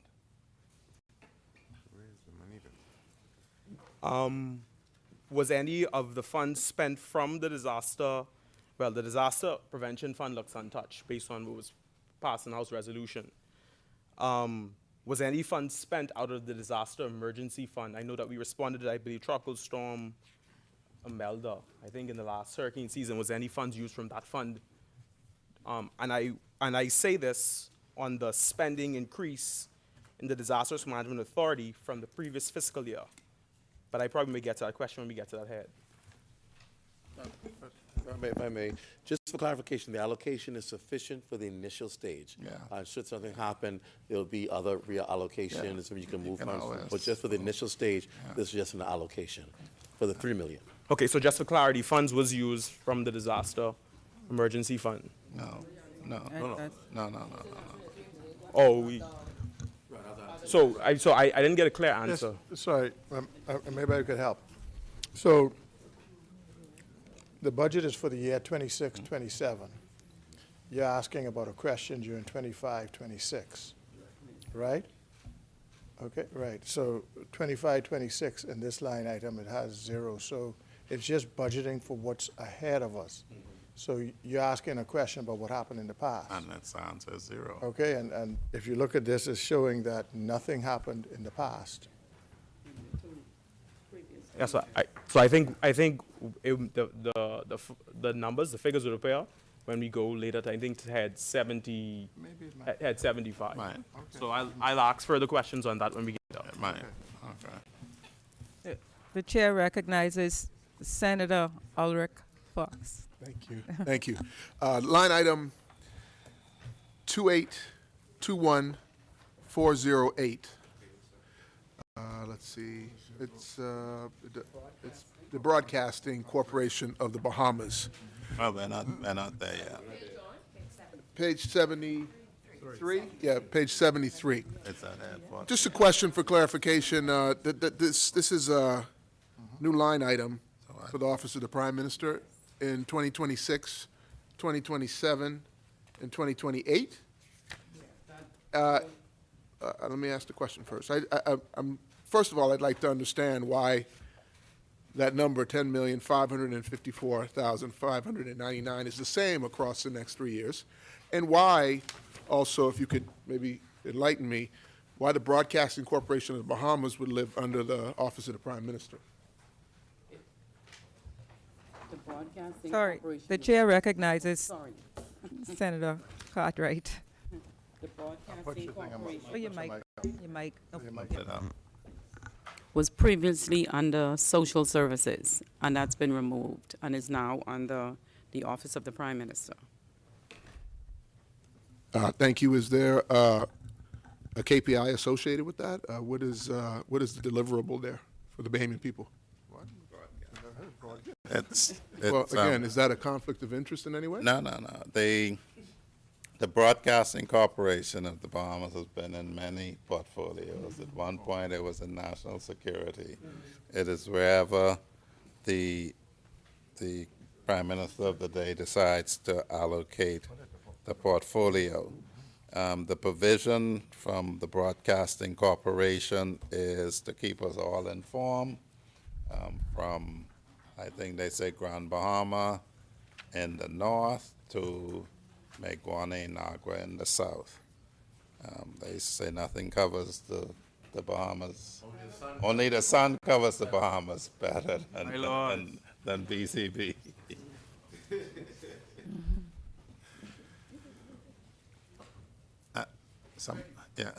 I moved that had 14 be, you have another one and had 14. Sorry, yes. The chair recognizes Senator Komalafe. Thank you, Madam Chair. Just, Minister, if you can just expand on that more, on that same point, and piggybacking off the Senator's question with the outlay being projected for the next 3 fiscal years. We've been talking about the state-owned enterprises and the heavy reliance and dependence that they have on the revenue coming from the central government. I know that we've been provided with packages for several ministries and authorities, agencies that have provided their annual plans for the fiscal year. Is there going to be one forthcoming for the Broadcasting Corporation? And is there an intention to continuously move toward moving and weaning these entities of the pressures of the central government's revenue? If I may. The chair recognizes sorry. Senator Watson. Sure. Sorry. And just one further question, Madam Chair, if we can just have an idea of what is the purpose of the allocation, the 10 million. Okay. The chair The first- recognizes Senator Watson. So first of all, the continuous allocation of 10 million is a good sign because it shows that the corporation is not going to increase its dependency on government funding, but it will seek to increase its revenue to cover more of its expenses to meet its needs. It takes approximately $19 million to operate the Broadcasting Corporation. So the 10 million is just an assistance. Everything else has to be gained through either sales or marketing or through special initiatives and funding.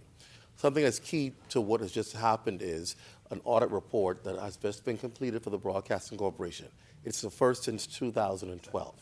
That audit report, which should have been tabled in the last sitting of the House, will now allow the corporation to qualify for international funding as a state-owned enterprise in broadcasting.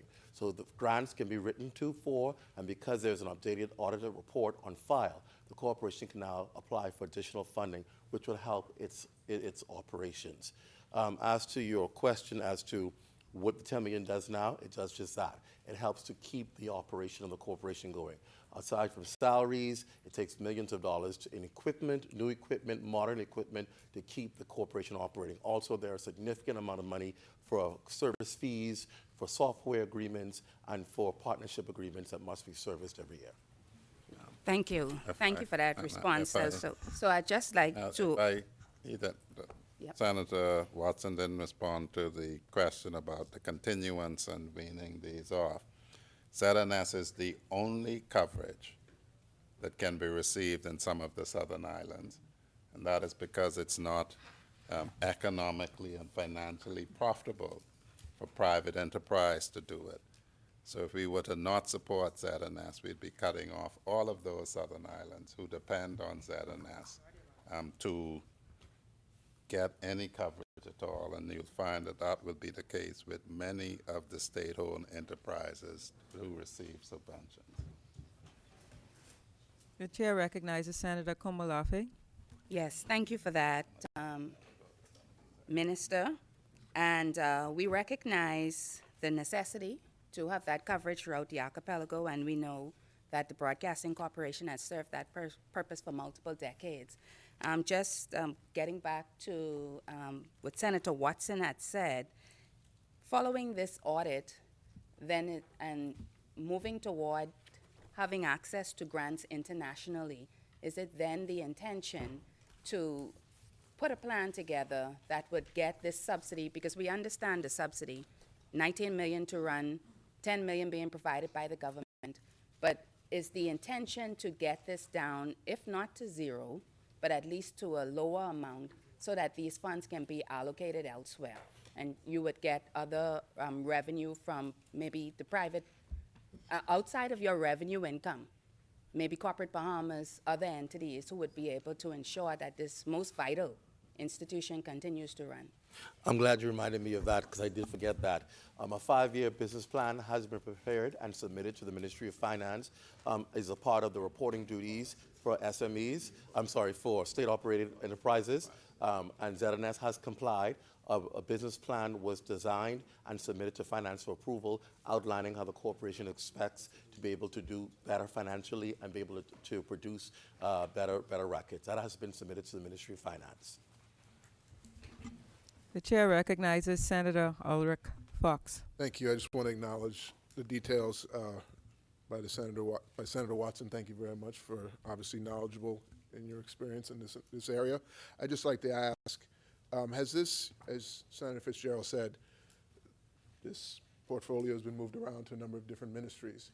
Or Minister Monroe, this portfolio has been moved around to a number of different ministries. Is this the first time it's sat in the Minister of the Office of the Prime Minister? No. Thank you. No, it hasn't. This is the second time. When Prime Minister Davis initially won government, it was under the Office of the Prime Minister, and a state minister would have overseen it, Minister Miles LaRota at the time. It was then moved to Social Services with the intention of the minister, then Minister of Social Services, the late Obie Wilscombe. Because of his experience in broadcasting, it was put under him to be able to do some new reforms.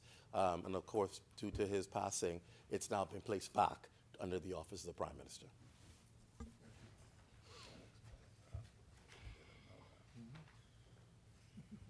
I now move that head 14 be agreed. Is there a seconder? Second. It has been moved and seconded that head 14 as read be agreed. As many as are in favor say aye. Aye. Those opposed say nay. Head 14 is agreed as read. I now move that head 16 be agreed. Is there a seconder? Second. It has been moved and seconded that head 16 as read be agreed. As many as are in favor say aye. Aye. Those opposed say nay. Head 16 is agreed as read. I now move that head 17 be agreed. Is there a seconder? Second. It has been moved and seconded that head 17 as read be agreed. As many as are in favor say aye. Aye. Those opposed say nay. Head 17 is agreed as read. I now move that head 18 be agreed. Is there a seconder? Second. It has been moved and seconded that head 18 as read be agreed. As many as are in favor say aye. Aye. Those opposed say nay. The chair recognizes Senator Dr. Johnson. Thank you, Madam Chair. I am on page 79, line item 2281110, Local Government Junior Council Program. Just wanted to inquire as to why about only 1/3 of the budget was spent in the 9-month period allocated here. We see that about $306,000 allocated, but only $94,000 was spent for what I think is a very useful program. Did they have the elections? I'm not sure they had much on there. I don't, Madam Chair, I'm trying to recall if they had the elections that they have, because a lot of their budget go on during the elections. And I would have to double check, but my recollection is that they didn't have it because of some inability of parliamentary registration to assist them with it. Don't hold me to that, but I would have to confirm that. Thank you. Confirm that for you. I now move that head 18 be agreed. Is there a seconder? Second. As many as are in favor. It has been moved and seconded that head 18 be read as read be agreed. As many as are in favor say aye. Aye. Those opposed say nay. Head 18 is agreed as read. I now move that head 19 be agreed. Is there a seconder? Second. It has been moved and seconded that head 19 as read be agreed. As many as are in favor say aye. Aye. Those opposed say nay. Head 19 is agreed as read. I now move that head 20 be agreed. Is there a seconder? Second. It has been moved and seconded that head 19 as read be agreed. 20. As many as are in favor say aye. Aye. Sorry. It has been moved and seconded that head 20 as read be agreed. As many as are in favor say aye. Aye. Those opposed say nay. Head 20 is agreed as read. I now move that head 21 be agreed. The chair recognizes Senator Ulrich Fox. Line item 2241101, gasoline. I can't see it. Page, sorry, 86. Just a small line item here, gasoline. Considering that gas obviously fluctuates and we can't control it as much as we would like to, I'm noticing that in the years previous here, or in the estimates, there was a number of 5 million, and then across the board, just now slotted in there just as an estimate, 6 million for the next 3 years. I pray that gas prices stay low and don't move. But I also noticed at the Ministry of Finance and at the Office of the Prime Minister, which I think is where the Ministry of Finance sits, there's a lot of electric cars and electric vehicles. Is there a breakdown on how many electric cars versus gas cars sit in the Ministry of Finance? They have actually they have a force chief petty officer in charge of their fleet, so we could get that for you. Well, that'd be helpful, I think, just in the case that, we seem to be moving to more green vehicles. Yeah. I've noticed that. Thank you for that support for the environment. Just want to make sure that we don't have this overrun of $6 million for gas we don't need. The chair recognizes Senator Komolafe. Thank you, Madam Chair. I have several queries. First, page 85, and that is under personal emoluments, 2111207. We note that the allocation for the public service health insurance, the approved estimates, 5 million, just under 10% of that has been paid up to the 9-month period. And then we see a doubling in the upcoming fiscal year. Is that payment to private service providers for the public service? Sorry, could you repeat the number? Sorry. 2111207 under personal emoluments. Page 85. No, that's You an have alloc. Are those, is that That's an an alloc- outstanding payment to? No, that's an allocation for a proposed expansion of healthcare insurance to additional public officers. Right, the Minister of Finance has spoken to that in the House. Okay. Part of his contribution. And so, and then the second point is on page 86. Just want an explanation on, there's a line item 224-1205 under supplies and material. The nature of this food, ice, and drinking water budget?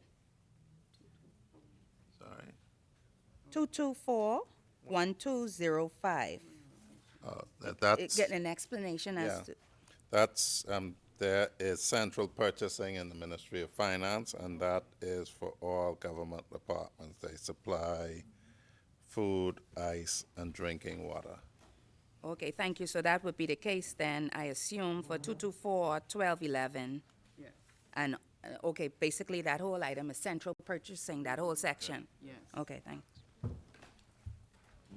Chair recognizes Senator Ulrich Fox. Thank you very much. Same page, 86.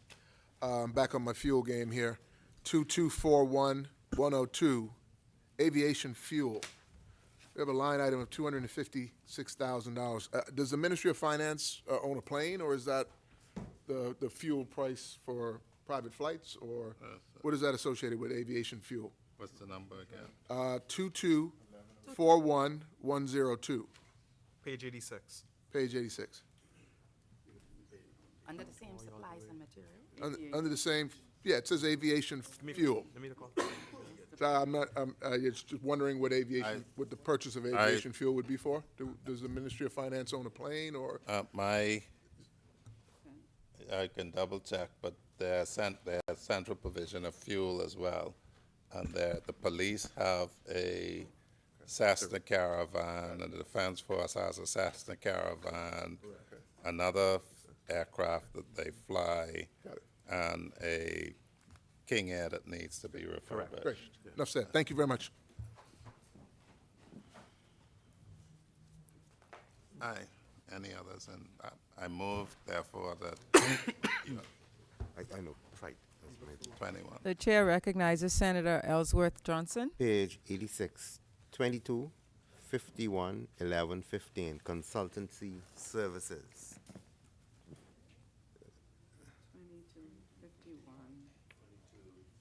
51, 115, consultancy services, almost to the bottom. Yeah, what's the question about that? So that's for the entire government consultancy services? Now, this amount relates to IT consultancy services and other related services. Or just IT? Yeah. Okay, all right, thanks. The chair recognizes Senator Ulrich Fox. Page 88, 2821267. We'll get into a big number here. It's more than 10% of the budget. 28212267. It says budget reserve appropriations. Do we have any details or some specifics, or is that just a holdover for a rainy day?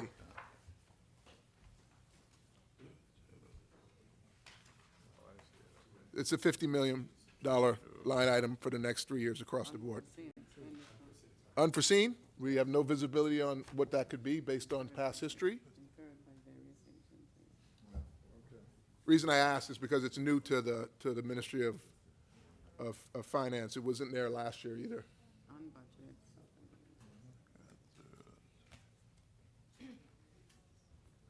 That's an allocation for, as it says, potential incurred through various agencies, not just the Ministry of Finance. So Sure. if, for instance, there's a hurricane Okay. and you need money, that's a reserve. Correct. If the Defense Force has to patrol more for something and they need more fuel, more food, that it's the reserve, a general reserve. So we didn't need that last year? Don't know how they had it provided last year. I can't recall. They might have had contingencies in actual agencies. Is that by any means, and we may not know this quite yet, but is that, because you mentioned the surplus hasn't come in yet, but is that by chance where the surplus may land? No. Just for clarification, Senator, Just that. the same provisions were made last year. Same provisions were made last year, and it's for funding for shortfalls in other ministry budgets. It wasn't made. And it was made last year. But if you look in here in the budget, it wasn't in the budget last year. Yes. No, Yes.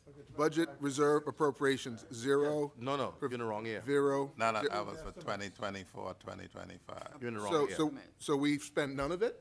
That's a good thing. Did we spend zero of the 50 million? No.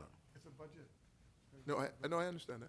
I know, but But we yeah, look back and we look ahead. the reserve. We look back and we look ahead. It's funding reallocated during April to June, sir. But we didn't use any It of was it. reallocated from April Look to at June. look at 2024, 2025. No, What does that say? that's true. Yeah, but it's That says zero, right? It's funds Correct? usually dispersed in the last 3 months. Yeah. Yeah, but but it's still, the last 3 months of 24, 25, it says zero. The last budget would be 25, 26.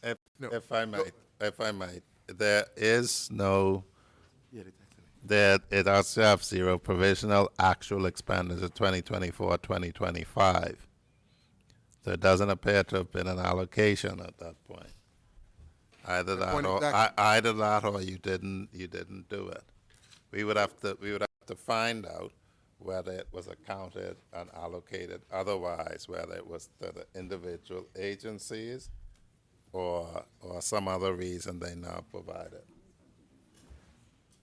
But you didn't use any of it, 2025, 2026. You guys will get back to us? That's true. Yeah, Minister Fitzgerald is pointing out that we haven't used any of it yet, although, yeah, we'll see. Yeah, it's So there may be $50 million there we can put maybe into a program that, no. for small businesses or For for young investment. It budgeting, doesn't work like that, you sure? No, I mean, that's $50 million that just showed up out of nowhere. but if I might, Madam Chairman, the projections was for a larger surplus than we are actually realizing. And so it's not that money is sitting there. Right. It's that you've allocated it. As was indicated, the Minister of Finance said that what we had projected was going to be a larger surplus is now a smaller surplus. So it's not that money is just lying around. No, yeah, no, I agree with that. No, what I'm trying to understand is, this line item, budget reserve appropriations, was not needed in 2024, 2025. Wasn't Well, but even if it wasn't used, what would still be budgeted for, though? Yeah, but it wasn't used. So we don't, so do we know what was budgeted for there? It seems like a new line item. Did it exist before? Now, as we're saying, it's a reserve. So, for instance, in national security last budget year, we were not free to say there's a reserve, so let us overspend. Right. Because every time you go to spend, you encounter the finance officer from the Ministry of Finance and your budget analyst who tells you you have no more in that line item. Now, if you make a positive case and a powerful case of emergency and need to persuade cabinet, then if it's not in your budget, this is where they will come for it. But fiscal discipline cause, and this is why I made the point in my contribution, the finance officer in the Ministry of National Security didn't work for me. It works for the Ministry of Finance, keeps you honest in your budget spending. So a reserve is there if you need it, it's not extra money, in other words. I can add, according to our finance officials, budget reserve appropriations are moved via reallocation. It will not be captured in this format. It is captured in the mid-year budget. Any others on that? Thank you. I therefore move that head 21 be agreed. Is there a seconder? Second. It has been moved and seconded that head 21 as read be agreed. As many as are in favor say aye. Aye. Those opposed say nay. Head 21 is agreed as read. I move that head 22 be agreed. Is there a seconder? Second. It has been moved and seconded that head 22 as read be agreed. As many as are in favor say aye. Aye. Those opposed say nay. Head 22 is agreed as read. I now move that head 23 be agreed. Is there a seconder? Second. It has been moved and seconded that head 22, 23 as read be agreed. As many as are in favor say aye. Aye. Aye. Those opposed say nay. Head 23 is agreed as read. I now move that head 28 be agreed. Is there a seconder? Second. It has been moved and I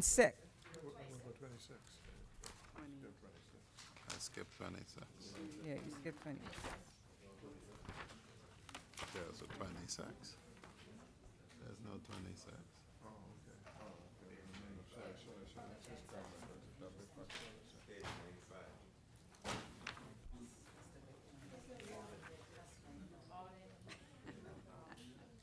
Oh, that's 26.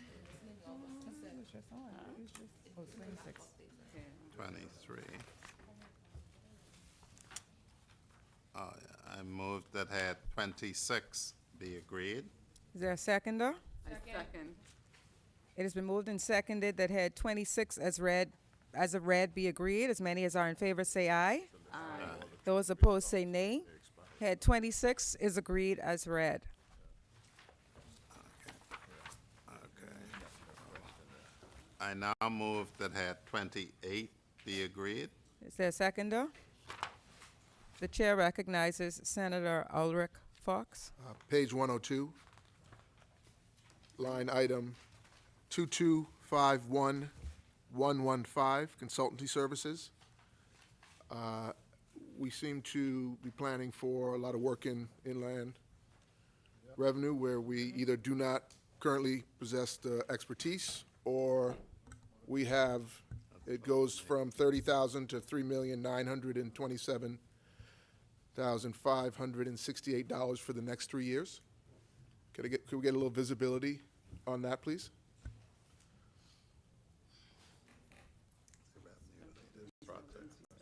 That's the project. Yeah. That is being allocated for consultancy services related to various revenue-related projects.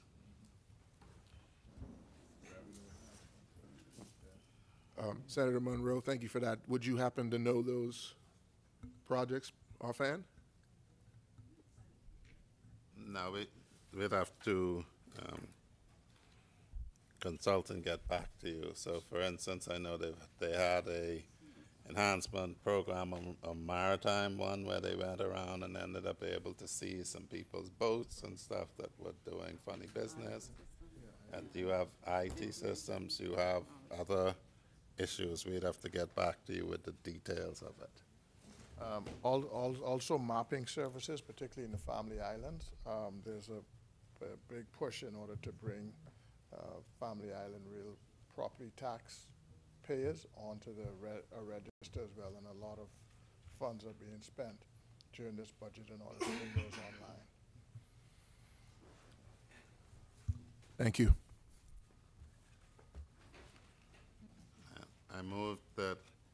Therefore move that head 28 be agreed. Is there a sec? It has been moved and seconded that head 28 as read be agreed. As many as are in favor say aye. Aye. Those opposed say nay. Head 28 is agreed as read. I now move that head 29 be agreed. Is there a seconder? Second. It has been, the chair recognizes Senator Komalafe. Yes, Madam Chair, page 104, line item 225, 1361. Just querying. Electronic monitoring, yes.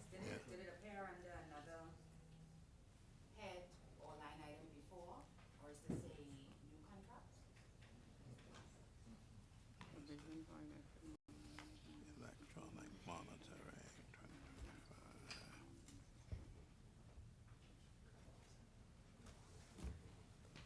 No,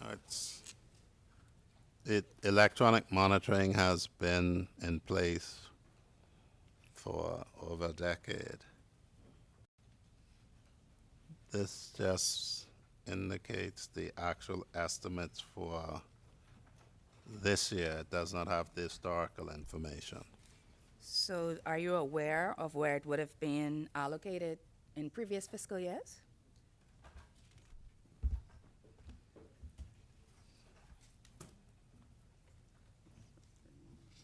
It ought to have been in the Ministry of National Security. That's where it always has been. What I'm saying is these 3 years are missing in this, on this item. But it was the same provider during that period as well. Okay, so you get some clarity on that. And special financial transactions, 228-1001.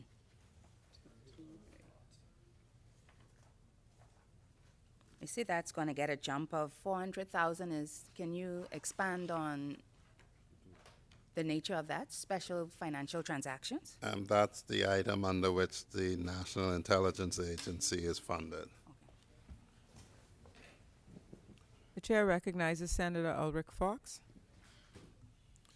Thank you. Page 104, line item 22810001.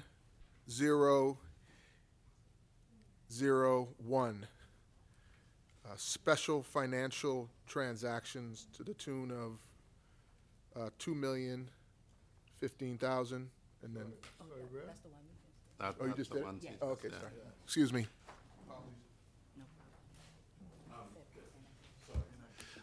If I can bring clarification. The chair to recognizes Thank you. Senator Watson. To Senator Komalafi's question about where was the allocation for the monitoring, it was previously listed under security services.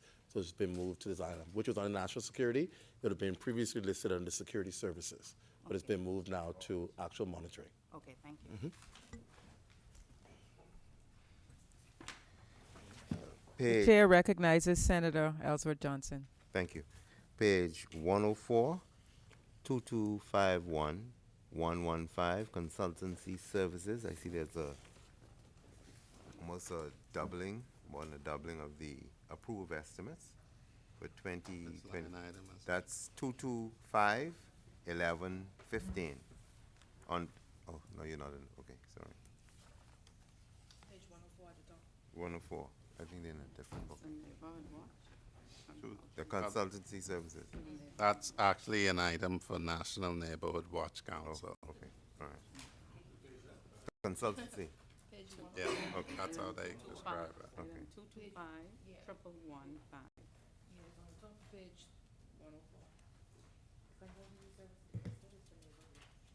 Neighborhood watch.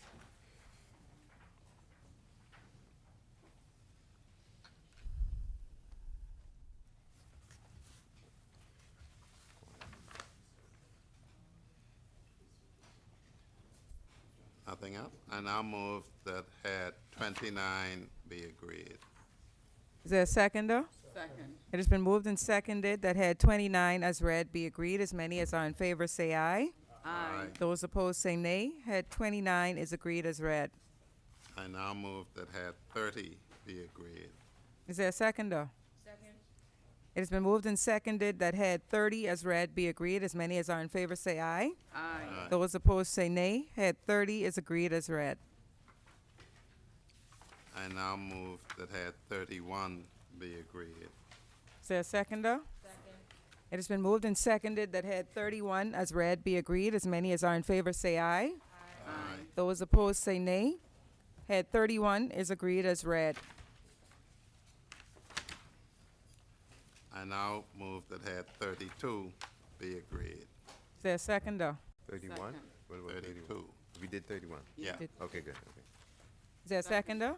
It has been moved and seconded that head 32 as read be agreed. As many as are in favor say aye.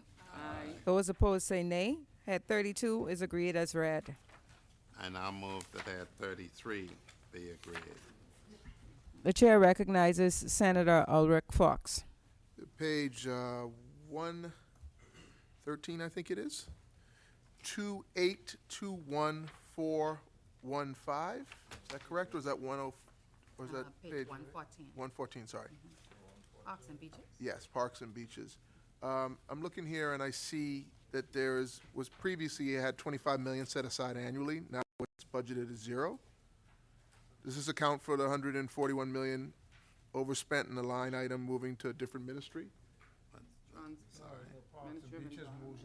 Under a different. Okay, thank you.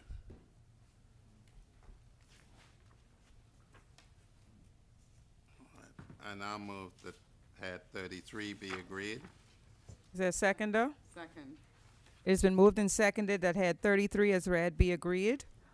As many as are in favor say aye. Aye. Those opposed say nay. Head 33 is agreed as read. I now move that head 34 be agreed. Is there a seconder? Second.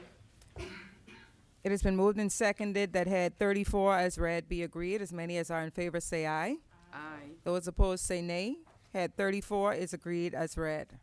I now move that head 35 be agreed. Is there a seconder? Second. The chair recognizes Senator Dr. Johnson. Thank you, Madam Chair. I'm on page 118, line item 2112143, incentive allowance for guidance counselors. What is the nature of the incentive? What is it exactly? What is the program? Because I noticed that this is the first time it's being funded. Wasn't funding last fiscal year or on 24-25.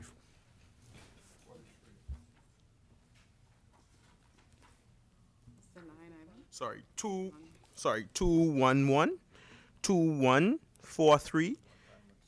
Yeah, it's a one-time incentive in the amount of $300 to guidance counselors per academic year. They did that with Thank you. teachers generally to fix it their classroom. I now move that head 35 be agreed. Is there a seconder? Second.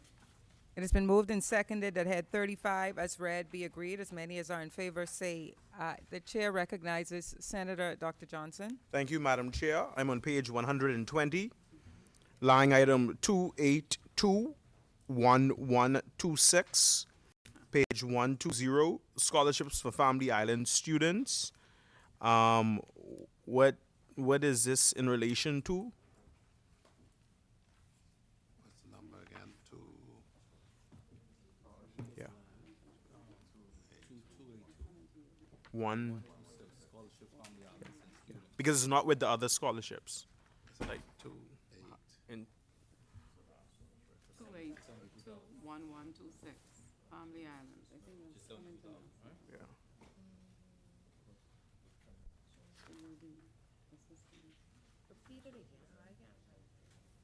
Page 120.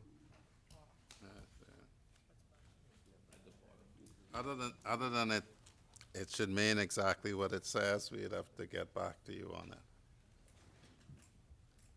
Okay, thank you.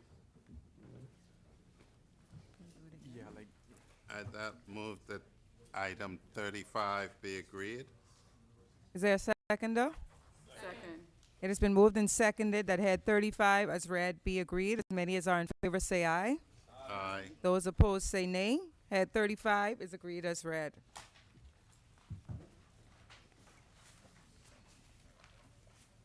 I now move that head 37 be agreed. Is there a seconder? Second. It has been moved and seconded that head 37 as read be agreed. As many as are in favor say aye. Aye. Those opposed say nay. Head 37 is agreed as read. I now move that head 38 be agreed. Is there a seconder? It has been, the chair recognizes Senator Dr. Johnson. Thank you, Madam Chair. I'm on page 123, line item 2231106, Communications School Management Project. What exactly is it? Is it just solely communication? Sorry, what number? 22310.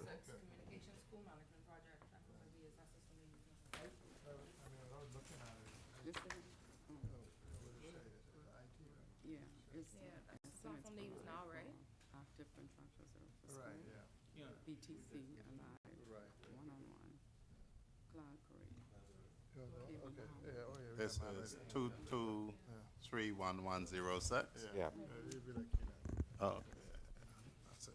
So, The chair recognizes Senator Keenan Johnson.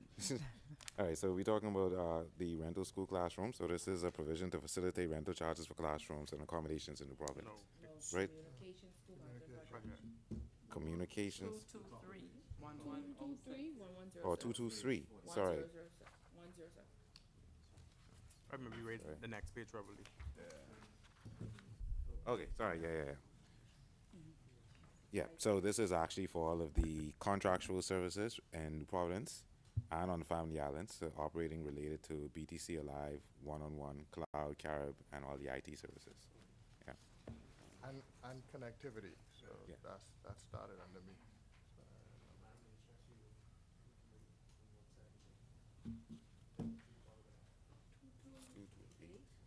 I still want to see what it is. That's it. Yeah. I now move that add 38 be agreed. Is there a seconder? Second. Oh, yeah. It has been moved and seconded that head 38 as read be agreed. As many as are in favor say aye. Aye. Those opposed say nay. Head 38 is agreed as read. I now move that head 40 be agreed. The chair recognizes Senator Ulrich Fox. Page 128, line item 2251209, mailboat service contracts. I wanted to ask a question about the KPIs associated with this, as you brought to the attention when it came to the Broadcasting Corporation, Senator Monroe, that the importance of that to connect our southern islands is a real importance to keep in touch with fellow Bahamians down in the south. And the mailboat service, as one of my fellow colleagues down in Long Island will tell you, is a lifeline. And I see these are mailboat service contracts, so I just ask if those contracts are being dispersed and agreed to. It's a big jump from 6 million, or I guess, no, I'm sorry, 12 million across the board for the next few years. What are the KPIs associated with those contracts from the standpoint of time, arrivals, performance? Is there anything associated with that, or is that just an annuity as well? They're individual contracts to service individual islands, and you have a scheduled number of trips to make. I can tell you that all mailboat operators complain that they're not paid enough. They complain because the cost of fuel is one component. They continue to provide the service, and we're grateful to them. The increase there is to cover one additional route, as far as I'm aware. Thank you for that clarification.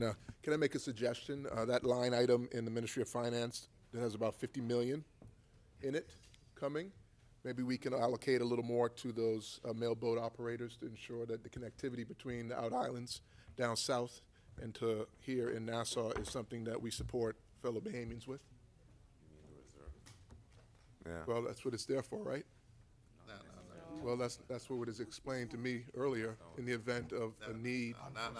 The reserve isn't there you will get an amount allocated to you. Right. And they'll allocate, if they determine to increase the allocation, if a good case is made and the allocation is increased, it'll be increased. Yeah, no, I just made a request on behalf of fellow Bahamians down south. I move that head 40 be agreed. Is there a seconder? It has been moved and seconded that head 40 as read be agreed. As many as are in favor say aye. Aye. Those opposed say nay. Head 40 is agreed as read. I now move that head 43 be agreed. Is there a seconder? Second. The chair recognizes Senator Dr. Johnson. Thank you, Madam Chair. This question is related to the Minister. In your contributions, you noted the Department of Community Affairs within your ministry. My question is more so I know that urban renewal would have moved out of your ministry and would have formed its own substantive ministry. Yes. However, it's urban renewal and community relations. So I just want to understand if is there a differentiation between what you're doing in community affairs and what urban renewal is doing in community relations? Yes. The community relations is. Oh, sorry. Then turn your mic. It on. No, she turned it off. The community relations is the community centers. They were under the Ministry of National Security, and now they're under urban renewal. Thank you. Okay. I move that head 43 be agreed. Second. Oh, sorry. The Go chair on. recognizes Senator Ulrich Fox. Just want to work on behalf of the Minister of Social Service. Hearing her speech earlier on, I think should inspire all of us to find more resources in this budget to support the Bahamian people. I know there's a number of line items in here that I see are shallow compared to what is needed, having been on the streets of Garden Hills. So I want to make sure that she knows she has my vote in that regard. Thank you. Thank you for that. I move that head 43 be agreed. Is there a seconder? Second. It has been moved and seconded that head 43 as read be agreed. As many as are in favor say aye. Aye. Those opposed say nay. Head 43 is agreed as read. I now move that head 44 be agreed. Is there a seconder? Second. The chair recognizes Senator Dr. Johnson. You're 44, right? 44. Thank you. Thank you, Madam Chair. I'm on page 133, line item 2721106, 2721106, Food Assistance Program. Now, I know that we allocated roughly $22 million. We spent about $10 million. I understand it's only 3/4 of the fiscal year, right? But just given the need that I know exists within our country, I'm wondering why is it, so is it undersubscribed or what is it? Because we're still budgeting $22 million. Yes, it was undersubscribed, and mostly in the family islands. Okay. Senator Cartwright, your mic. Sorry, it was undersubscribed, mainly in the family islands. Thank you. Okay.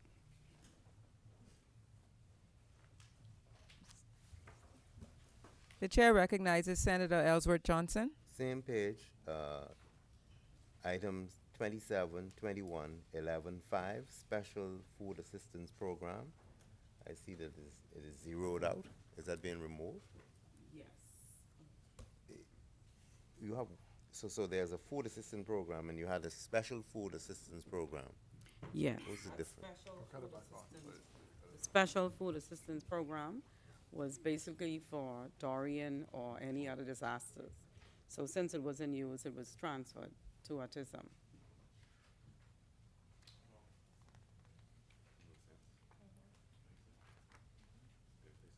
Right. Any others? Just I'm out of inquiry. I know that social services. Sorry, inquire. I know that social services is principally responsible for food assistance. Yes. And there is under the Ministry of Finance a $50,000 allotment for the breakfast program. That's different. That's different. That's a different program. Okay. In terms of the nature of the program, and I know the Prime Minister puts items where he wants, wouldn't it, and the social service that is purported to give, and you have the experts, any reason why it wouldn't be placed here? And I know, with the caveat that the Prime Minister puts it, You feed everyone. No, but it's in the Ministry of Education. It's not means tested. Yeah, it's not means tested. There used to be provision of food for children at school if you were poor, so that people don't make fun of children. You give it to everyone. that item was under finance, What's that? the 50,000. I'll look for it Yeah, yeah. and get back to it. The chair recognizes The breakfast program.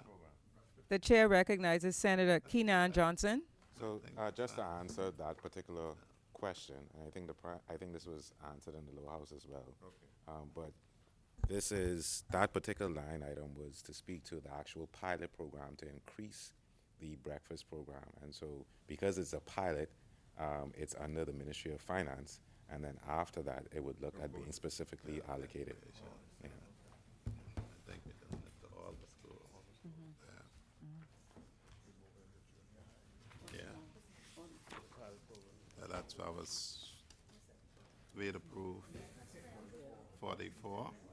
And the other, I move that add 44 be approved. Is there a seconder? Second. It has been moved and seconded.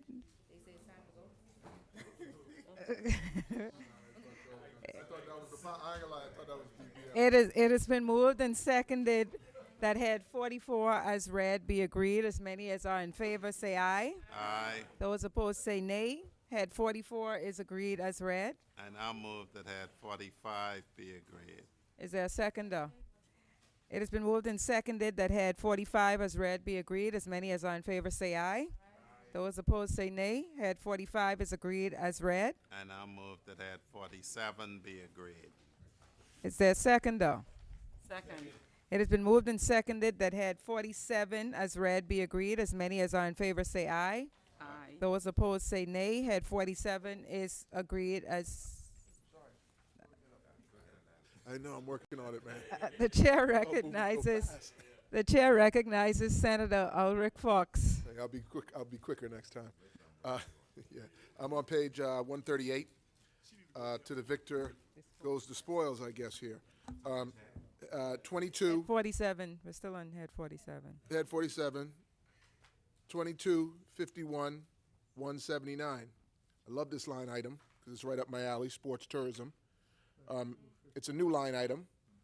Hasn't been budgeted before in Ministry of Sports, but now it has $5,583,870 for the next 3 years. Could we? Is there any visibility on what that is going to be tagged to, or the purpose of those funds?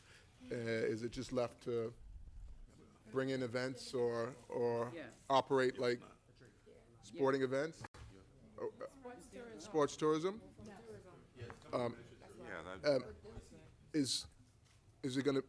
Well, I could say, let me talk. So first of all, it was transferred from the Ministry of Tourism.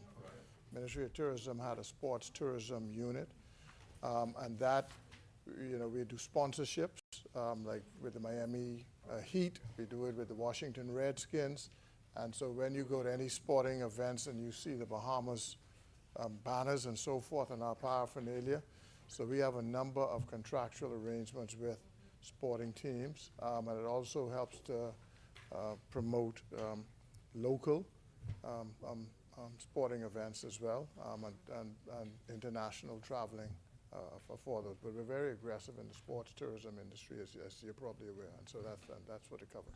The chair recognizes Senator Keenan Johnson.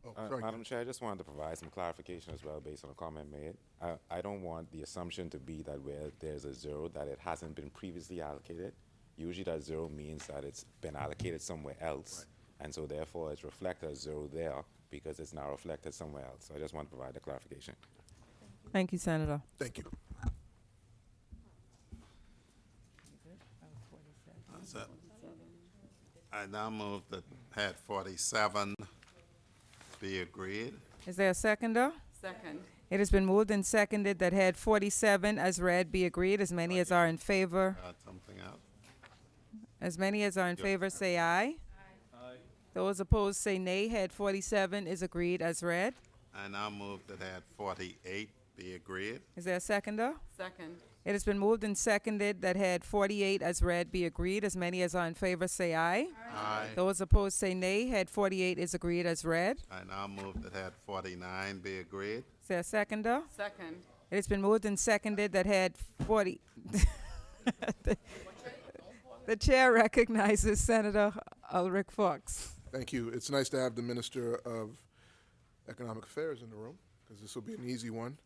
Page 144, line item 251163, The orange economy budget is being reduced to zero. Has that been moved to a different ministry? Is there culture?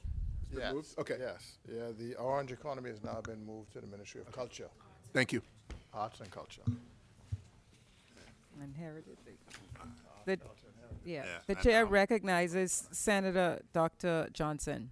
Thank you, Madam Chair. I'm on page 144, line item 225-1132, 225-1132, Consumer Credit Counseling. I note that $0 was spent this fiscal year, despite $50,000 being allocated. Just want to understand the rationale for allocating an additional $50,000, considering that nothing was spent. And in 2024-25, only $8,000 was spent.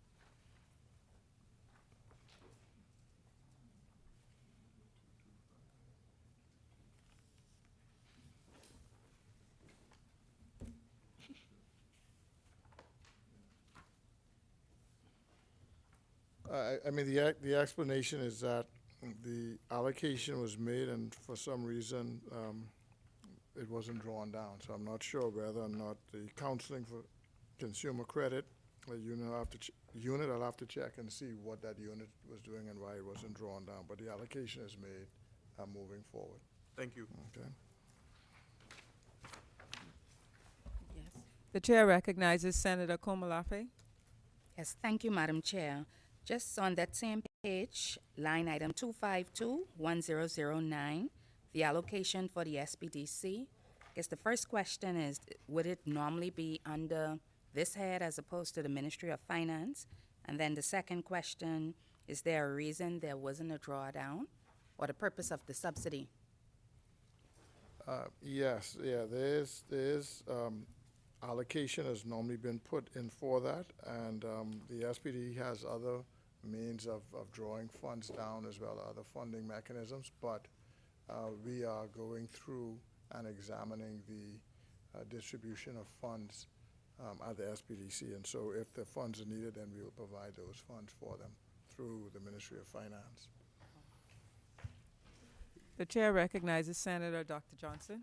Thank you, Madam Chair. Just a question for the minister. I mean, is there a way that we can, I guess, better understand the consolidated figure that is provided to the SPDC? Is there a line item, or are there multiple line items? No, there's a line item. Just a line item, yes. Do you know, sorry, Mr. Ministry? Economic Affairs. It falls under Economic Affairs.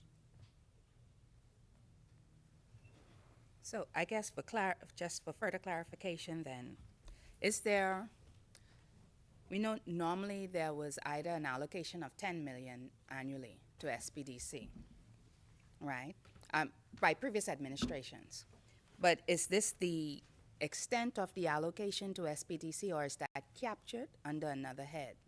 Like the way you would give an allocation to the Bahamas Development Bank, to the Entrepreneurial Fund, is there another place where the, or is SPDC self-sufficient? Does it generate its own revenue? Yeah. SPDC does generate. Or access its own capital? Right, it does access its own capital through other funds and other mechanisms, and we have an allocation for it. But the point is that depending on what the projects that we see are coming on, then we'll provide additional funding for the SPDC, as we have throughout the previous years. Yeah. Sorry. The chair recognizes Senator Watson. In line with what the minister said, also finance is telling us that also funding is provided through the drawdown from the IDB loan. The chair recognizes Senator Ulrich Fox. The same page in Economic Affairs, line item, 2251162, the blue economy. You mentioned and spoke briefly about the blue economy, Senator Fitzgerald. Could you elaborate a little more on where this can take us? Well, if you're talking about the allocation, you'll see that there's an increase in the allocation. And this is through the IDB loan that I spoke about during my presentation as well. And the push that we're going to make throughout the Family Islands in trying to increase the entrepreneurship and also educate Bahamians as to the various opportunities that exist in the blue economy. And so it's going to be a really strong push to get more persons involved in the blue economy. And as I said, education is going to be a key part of that so they understand where the opportunities are and what they are as well. And this is funded through an IDB loan. That was a sneaky way for those watching out there that needs to know where those funds are for blue economy. Hopefully there'll be some young marine biologists out there that can tap in to Minister Fitzgerald. I move that head 49 be agreed. Is there a seconder? It has been moved and seconded that head 49 as read be agreed. As many as are in favor say aye. Aye. Those opposed say nay. Head 49 is agreed as read. And I move that head 51 be agreed. The chair recognizes Senator Dr. Johnson. Thank you, Madam Chair. I'm on page 146. Line item 2. There's plenty ones. 11101. Salary permanent pensionable. Yeah, page 146. That's the first item.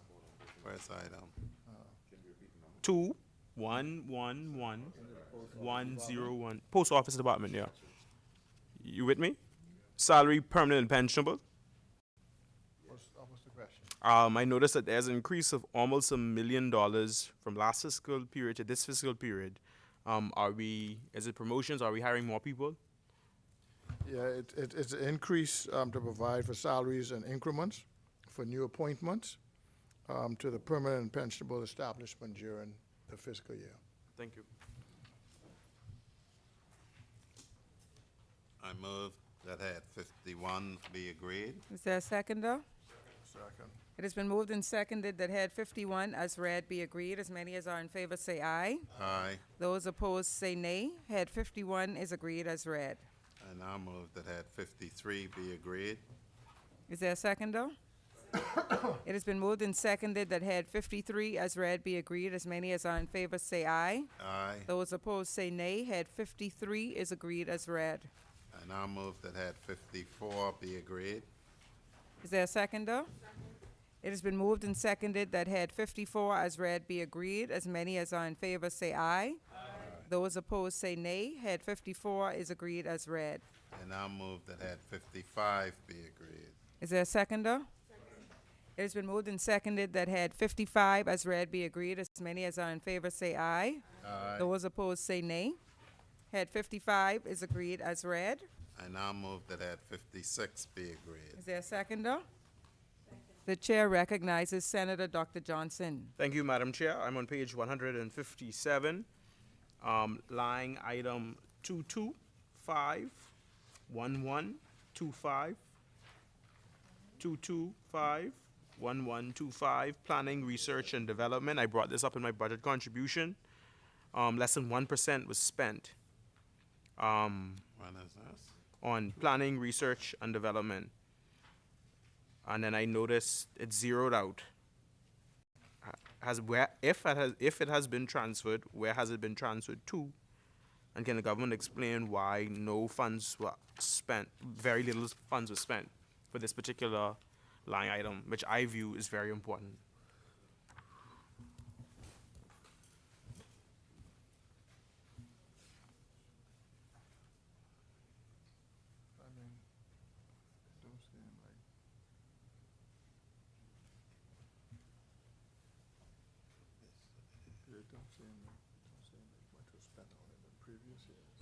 Yeah, I'm looking to see what else it could be.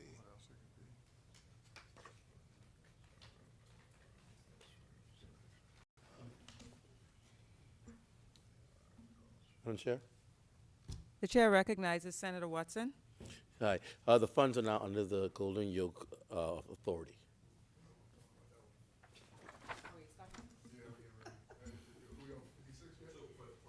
Yeah, we're on 56 now.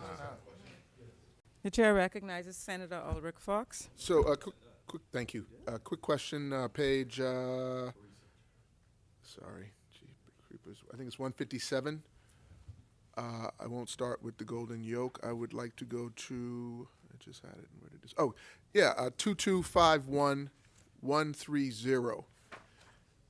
support for farmers. Now, I see this is increased from 24-25 from 200,000 to where it is today, 1.5, 50, 1625 going forward, 1703. That's an increase. That's a significant increase based on where it was. I personally would like to understand what's the future for our farmers when we are spending, I think it is $9 million a year for the next 3 years in our Golden Yolk program. My understanding is that we import 52 million eggs a year, and our Golden Yolk program will produce 2 million eggs a year. In comparison to the price of eggs and the amount of support we could give farmers, I'm not disparaging the Golden Yolk program. I love the fact that we are looking to feed ourselves. But then I look down to food security here in line 2251,139. That's increased to 5,027,500 a year going forward. So I'd like to think that the Golden Yolk program could be food security for us going forward, making our own food. I think we'd probably have to increase that a lot more from 2 million eggs to, I don't know, close to 52 million eggs a year. My only concern is that the price of those eggs, the production of those eggs, the cost of those eggs when you go to the grocery store, are we making eggs for the Bahamian people that they can actually afford? Yeah. Do we have the price on the Golden Oak carton of eggs? Yeah, the price. Is it less than the eggs we import? It is? Good. Significantly. That's awesome. So then I would think we need to look at figuring out how we make more than 2 million eggs. Or maybe we spread a little more of that money if we're not going to increase the egg count over to support the farmers a little more and see if we can spread out beyond eggs and get maybe some vegetables in the mix. I don't understand the question. Oh, a suggestion, all right. I now move that head 56 be agreed. It has been moved and seconded that head 56 as read be agreed. As many as are in favor say aye. Aye. Those opposed say nay. Head 56 is agreed as read. I now move that head 57 be agreed. It has been moved and the chair recognizes Senator Dr. Johnson. Thank you, Madam Chair. I am on page 160, line item 224-1229. 224-1229, backyard farming supplies. Food security is a big conversation we're having. And we allocated almost $80,000 and not a single dollar was drawn down from this particular line item. Is there a rationale as to why we saw that?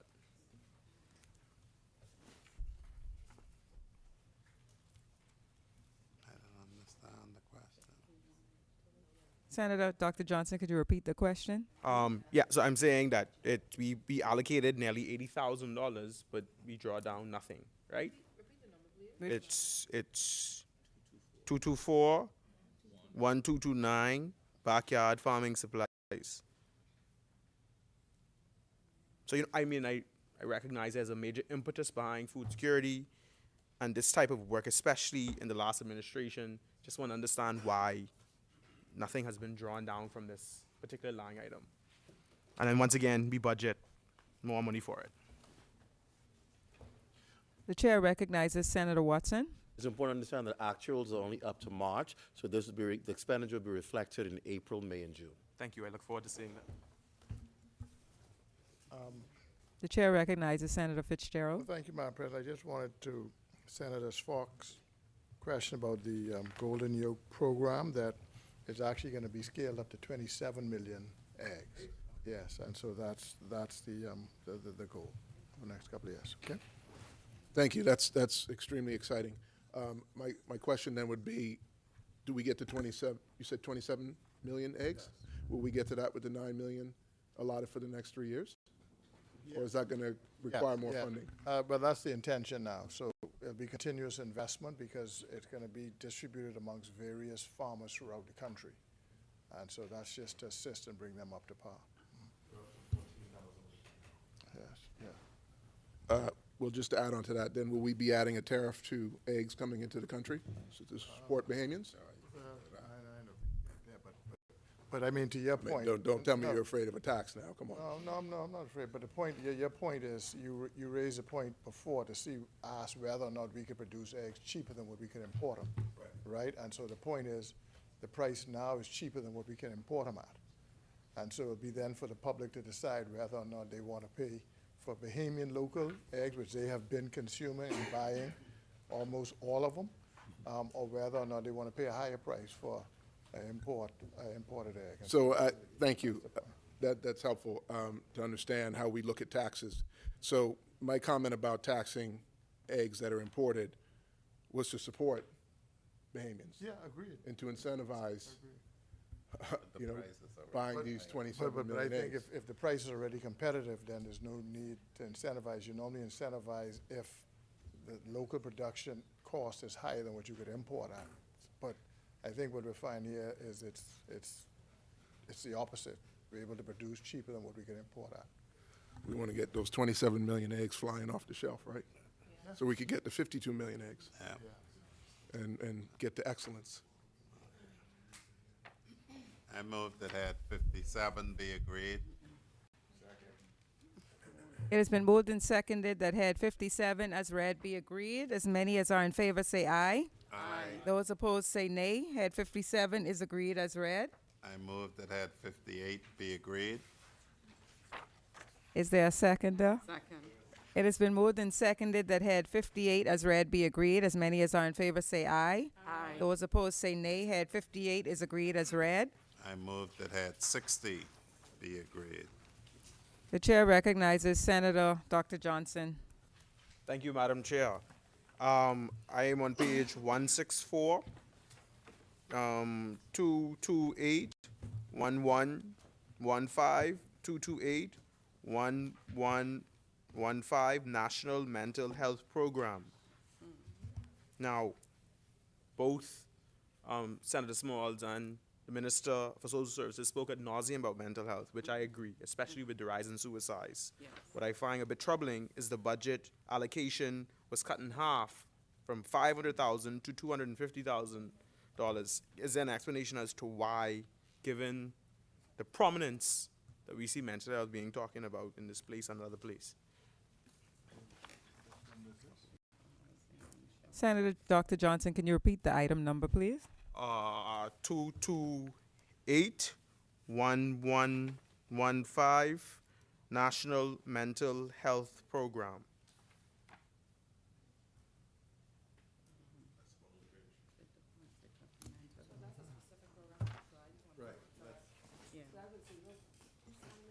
Right, so, sorry, Madam Chair. The chair recognizes Senator Watson. So with the passage of the National Health Act, the Bahamas is strengthening and focusing on protecting individuals with society. So this is a part of a mandate the ministry has identified property for housing and sheltering facilities to support and house persons with mental illness. And the facility will require retrofitting to ensure appropriate configurations and structures that safeguard employees, care providers, and patrons. So it's for that particular program. Thank you for that explanation. Can I be directed as to where I can find other areas of funding for mental health? The chair recognizes Senator Small.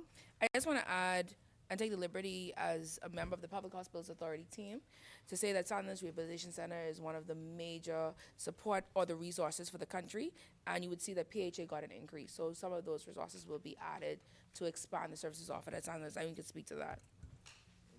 The chair recognizes Senator Watson. Additionally, funding has been transferred to the catastrophic line item. The chair recognizes Senator Komolafe. Yes, thank you, Madam Chair. A question on page 164, line item 224, 1221, HIV/AIDS, STI and TB treatment and testing. We note that the allocation moving forward has been decreased. Is that as a result of improved outcomes or less cases being analyzed, reported, identified? So, The chair recognizes Senator Keenan Johnson. yes, so that's also been a reflection of a transfer to the catastrophic fund. So, Okay. So I have a question, so we transition to the catastrophic healthcare fund. How do the average Bahamian access it, and what particular illnesses or services are covered under that catastrophic health program? I think the Minister of Health and Wellness in the place below said you simply access it by sending a request to the ministry. Yeah, okay, but I guess is it something that's formalized through a portal, or do you have to send a letter into the minister, to a director, to a head of catastrophic services?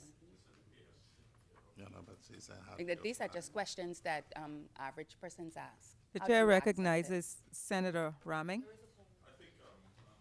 I'm remembering when the minister spoke inside the lower chamber, he alluded to the fact that you write formally to the ministry.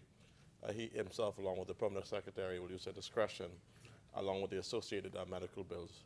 I think that they have expanded, I believe, to cancer cases and I believe cardiovascular disease. But I know from my experience in helping persons, they simply send them email or written up to the PS with the minister's knowledge. I think he also said that sometimes members of parliament also could apply on behalf of their constituents. So is it means tested? Are there requirements, or is it just in the full discretion of the minister? Is it to determine who will be able to access it or benefit from the program? I mean, is there something transparent in the public domain that Bahamians can look at that will let them know how they can access this program, the catastrophic health program? I'm not too certain around the infrastructure of that question, but I do know for sure the minister alluded to the fact that they will help those as much as they can, given the circumstances.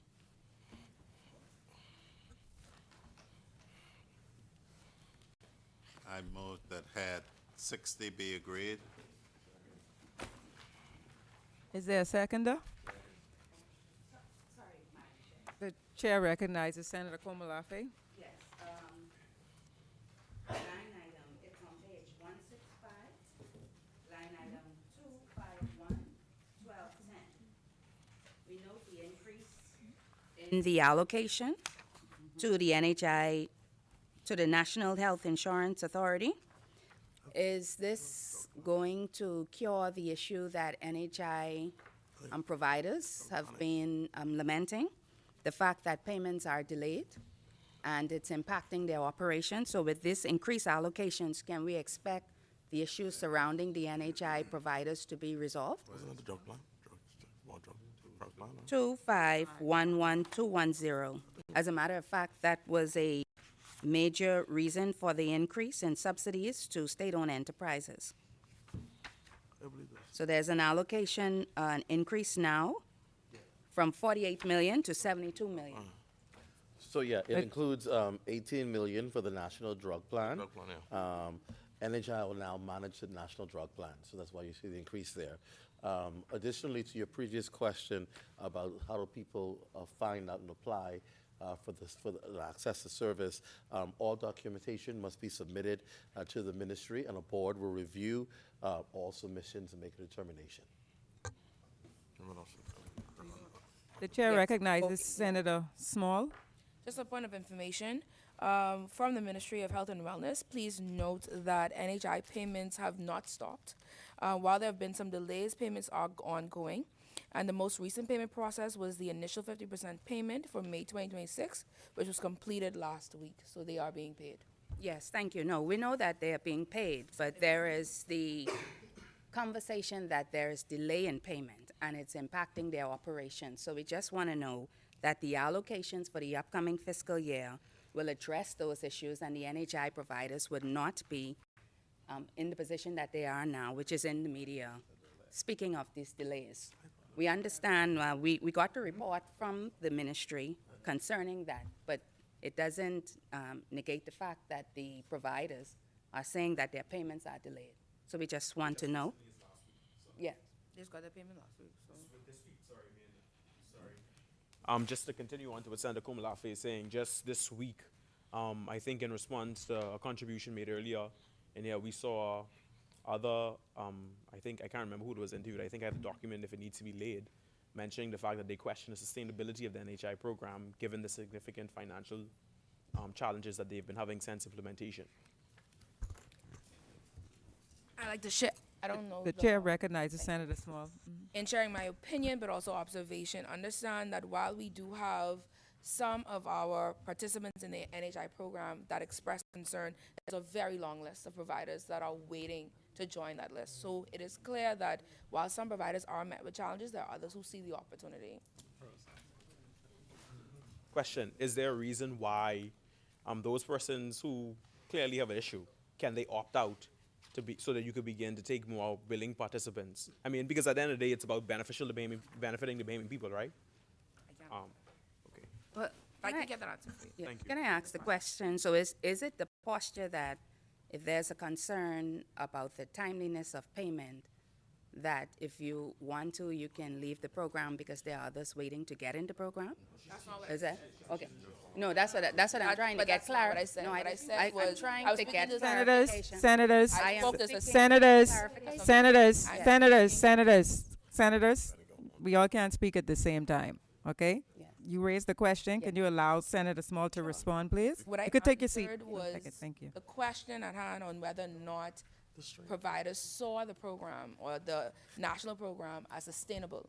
I'm saying to you that while there are some with concerns, there are others who see the opportunity. That's what I spoke to. I am not at liberty to speak to the process of someone opting out of the program, and I'll get that information for the senator. Okay, thank you. Just asking for clarity. I move that head 60 be agreed.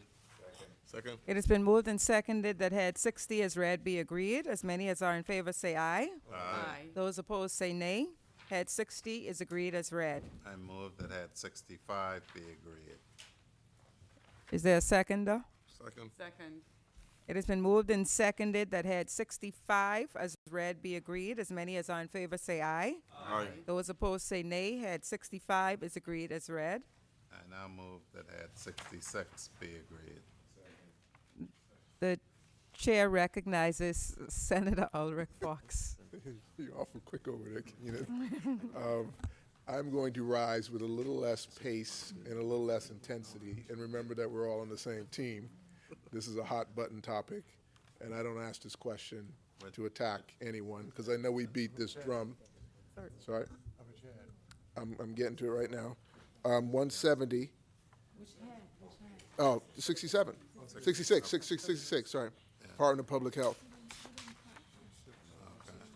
170. Hold on one second. Or maybe it moved. Hold on one second, sorry. Boy, the line. See, now something just punched. We're in the public Health Department. Last night. Okay, sorry. It's page 169, sorry. 169. And 66. 2241203.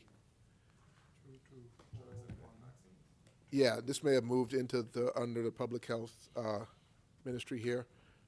Just wanted you to know, since drugs have been such a hot topic throughout the last few months here in terms of access to drugs, this drugs and vaccines, I see it gets up to 750,000. It bumps up. Is that more money being allocated to medicine and for citizens? Just transfer. Is that- It's just transfer. That's what I'm saying. So it's a transfer in? Okay, so that helps with more medicines? It transferred from head 60 from the Ministry of Health and Wellness. Okay, so as for drugs and vaccines though, what actually falls under that if it's not medicine? Is it just, Essential drugs and yeah, did it move into this this department for a reason? Under environmental health? Maybe administration. There's public health. yeah, this is public health. Yeah, sorry. Yeah. PHS, that's public health. Oh, the clinics, that's Still have health. clinics, eh? This is just the department, not the ministry. Right, so. I guess I was just seeking clarification for the Bahamian people on whether or not that represents more access to medicine. Having moved into this line item is what I'm asking. No. Isn't it? But doesn't the Yeah. clinics? That- I thought clinics. Yes, that's exactly what I'm seeking. Yeah, that's what I'm seeking, though. It's $750,000, which could represent more access to drugs. That's all I'm asking. I'm just seeking clarification on whether it makes more medicine available. Okay, thanks. The chair recognizes Senator Ellsworth Johnson. Thank you. Page 170, 2241, 204, medical and surgical supplies. Obviously, this is for PMH, correct? No? That's clinics. Okay. Okay, all right. The chair recognizes Senator Small. Thank you, Madam Chair. Just for the purpose of information, the Department of Public Health oversees our public clinics. The Public Hospitals Authority oversees our major hospitals and the Grand Bahama Health Service. However, the Public Hospital Authority does have the Supplies Management Agency that sometimes provides supplies across the country. Okay. So the Department of Public Health oversees all of our clinics. The Public Hospitals Authority oversees our national hospitals, so Soundness Rehabilitation Center, Princess Margaret Hospital, the Ram Memorial Hospital, soon to be the new hospital, Freeport Health Campus, and also the Grand Bahama Health Service. So that system is all of the clinics in Grand Bahama only. PHA oversees that, along with our ambulance and emergency services. And the funds provided there, the budgetary funds provided there, is to supply those clinics throughout the Bahamas with supplies, correct? And insofar as it seems that the amount seems to be, well, it's the provisional actual expenditure was 299,000, and with the complaints of sometimes they're not being supplied, is there any intention to raise this amount? So as shared, the Public Hospitals Authority also oversees the Supplies Management Agency. So understand that supplies works across the agencies, right? So not all purchases happen directly to this department. The second element is that when it comes to supplies, not everything is a lack of us having it. It could be lack of transportation. It could be a lack of communications and resources. And that's why we're trying to improve and digitize a lot of our systems to track where our things are. A next element is also understanding global supply shortages. So from time to time, when there are things that we do not have, we do send out notices to the public, and all of our healthcare professionals know how to adjust and pivot within those systems. I'm not belaboring the point. The reason why I ask, in terms of medical and surgical supplies, I had a conversation with the president of Sister, knowing that they still have to go out and personally purchase supplies for women, especially for women with cancer. That's why I was asking whether or not that would come from here, and whether or not, having regard to the complaints about the lack of supplies, whether or not that'd be under something else, is it? Again, you just mentioned breast cancer patients. That's a public health or Public Hospitals Authority service. That's not a Department of Public Health service. So your clinics such as St. Anne's Clinic, Freetown Clinic, those type of day-to-day clinics that people access, are hospitals where our oncology center is, and those supplies to breast cancer patients would be through the PHA. Yes, and so PHA has received an increase in this budget. Yes. Thank you. All right, I move that head 66 be agreed. Second. It has been moved and seconded that head 66 as read be agreed. As many as are in favor say aye. Those opposed say nay. Head 66 is agreed as read. I now move that head 67 be agreed. The chair recognizes Senator Ulrich Fox. Thank you. If we could go to page 172, line item 2111, 101, and 102. I'm sure there's an explanation for this. I just need some definition in here. That's a big drop off in salaries and and permanent pensionable and contract workers from 15,900,000 to 0, and from salary permanent pensionable from 3,809,200 to 480,000. Was there a I mean, this is the Ministry of Tourism, our largest budget,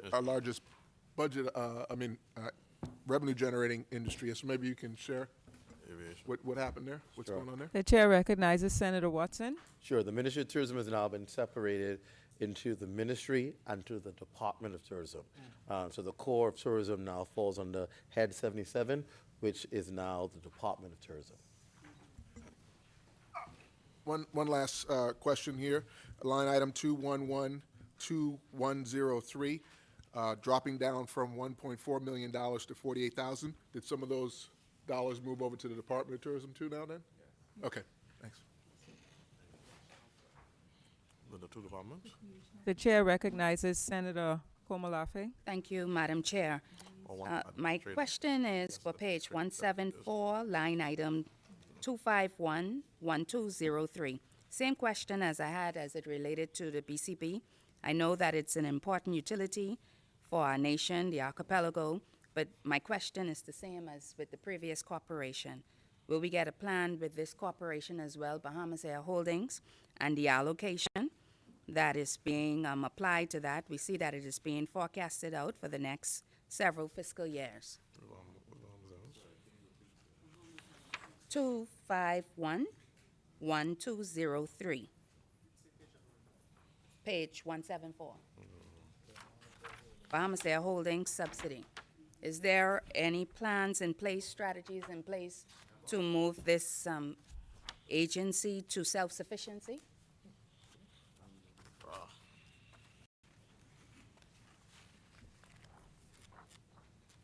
Bahamas, self-sufficiency. Well, I guess if we don't want them to fly to Auckland and Mequona and Inagua, or run the uneconomic route. You will either decide that Family Island people deserve air coverage or they don't. Yes, we understand that. We noted that is an important utility, but we also speak to the overall goal, which is to get a lot of these state-owned enterprises to a place of self-sufficiency. So have we taken the position that we will provide a particular subsidy indefinitely? Is there not a plan or a requirement by the boards of these agencies to move toward self-sufficiency or at least less reliance on the state? Clearly, Bahamas Air seeks to improve itself. If I were still a young conservative, I would say, let the people from the Family Island take the boat. But I'm not a young conservative. I'm a progressive Liberal Party member, and there's been a decision that we will empower travel through this archipelago of 180,000 square miles by air. The chair recognizes Senator Watson. It's important to also know that they have submitted a plan. They're working towards increasing revenue, which is a start towards becoming self-funded. All of these government enterprises have had to now. It is a requirement to submit plans on how you're going to remove to become more self-sufficiency. Also, that funding that's there is also to assist with operational costs and an aviation loan that is being serviced. Thank you, Senator.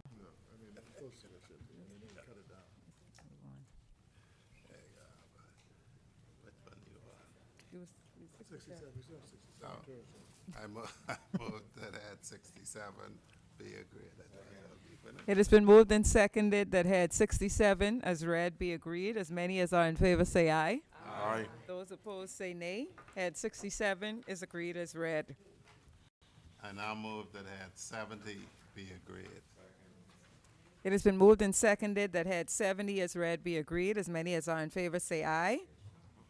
Those opposed say nay. Head 70 is agreed as read. Sorry, Madam Deputy, can we have an opportunity to at least respond? Oh. Bop, bop, bop. It's going very quickly. No, thank you. Even if there's an assumption, you gotta be like Ben Johnson, charged up to get in it. Well, we missed that. They missed that.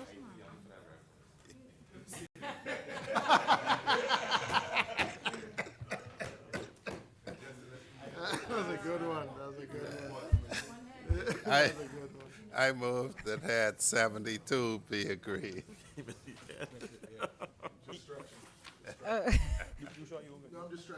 The chair recognizes Senator Dr. Johnson.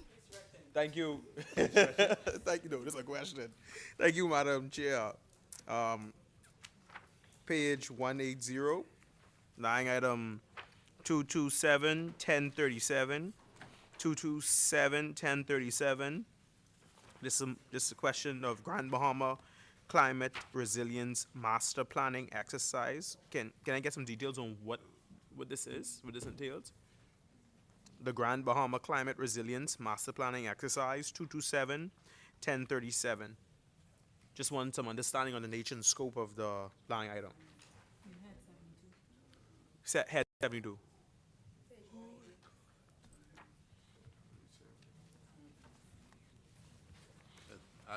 I would imagine it's, as it sounds, climate resilience. Bearing in mind the position that always seems to happen with Grand Bahama more frequently than other islands.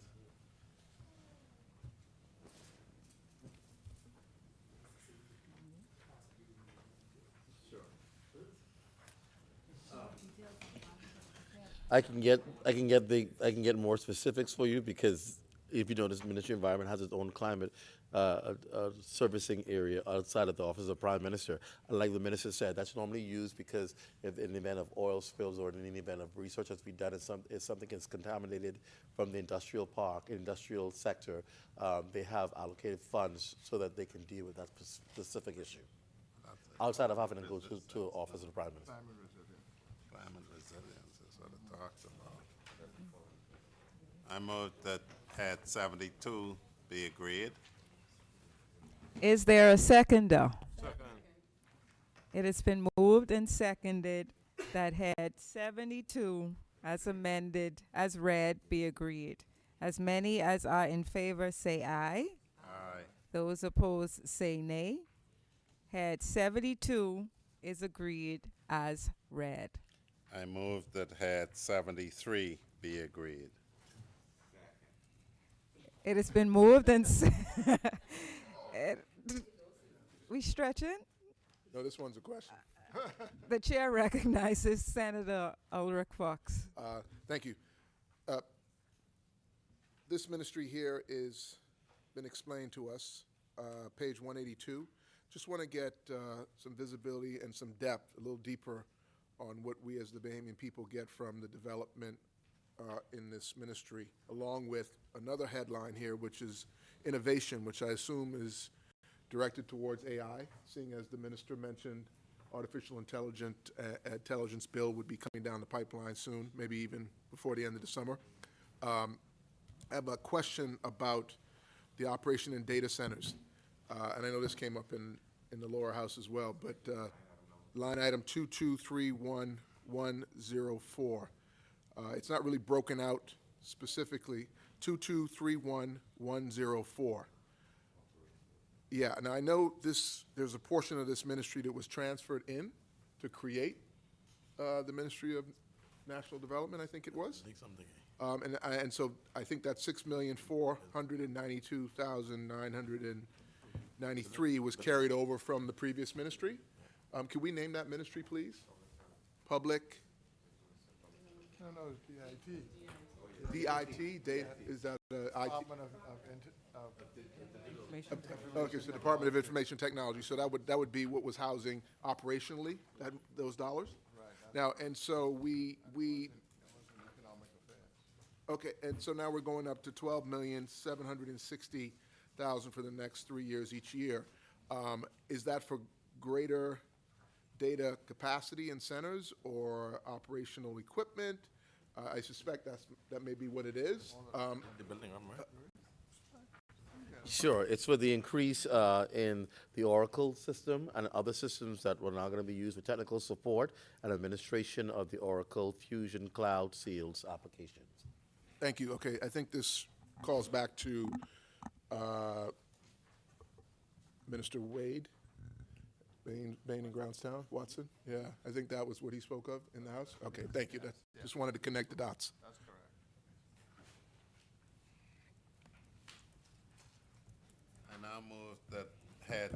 I now move that head 73 be agreed. Second. Oh, sorry. It has been moved and seconded that head 73 as read be agreed. As many as are in favor say aye. Those opposed say nay. Head 73 is agreed as read.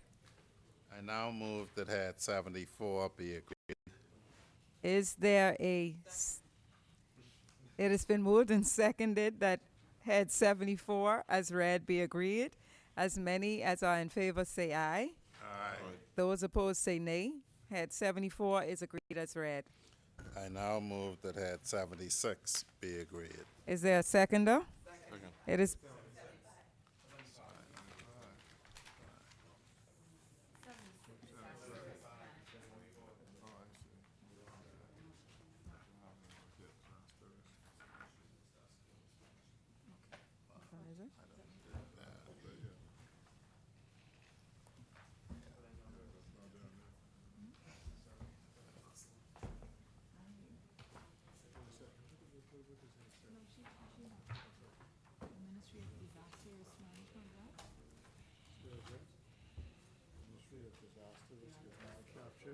Yeah. That's not actually in the schedule. Yeah. Yeah. So I move that head 76. Oh, sorry. be- So I had a question on that because remember I had a question earlier, and then when we spoke about that earlier under OPM, it was zeroed out. Remember, and we had a conversation earlier. You said we can't talk about that until we get to this particular line item because under OPM it was zeroed out because it was transferred. So this is the first time we're seeing numbers from the Disaster Risk Management Authority from the previous fiscal year. Oh, okay. Yes. So I just had a question on. Okay, let's go back to OPM then. But I think it's zero in OPM in terms from the previous fiscal Right, year. yeah, you were asking a question from the previous year, Oh, saying there was no allocation. Yes, sir. for it. Oh, That's right, okay, yeah. So my question is in relation to the Disaster Risk Management Authority, line item 2821420. This fiscal year we spent about $5.3 million. Last fiscal year we spent about $2.7 million. Just want to understand what was the reason behind the almost $3 million increase in spending. I mean, normally for disaster risk, disaster risk management is preparation, right? So most of their time and their budget is spent preparing for the hurricane season, right? And so that means whatever the supplies are, whatever they have to stock up on and so Wasn't forth. there a hurricane in Yeah, it was- Inagua? There Right. was Tropical Storm Imelda, right? Right, I just and want so, to. right, and so once that happens, then they will allocate funds towards it. Right, and that's why you see even for the budget, there's a budget is in excess of that moving forward, but if there's no hurricane or no tropical storm, then of course the allocation is not fully used, but there's a budgeted amount put aside for it. So I assume the $11 million that was approved is inclusive of the funds, the $9 million from the Disaster Emergency and Disaster Prevention Fund. What I wanted to understand is if we had a cost on how much. This is my assumption. My assumption is the increase in spending is as a result of Tropical Storm Imelda. I just want to know if we had an exact figure as to the cost associated with responding to that event. Well, this is, they're talking about the expenditure, which is provisional, right? And now whether or not it's broken down, we could get how it's broken down during the course, because of course there's a lot of items that go into that, including, if you remember during that period, we had to fly people into Nassau, and we had to put them up, and then we had to fly them back, right? And so depending on what the circumstances are, the budget would reflect that. So can we get a costing of that exercise? Yeah, I mean, I'm trying to remember, I think if during that period, yeah, we'll check it. I think during that period, this question was asked. Yes. And I think we may have addressed that during that period as well, but, yeah, that's not a problem. Okay, thank you.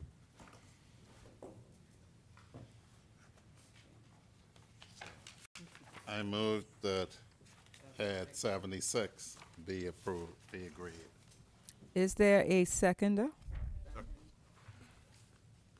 The chair recognizes Senator Ellsworth Johnson. We try to go slower. Page 190, 2721108, legal aid. I see that there is, having regard to the expense of legal services, and I know that there's the Attorney General, there's the, oh God, Mr. Rowlands. Public defender. Yeah, the public defenders would take up the slack there. 'Cause I see, That's in the Office of the Director of Public Prosecutions. yeah, for legal aid there. The amount, isn't that somewhat meager?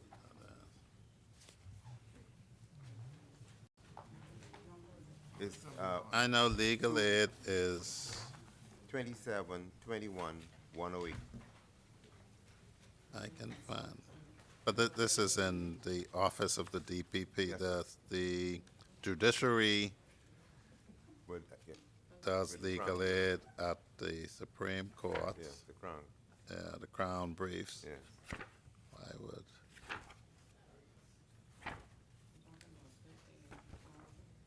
The I like a name. start of at 9, yes. This is at 76.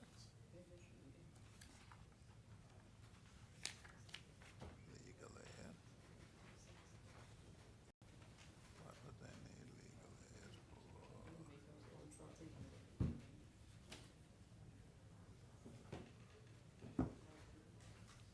But they describe it here as legal aid. Yeah.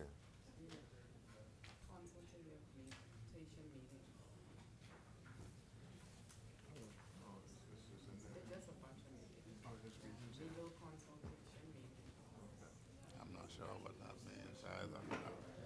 I would have to get back to you on that, Thank you very much. unless that means assistance, no, but this prosecutors. So maybe meeting spaces or consultation. It might be with outside counsel perhaps, yeah, okay. So I move that head 76 be agreed. Was there a seconder?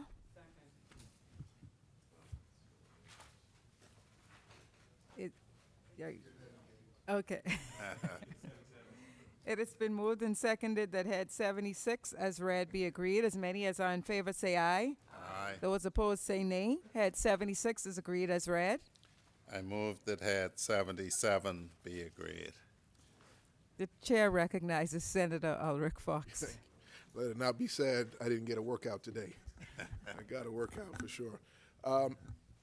Thank you, Senator Lyons, on clarification on the movement from Ministry of Tourism over to the Department of Tourism. I think we see it here in this heads where the majority, a lot of the ministry was moved. Could we get just maybe for our edification and the public's edification, the understanding of what the thought process was? I hope it was for ease of business, I think you said, potentially, that. Sorry? Less bureaucracy? Because that's $78 million moving into a different department is a lot of money moving, so I just want to understand what efficiency we gain, what KPIs we gain with that move.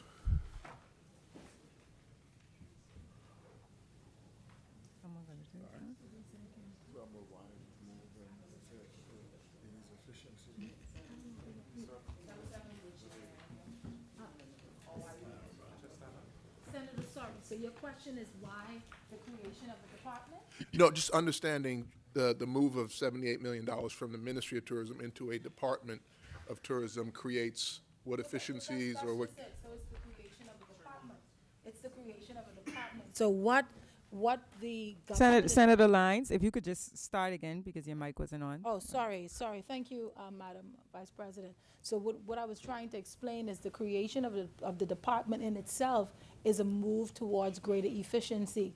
So there's less bureaucracy, and the department represents the administrative arm of any ministry, right? And so things move quickly through the administrative portals, and that's really the rationale. If you saw, most ministries have existing departments. Tourism did not, and now it does. So that's all it is. Thank you. And to, if I Go could ahead, get further clarification, the Department of Tourism is actually the core function of tourism, and now that we've migrated to a new system called Oracle, the new Oracle system requires the separation of ministry and departments. So is the Oracle, in some form or fashion, a line item in the ministry of the Department of, or just solely under its IT department of new? It's Okay. the overall e-government. Yeah, overall e-government. Got it. Thank you. Just one other item here, line item 22-51116. I'll skip the one above it, which is consultancy services. I know that's necessary and needed. But facilitation and support is $6,309,282. Could you get some visibility or a little deeper dive into what this line item facilitates or supports? 22-51116. 22-51116, facilitation and support. Just wondering what is being facilitated and what is being supported.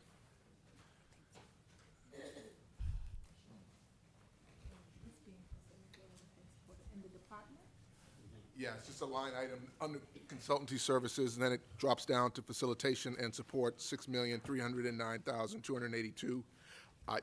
Is it facilitating and supporting operations?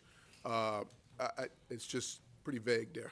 Facilitating and supporting the work of the department. So if you look at that particular budgetary allocation, when we look at that particular budgetary allocation, right? All of the funding for those line items that you mentioned, if we look at from 223-1105 all the way down, right? All of these are funds that were transferred from the Ministry of Tourism to the Department of Tourism. So when we talk about facilitation and support, just supporting the work of the department in and of itself. And so those things would be itemized as the work is done. There's no listing of, you understand, supporting. Yeah, I do understand it. You It's understand just. what I mean? Yeah, I understand it. It's listed until it's actually. So let me give Well, you further, yeah, further but- clarification. Senators, we all can't speak at the same time. Let me give you further clarification. All right, so when we talk about that particular line item, we're referring to all programs throughout the Family Islands, John Canoe Summer Festivals, international tourism trade shows, and some marketing functions. Okay, thank you. I assumed it was something, I was just looking for a little more depth. I was just trying to, yeah,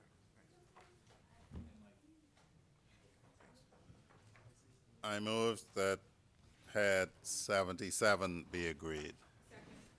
It has been moved and seconded that head 77 as read be agreed. As many as are in favor say aye. Aye. Those opposed,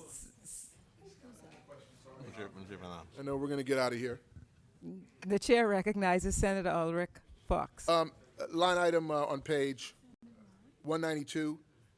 It's confusing to me a little bit here. 2291016, Tourism Call Center, $100,000. But when we go to telephone landline on the page before, 2231101, that's $160,000. I'm sure that landline operates whatever offices we have down at the tourism offices.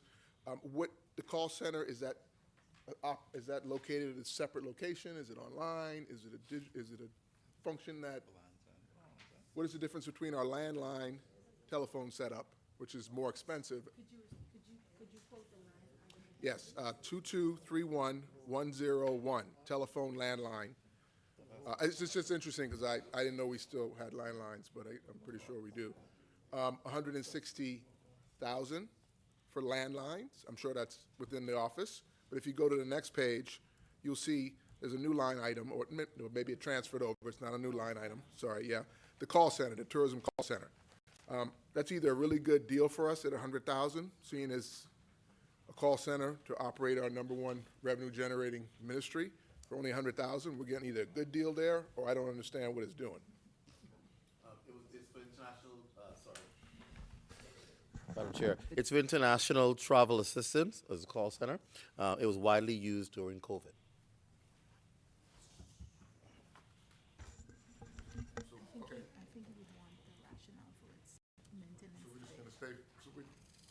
So we should just stay ready for another COVID? No, it's for the telephone service department. It's for the telephone center for the department operations as well. So people, that's what it's being used for. Okay.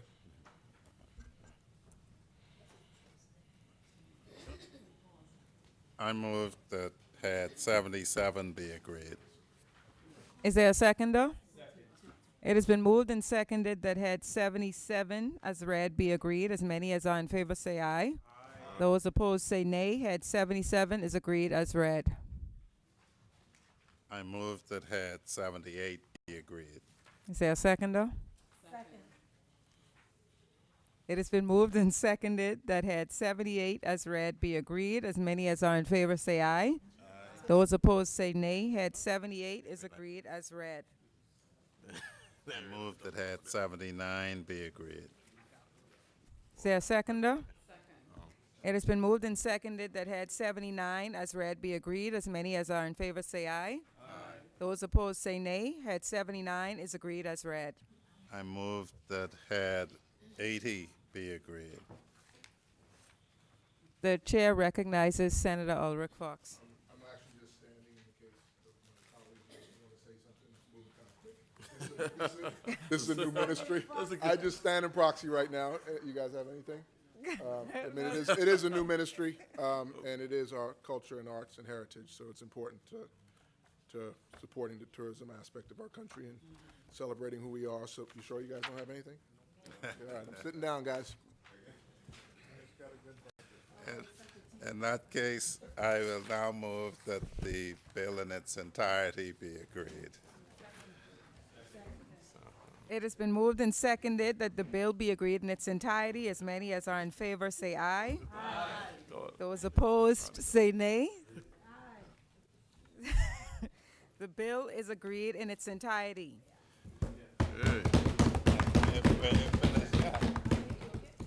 Ain't finished yet. We got all of this.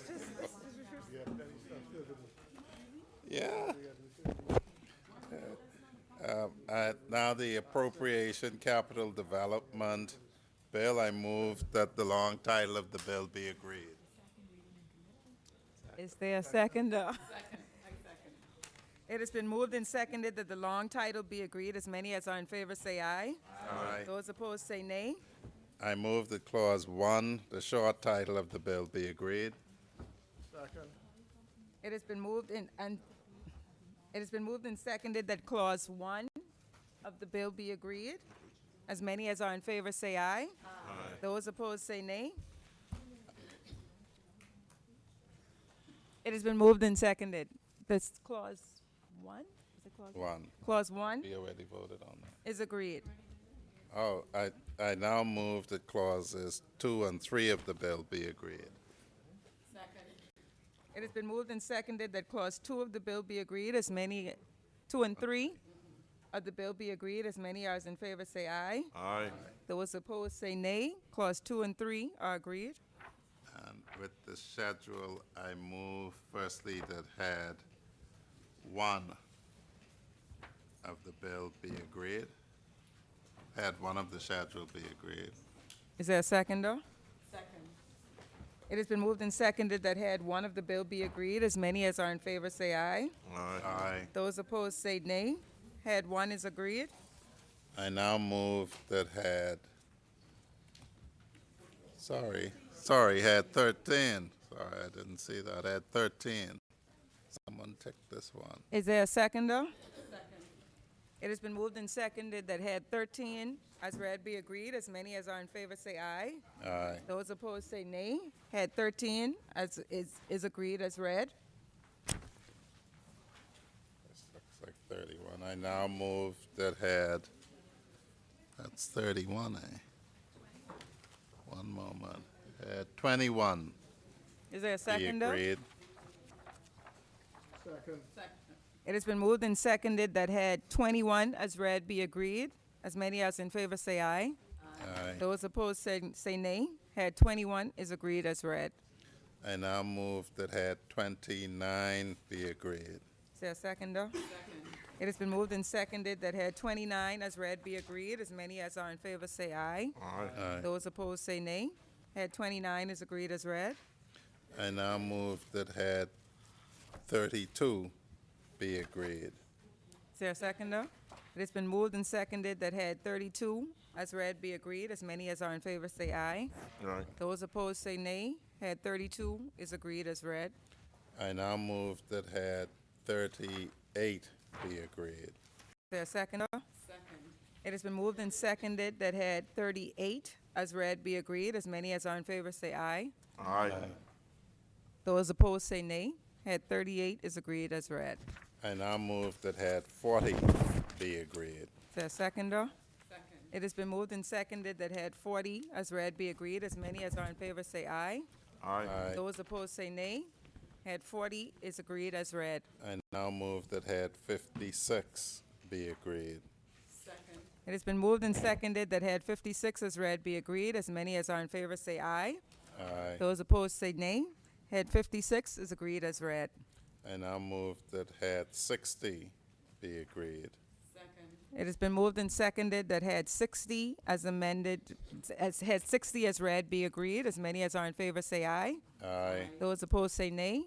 Head 60 is agreed as read. I now move that had 72 be agreed. It has been moved and seconded that head 72 as read be agreed. As many as are in favor say aye. Aye. Those opposed say nay. Head 72 is agreed as read.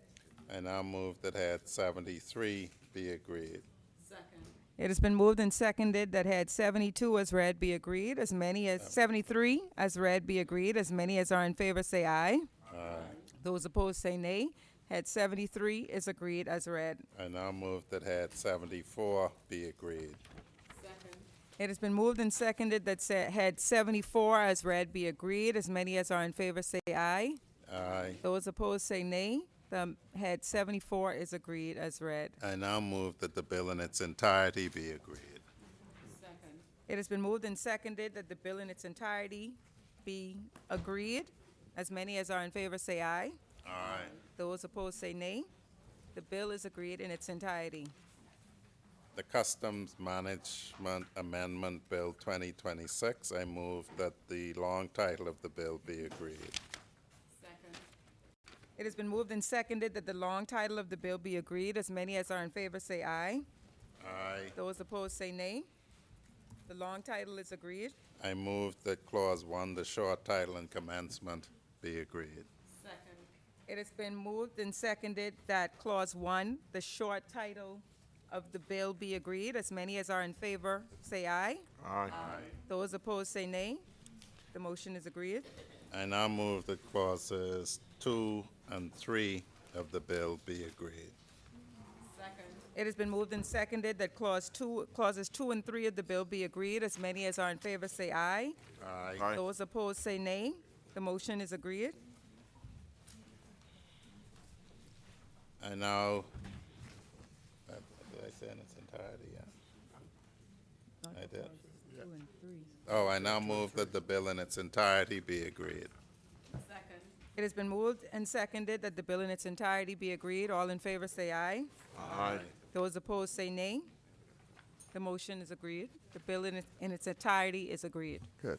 Excuse me, Madam Chair, if I can, the personnel from the Ministry of Finance have been in the gallery supporting us, and they're getting ready to leave now, so I just want to say a special thank you to them.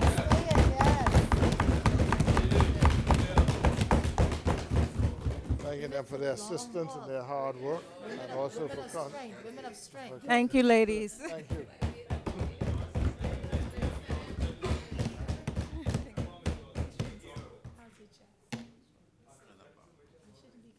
The business Business License Amendment Bill 2026. I move that the long title of the bill be agreed. It has been moved and seconded that the long title of the bill be agreed. As many as are in favor, say aye. Aye. Those opposed, say nay. The long title is agreed. I move that the short title of the bill be agreed.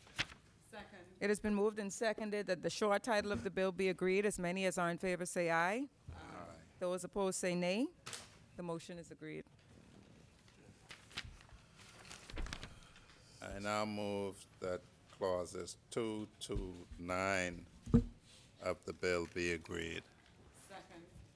It has been moved and seconded that clauses 2 through 9 of the bill be agreed. As many as are in favor, say aye. Aye. Those opposed, say nay. Clauses 2 through 9 of the bill is agreed. I now move that the bill be agreed in its entirety. It has been moved and seconded that the bill be agreed in its entirety. As many as are in favor, say aye. Aye. Those opposed, say nay. The bill is agreed in its entirety. Next, the Domestic Minimum Top-Up Tax Amendment Bill 2026. I move that the long title of the bill be agreed. It has been moved and seconded that the long title be agreed. As many as are in favor, say aye. Aye. Those opposed, say nay. The long title is agreed. I now move that the short title of the bill be agreed. It has been moved and seconded that the short title of the bill be agreed. As many as are in favor, say aye. Those opposed, say nay. The short title is agreed. I now move that clauses 2 to 7 of the bill be agreed. It has been moved and seconded that clauses 2 through 7 of the bill be agreed. As many as are in favor, say aye. Aye. Those opposed, say nay. Clauses 2 through 7 of the bill is agreed. I now move that the bill in its entirety be agreed. It has been moved and seconded that the bill in its entirety be agreed. As many as are in favor, say aye. Aye. Those opposed, say nay. The bill is agreed in its entirety. Next, the Family Island Development Encouragement Amendment Bill 2026. I move that the long title of the bill be agreed. It has been moved and seconded that the long title be agreed. As many as are in favor, say aye. Those opposed, say nay. The long title is agreed. I now move that the short title of the bill be agreed. It has been moved and seconded that the short title of the bill be agreed. As many as are in favor, say aye. Those opposed, say nay. The short title is agreed. I now move that clause 2 of the bill be agreed. It has been moved and seconded that clause 2 of the bill be agreed. As many as are in favor, say aye. Those opposed, say nay. Clause 2 of the bill is agreed. I now move that the bill in its entirety be agreed. It has been moved and seconded that the bill be agreed in its entirety. As many as are in favor, say aye.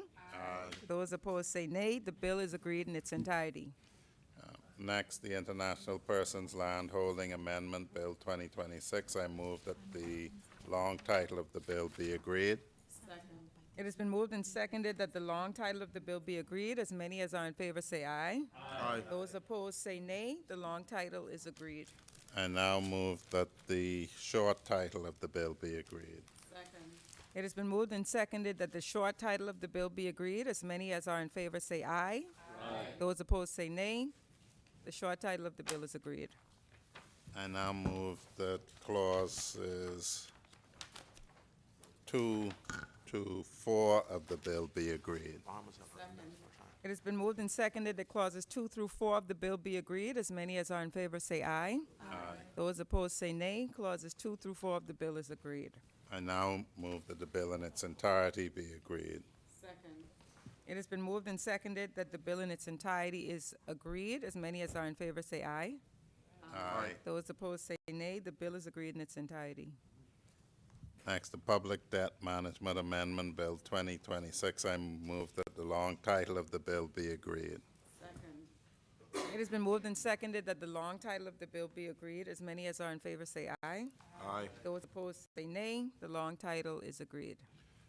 I now move that the short title of the bill be agreed.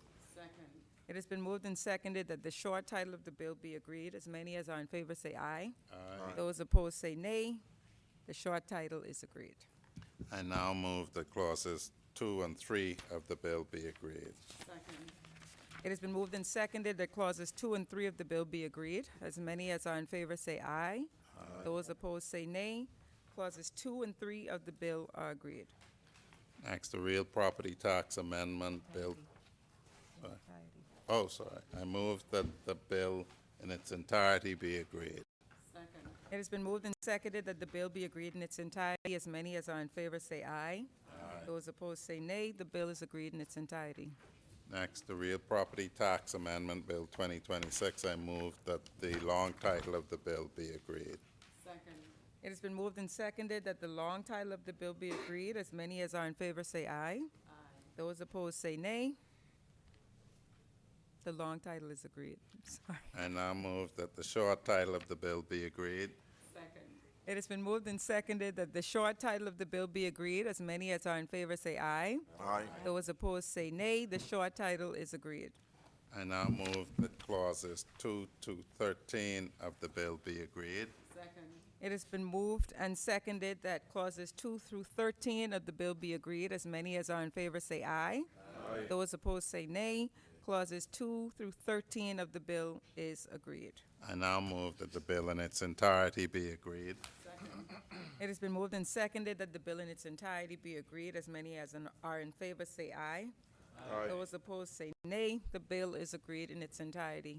Up next, the stamp amendment bill 2026. I move that the long title of the bill be agreed. It has been moved and seconded that the long title of the bill be agreed. As many as are in favor say aye. Those opposed say nay. The long title is agreed. I move that the short title of the bill be agreed. It has been moved and seconded that the short title of the bill be agreed. As many as are in favor say aye. Those opposed say nay. The short title of the bill is agreed. I now move that clauses 2 to 4 of the bill be agreed. It has been moved and seconded that clauses 2 through 4 of the bill be agreed. As many as are in favor say aye. Aye. Those opposed say nay. Clauses 2 through 4 of the bill is agreed.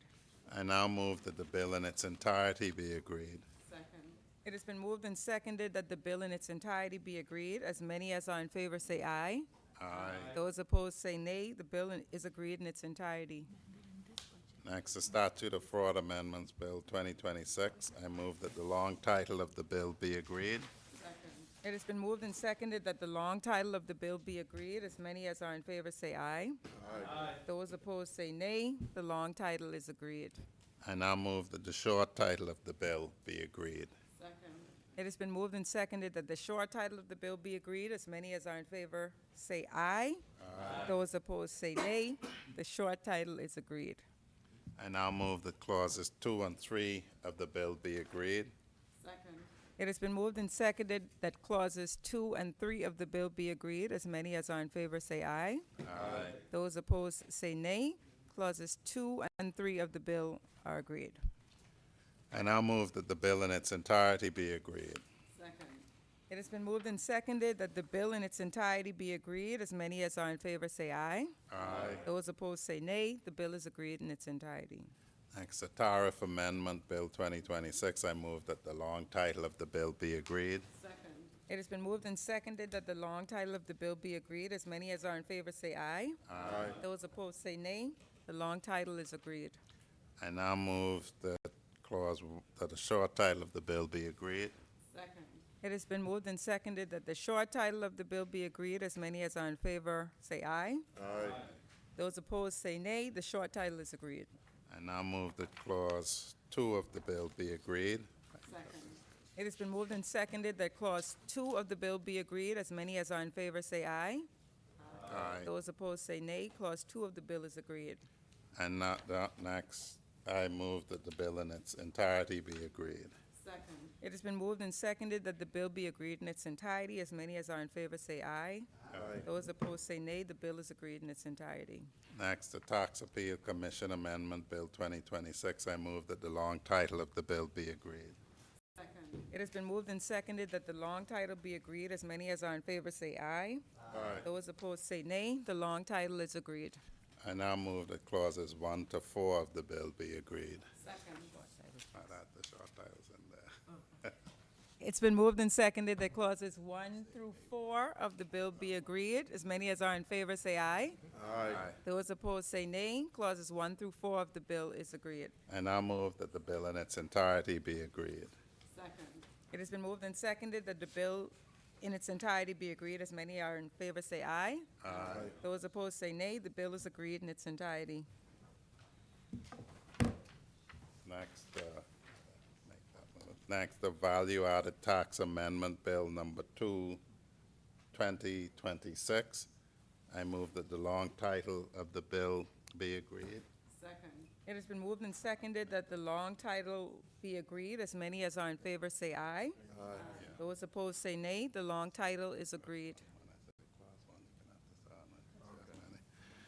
I move that clause 1 of the bill be agreed. It has been moved and seconded that clause 1 of the bill be agreed. As many as are in favor say aye. Aye.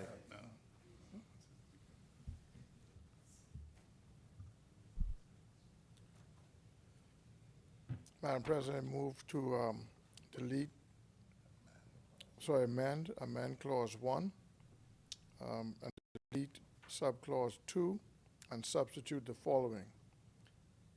Subject to subsection 3, this act shall come into force on the first day of July 2026. Subclause 3, clause 4 of the act shall come into force on such date as the minister may appoint by notice published in the Gazette.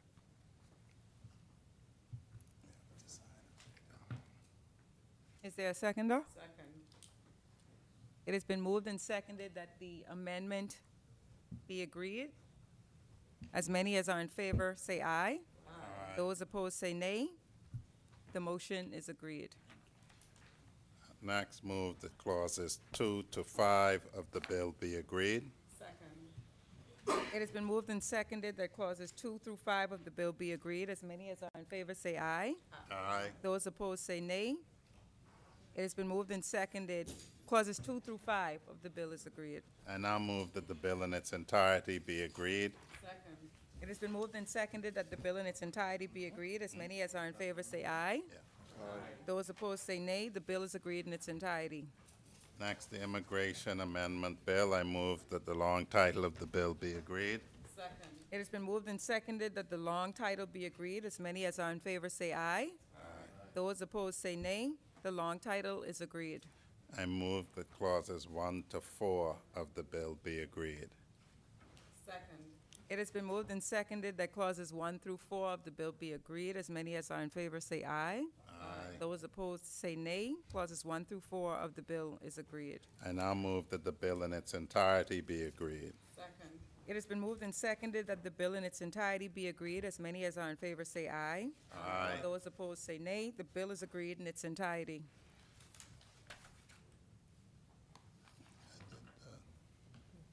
This is the next one. The Conveyancing Law and Property Amendment Bill 2026. I move that the long title of the bill be agreed. It has been moved and seconded that the long title of the bill be agreed. As many as are in favor say aye. Aye. Those opposed say nay. The long title is agreed. I now move that clauses 1, 2, 3 of the bill be agreed. It has been moved and seconded that clauses 1 through 3 of the bill are agreed. As many as are in favor say aye. Aye. Those opposed say nay. Clauses 1 through 3 of the bill is agreed. I now move that the bill be agreed in its entirety. It has been moved and seconded that the bill be agreed in its entirety. As many as are in favor say aye. Those opposed say nay. The bill is agreed in its entirety.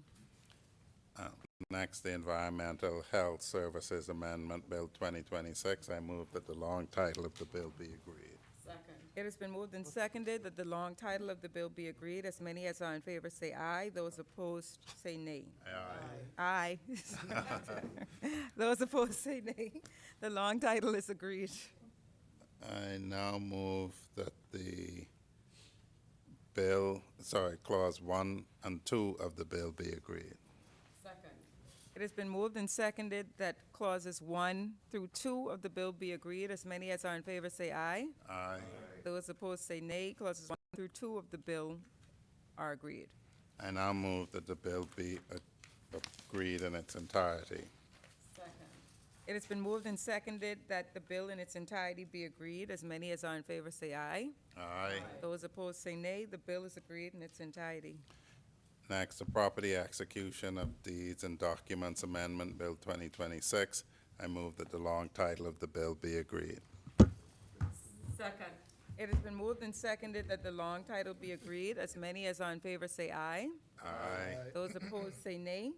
The long title is agreed. I now move that clauses 1 to 3 of the bill be agreed. Second. It has been moved and seconded that clauses 1 through 3 of the bill be agreed. As many as are in favor say aye. Aye. Those opposed say nay. Clauses 1 through 3 of the bill are agreed. I now move that the bill be agreed in its entirety. Second. It has been moved and seconded that the bill be agreed in its entirety. As many as are in favor say aye. Aye. Those opposed say nay. The bill is agreed in its entirety. Next, the Port Authority Amendment Bill 2026. I move that the long title of the bill be agreed. Second. It has been moved and seconded that the long title of the bill be agreed. As many as are in favor say aye. Aye. Those opposed say nay. The long title is agreed. I now move that clauses 1 and 2 of the bill be agreed. Second. It has been moved and seconded that clauses 1 and 2 of the bill be agreed. As many as are in favor say aye. Aye. Those opposed say nay. Clauses 1 and 2 of the bill are agreed. I now move that the bill in its entirety be agreed. Second. It has been moved and seconded that the bill be agreed in its entirety. As many as are in favor say aye. Aye. Those opposed say nay. The bill is agreed in its entirety. Next, the Boat Registration Amendment Bill 2026. I move that the long title of the bill be agreed. Second. It has been moved and seconded that the long title be agreed. As many as are in favor say aye. Aye. Those opposed say nay. The long title is agreed. I now move that clauses 1 to 4 of the bill be agreed. Second. It has been moved and seconded that clauses 1 through 4 of the bill be agreed. As many as are in favor say aye. Aye. Those opposed say nay. Clauses 1 through 4 of the bill is agreed. I now move that the bill in its entirety be agreed. Second. It has been moved and seconded that the bill be agreed in its entirety. As many as are in favor say aye. Aye. Those opposed say nay. The bill is agreed in its entirety. Next, the Commercial Recreational Watercraft Amendment Bill 2026. I move that the long title of the bill be agreed. Second. It has been moved and seconded that the long title of the bill be agreed. As many as are in favor say aye. Aye. Those opposed say nay. The long title is agreed. I now move that clauses 1 to 3 of the bill be agreed. Second. It has been moved and seconded that clauses 1 through 3 of the bill be agreed. As many as are in favor say aye. Aye. Those opposed say nay. Clauses 1 through 3 of the bill are agreed. I now move that the bill in its entirety be agreed. Second. It has been moved and seconded that the bill in its entirety be agreed. As many as are in favor say aye. Aye. Those opposed say nay. The bill is agreed in its entirety. Next, the Bahamas Nationality Amendment Bill. I move that the long title of the bill be agreed. Second. It has been moved and seconded that the long title be agreed. As many as are in favor say aye. Aye. Those opposed say nay. The long title is agreed. I now move that clauses 1 and 2 of the bill are agreed. Second.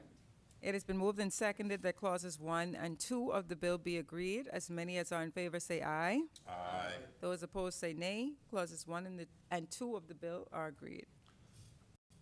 I now move that the bill in its entirety be agreed. Second. It has been moved and seconded that the bill be agreed in its entirety. As many as are in favor say aye. Aye. Those opposed say nay. The bill is agreed in its entirety. Next, the Road Traffic Amendment Bill 2026. I move that the long title of the bill be agreed. Second.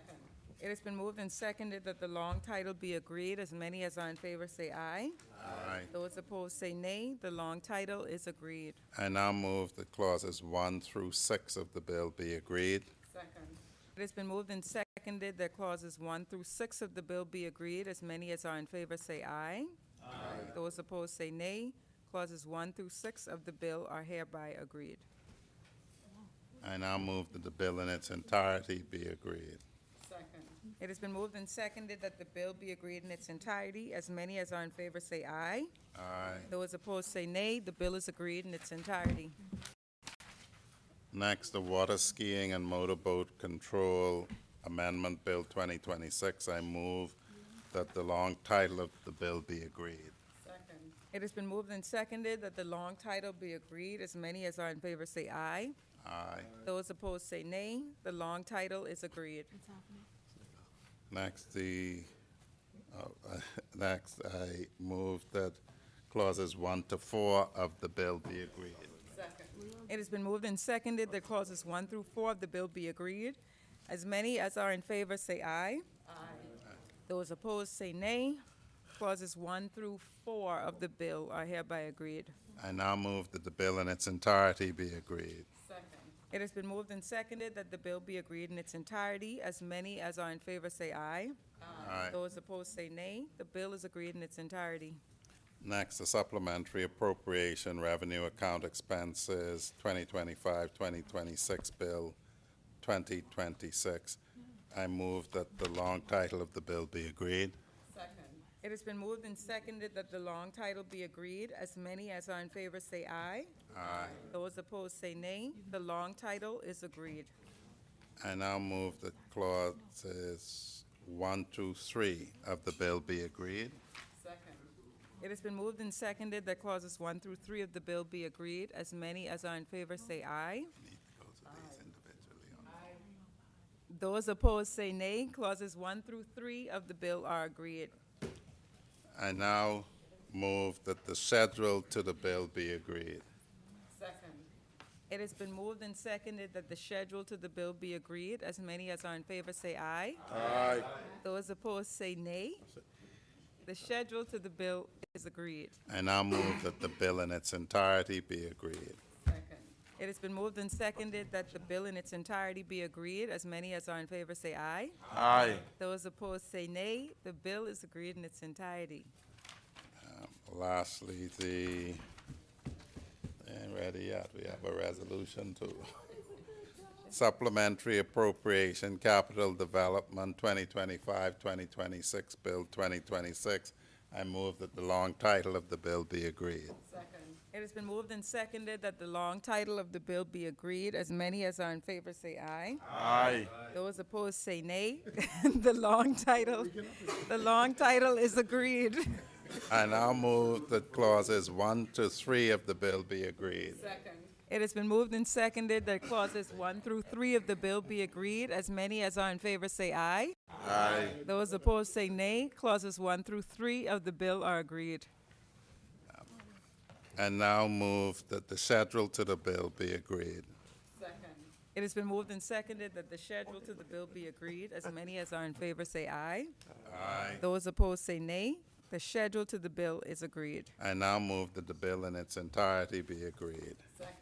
It has been moved and seconded that the bill in its entirety be agreed. As many as are in favor say aye. Aye. Those opposed say nay. The bill is agreed in its entirety. I now move that the Senate to resume with the President in the chair. Is there a seconder?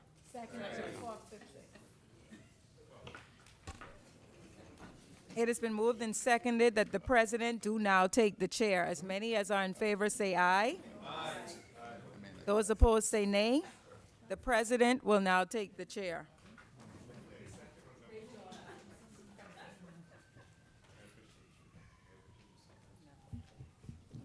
She should have been, she should have been watching.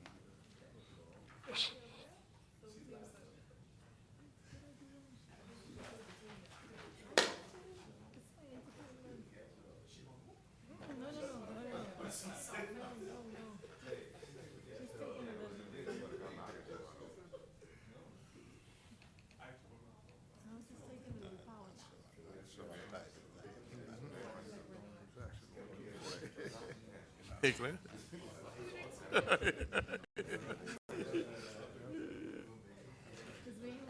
Madam President, I beg leave to report that the committee has gone through several bills, having made several amendments thereto. Too late for this.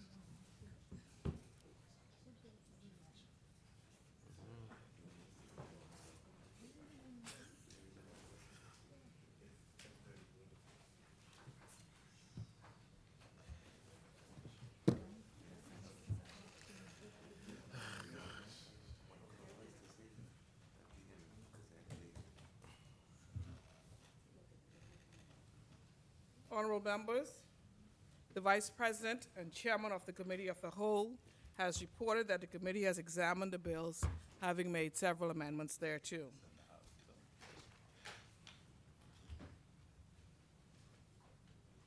Third reading and passing of bills. Chair recognizes Senator the Honorable Wayne Monroe. Madam President, I move for the third reading and passing of the Appropriation Capital Development 2026-2027 Bill 2026. Is there a seconder? Second. It has been moved and seconded that the following bill be read for a third time and passed. As many as in favor say aye. Aye. Those opposed say nay. The motion is carried. Or the bill be read for a third time and passed.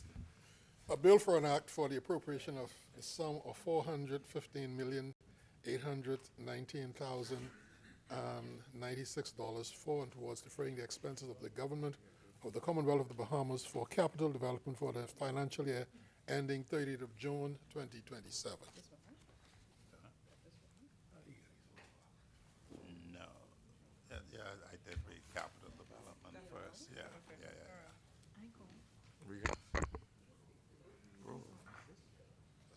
Order that this bill do now pass and the title thereof declared to be Appropriation Capital Development 2026-27 Act 2026.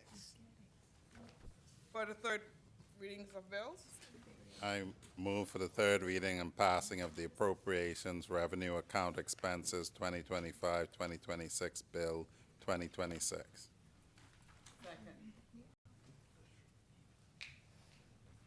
It has been moved and seconded that the following bill be read for a third time and passed. As many as in favor say aye. Aye. Those opposed say nay.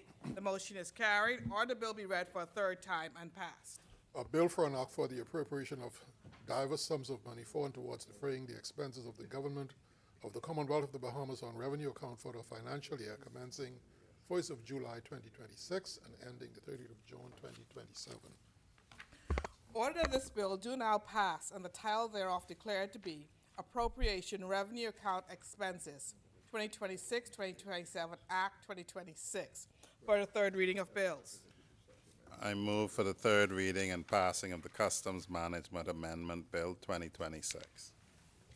It has been moved and seconded that the following bill be read for a third time and passed. As many as in favor say aye.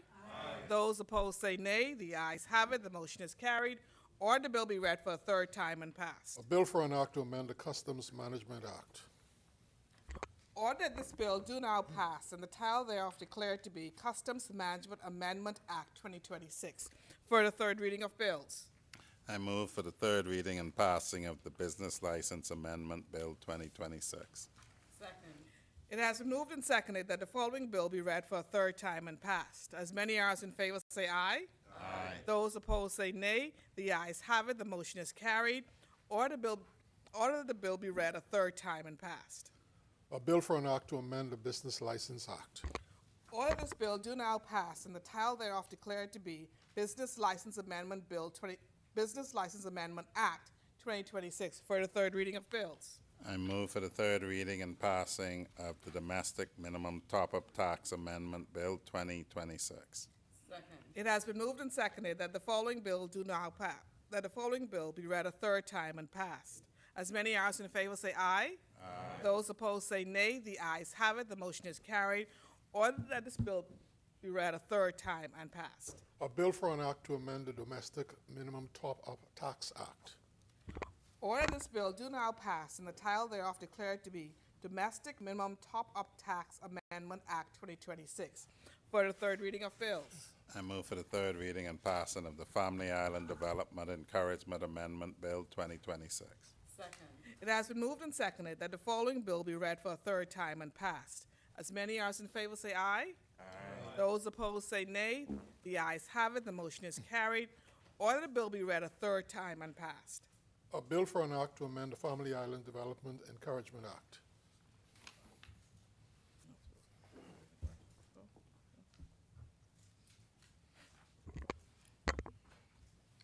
Order this bill do now pass and the title thereof declared to be Family Islands Development Encouragement Amendment Bill 2026.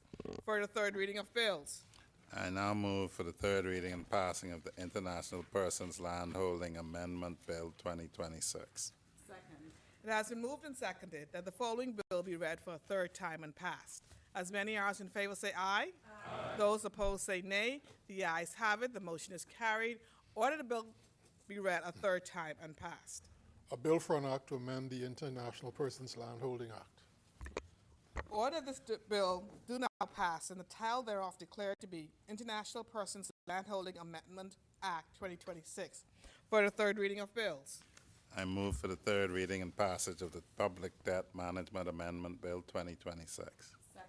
It has been moved and seconded that the following bill be read a third time and passed.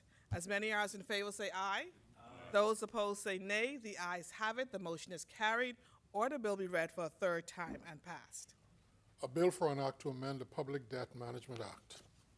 Order this bill do now pass and the title thereof declared to be Public Debt Management Amendment Act 2026 for the third reading of bills. I now move for the third reading and passing of the Real Property Tax Amendment Bill 2026. It has been moved and seconded that the following bill be read for a third time and passed. As many as in favor say aye. Aye. Those opposed say nay. The ayes have it. The motion is carried. Order the bill be read a third time and passed. A bill for an act to amend the Real Property Tax Act. Order this bill do now pass and the title thereof declared to be Real Property Tax Amendment Act 2026 for the third reading of bills. I now move for the third reading and passing of the Stamp Amendment Bill 2026. It has been moved and seconded that the following bill be read for a third time and passed. As many as in favor say aye. Aye. Those opposed say nay. The ayes have it. The motion is carried. Order the bill be read for a third time and passed. A bill for an act to amend the Stamp Act. Order this bill do now pass and the title thereof declared to be Stamp Amendment Act 2026 for the third reading of bills. I now move for the third reading and passing of the Statute of Frauds Amendment Bill 2026. It has been moved and seconded that the following bill be read for a third time and passed. As many as in favor say aye. Aye. Those opposed say nay. The ayes have it. The motion is carried. Order the bill be read for a third time and passed. A bill for an act to amend the Statute of Frauds Act. Order that this bill do now pass and the title thereof declared to be Statute of Frauds Amendment Act 2026 for the third reading of bills. And I move for the third reading and passing of the Tariff Amendment Bill 2026. It has been moved and seconded that the following bill be read for a third time and pass. As many as in favor say aye. Aye.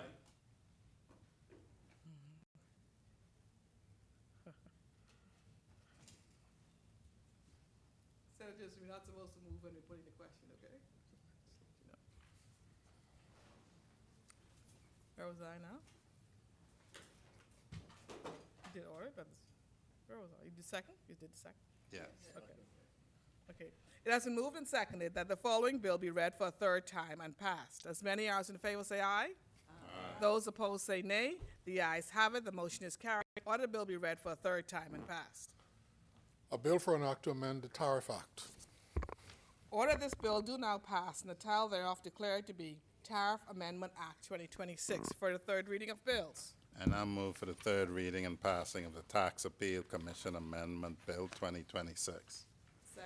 It has been moved and seconded that the following bill be read for a third time and passed. As many as in favor say aye. Aye. Those opposed say nay. The ayes have it. The motion is carried. Order this bill be read for a third time and passed. A bill for an act to amend the Tax Appeal Commission Act. Order this bill do now pass and the title thereof declared to be Tax Appeal Commission Amendment Act 2026 for the third reading of bills. I move for the third reading and passing of the Value Added Tax Amendment Number 2 Bill 2026. It has been moved and seconded that the following bill be read for a third time and passed. As many as in favor say aye. Aye. Those opposed say nay. The ayes have it. The motion is carried. Order the bill be read for a third time and passed. A bill for an act to amend the Value Added Tax Act. Order this bill do now pass and the title thereof declared to be Value Added Tax Amendment Number 2 Act 2026 for the third reading of bills. I hereby move for the third reading and passing of the Immigration Amendment Bill 2026. Second. It has been moved and seconded that the following bill be read for a third time and passed. As many as in favor say aye. Aye. Those opposed say nay. The ayes have it. The motion is carried. Order the bill be read for a third time and passed. A bill for an act to amend the Immigration Act. Order this bill do now pass, and the title thereof declared to be Immigration Amendment Act 2026. For the third reading of bills. I now move for the third reading and passing of the Conveyancing and Law of Property Amendment Bill 2026. Second. It has been moved and seconded that the following bill be read for a third time and passed. As many as in favor say aye. Aye. Those opposed say nay. The ayes have it. The motion is carried. Order bill be read for a third time and passed. A bill for an act to amend the Conveyancing and Law of Property Act. Order this bill do now pass, and the title thereof declared to be Environmental Health Services Amendment Act 2026. Sorry, no. Conveyancing and Law of Property.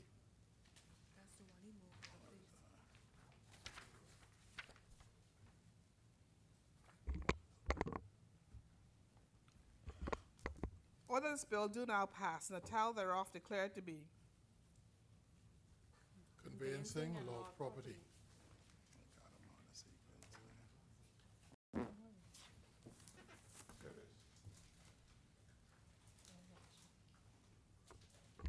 Order this bill do now pass, and the title thereof declared to be Conveyancing and Law of Property Amendment Act 2026. For the third reading of bills. Move for the third reading and passing of the Property Execution of Deeds and Documents Amendment Bill 2026. Second.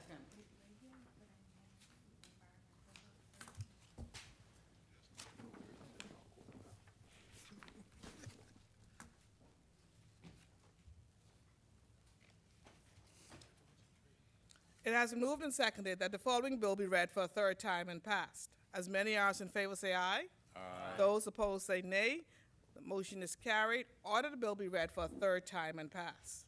A bill for an act to amend the Property Execution of Deeds and Documents Act.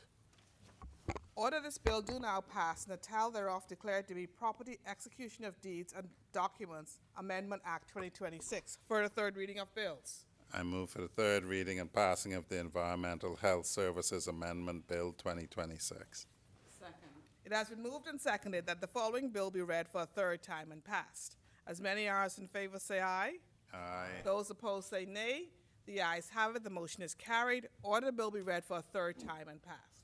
A bill for an act to amend the Environmental Health Services Act. Order this bill do now pass, and the title thereof declared to be Environmental Health Services Amendment Act 2026. For the third reading of bills. I move for the third reading and passing of the Port Authorities Amendment Bill 2026. Second. It has been moved and seconded that the following bill be read for a third time and passed. As many as in favor say aye. Aye. Those opposed say nay. The ayes have it. The motion is carried. Order the bill be read for a third time and passed. A bill for an act to amend the Port Authorities Act. Order this bill do now pass, and the title thereof declared to be Port Authorities Amendment Act 2026. For the third reading of bills. I now move for the third reading and passing of the Boat Registration Amendment Bill 2026. Second. It has been moved and seconded that the following bill be read for a third time and passed. As many as in favor say aye. Aye. Those opposed say nay. The ayes have it. The motion is carried. Order the bill be read for a third time and passed. A bill for an act to amend the Boat Registration Act. Order this bill do now pass, and the title thereof declared to be Boat Registration Amendment Act 2026. For the third reading of bills. I now move for the third reading and passing of the Commercial Recreational Watercraft Amendment Bill 2026. Second. It has been moved and seconded that the following bill be read for a third time and passed. As many as in favor say aye. Aye. Those opposed say nay. The ayes have it. The motion is carried. Order the bill be read for a third time and passed. A bill for an act to amend the Commercial Recreational Watercraft Act. Order this bill do now pass, and the title thereof declared to be Commercial Recreational Watercraft Amendment Act 2026. for the third reading of bills. And I move for the third reading and passing of the Bahamas Nationality Amendment Bill 2026. Second. It has been moved and seconded that the following bill be read for a third time and passed. As many as in favor say aye. Aye. Those opposed say nay. The ayes have it. The motion is carried. Order bill be read for a third time and passed. A bill for an act to amend the Bahamas Nationality Act. Order this bill do now pass, and the title thereof declared to be Bahamas Nationality Amendment Act 2026 for the third reading of bills. And I move for the third reading and passing of the Road Traffic Amendment Bill 2026. Second. It has been moved and seconded that the following bill be read for a third time and passed. As many as in favor say aye. Aye. Those opposed say nay. The ayes have it. The motion is carried. Order the bill be read for a third time and passed. A bill for an act to amend the Road Traffic Act. Order this bill do now pass, and the title thereof declared to be Road Traffic Amendment Act 2026 for the third reading of bills. And I move for the third reading and passing of the Water Skiing and Motorboat Control Amendment Bill 2026. Second. It has been moved and seconded that the following bill be read for a third time and passed. As many as in favor say aye. Aye. Those opposed say nay. The ayes have it. The motion is carried. Order the bill be read for a third time and passed. A bill for an act to amend the Water Skiing and Motorboat Control Act. Order this bill do now pass, and the title thereof declared to be Water Skiing and Motorboat Control Amendment Act 2026 for the third reading of bills. And I move for the third reading and passing of the Supplementary Appropriation Revenue Account Expenses 2025-2026 Bill 2026. Second.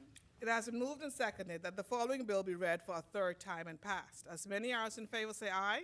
Aye. Those opposed say nay. The ayes have it. The motion is carried. Order the bill be read for a third time and passed. A bill for an act for the appropriation of further diverse sums of money for and towards defraying the expenses of the government of the Commonwealth of the Bahamas during the fiscal year commencing 1st of July 2025 and ending the 30th of June 2026. Order this bill do now pass, and the title thereof declared to be Supplementary Appropriation Revenue Accounts Expenses 2025-2026 Act 2026 for the third reading of bills. And finally, Madam President, I move for the third reading and passing of the Supplementary Appropriation Capital Development 2025-2026 Bill 2026. It has been moved and seconded that the following bill be read for a third time and passed. As many as in favor say aye. Aye. Those opposed say nay. The ayes have it. The motion is carried. Order the bill be read for a third time and passed. A bill for an act for the appropriation of further diverse sums of money for and towards defraying the expenses of the government of the Commonwealth of the Bahamas during the fiscal year commencing 1st of July 2025 and ending the 30th of June 2026. Order this bill do now pass, and the title thereof declared to be Supplementary Appropriation Capital Development 2025-2026 Act 2026.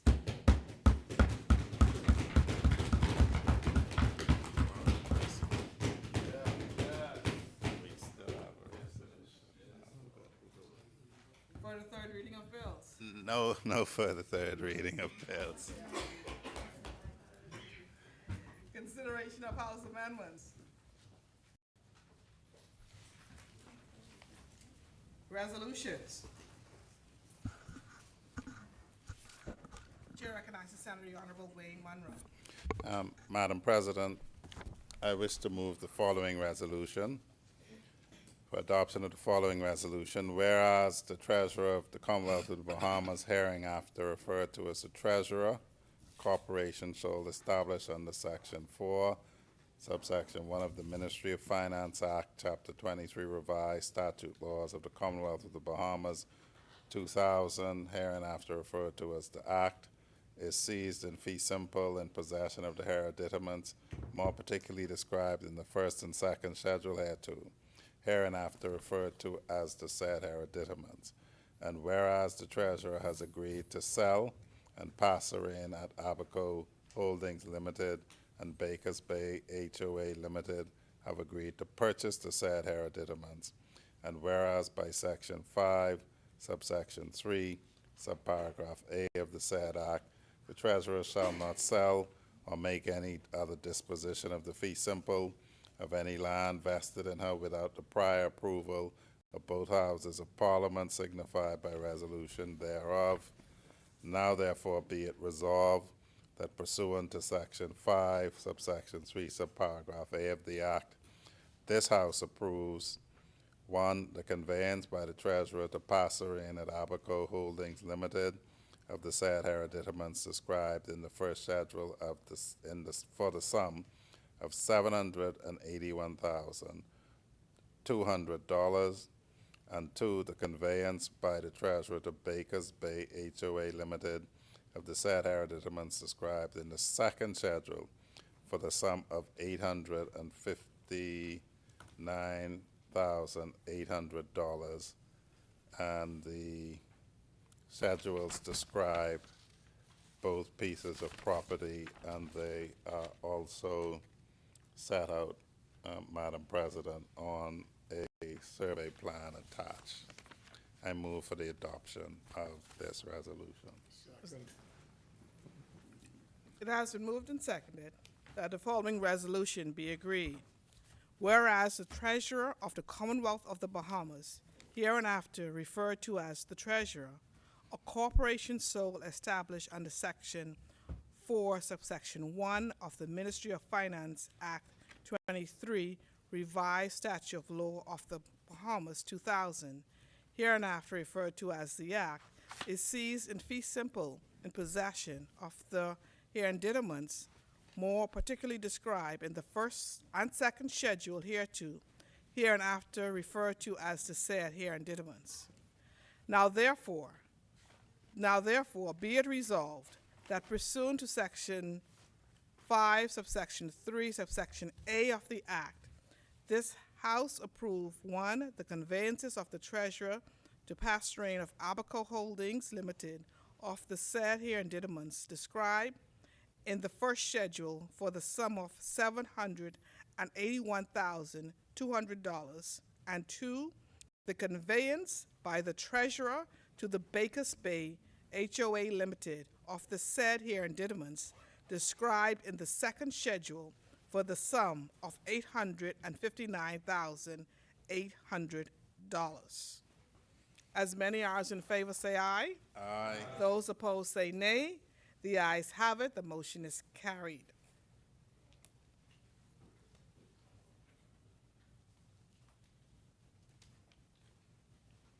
Discharge of select committees. Notices for future meetings. Notices for future meetings. Orders for clerk. Adjournment. Madam President, I move that the Senate on its rising do adjourn sine die. Is there a seconder? Second. It has been moved and seconded that the Senate that is rising do adjourn sine die. As many as in favor say aye. Aye. Those opposed say nay. The ayes have it. The motion is carried. Final adjournment.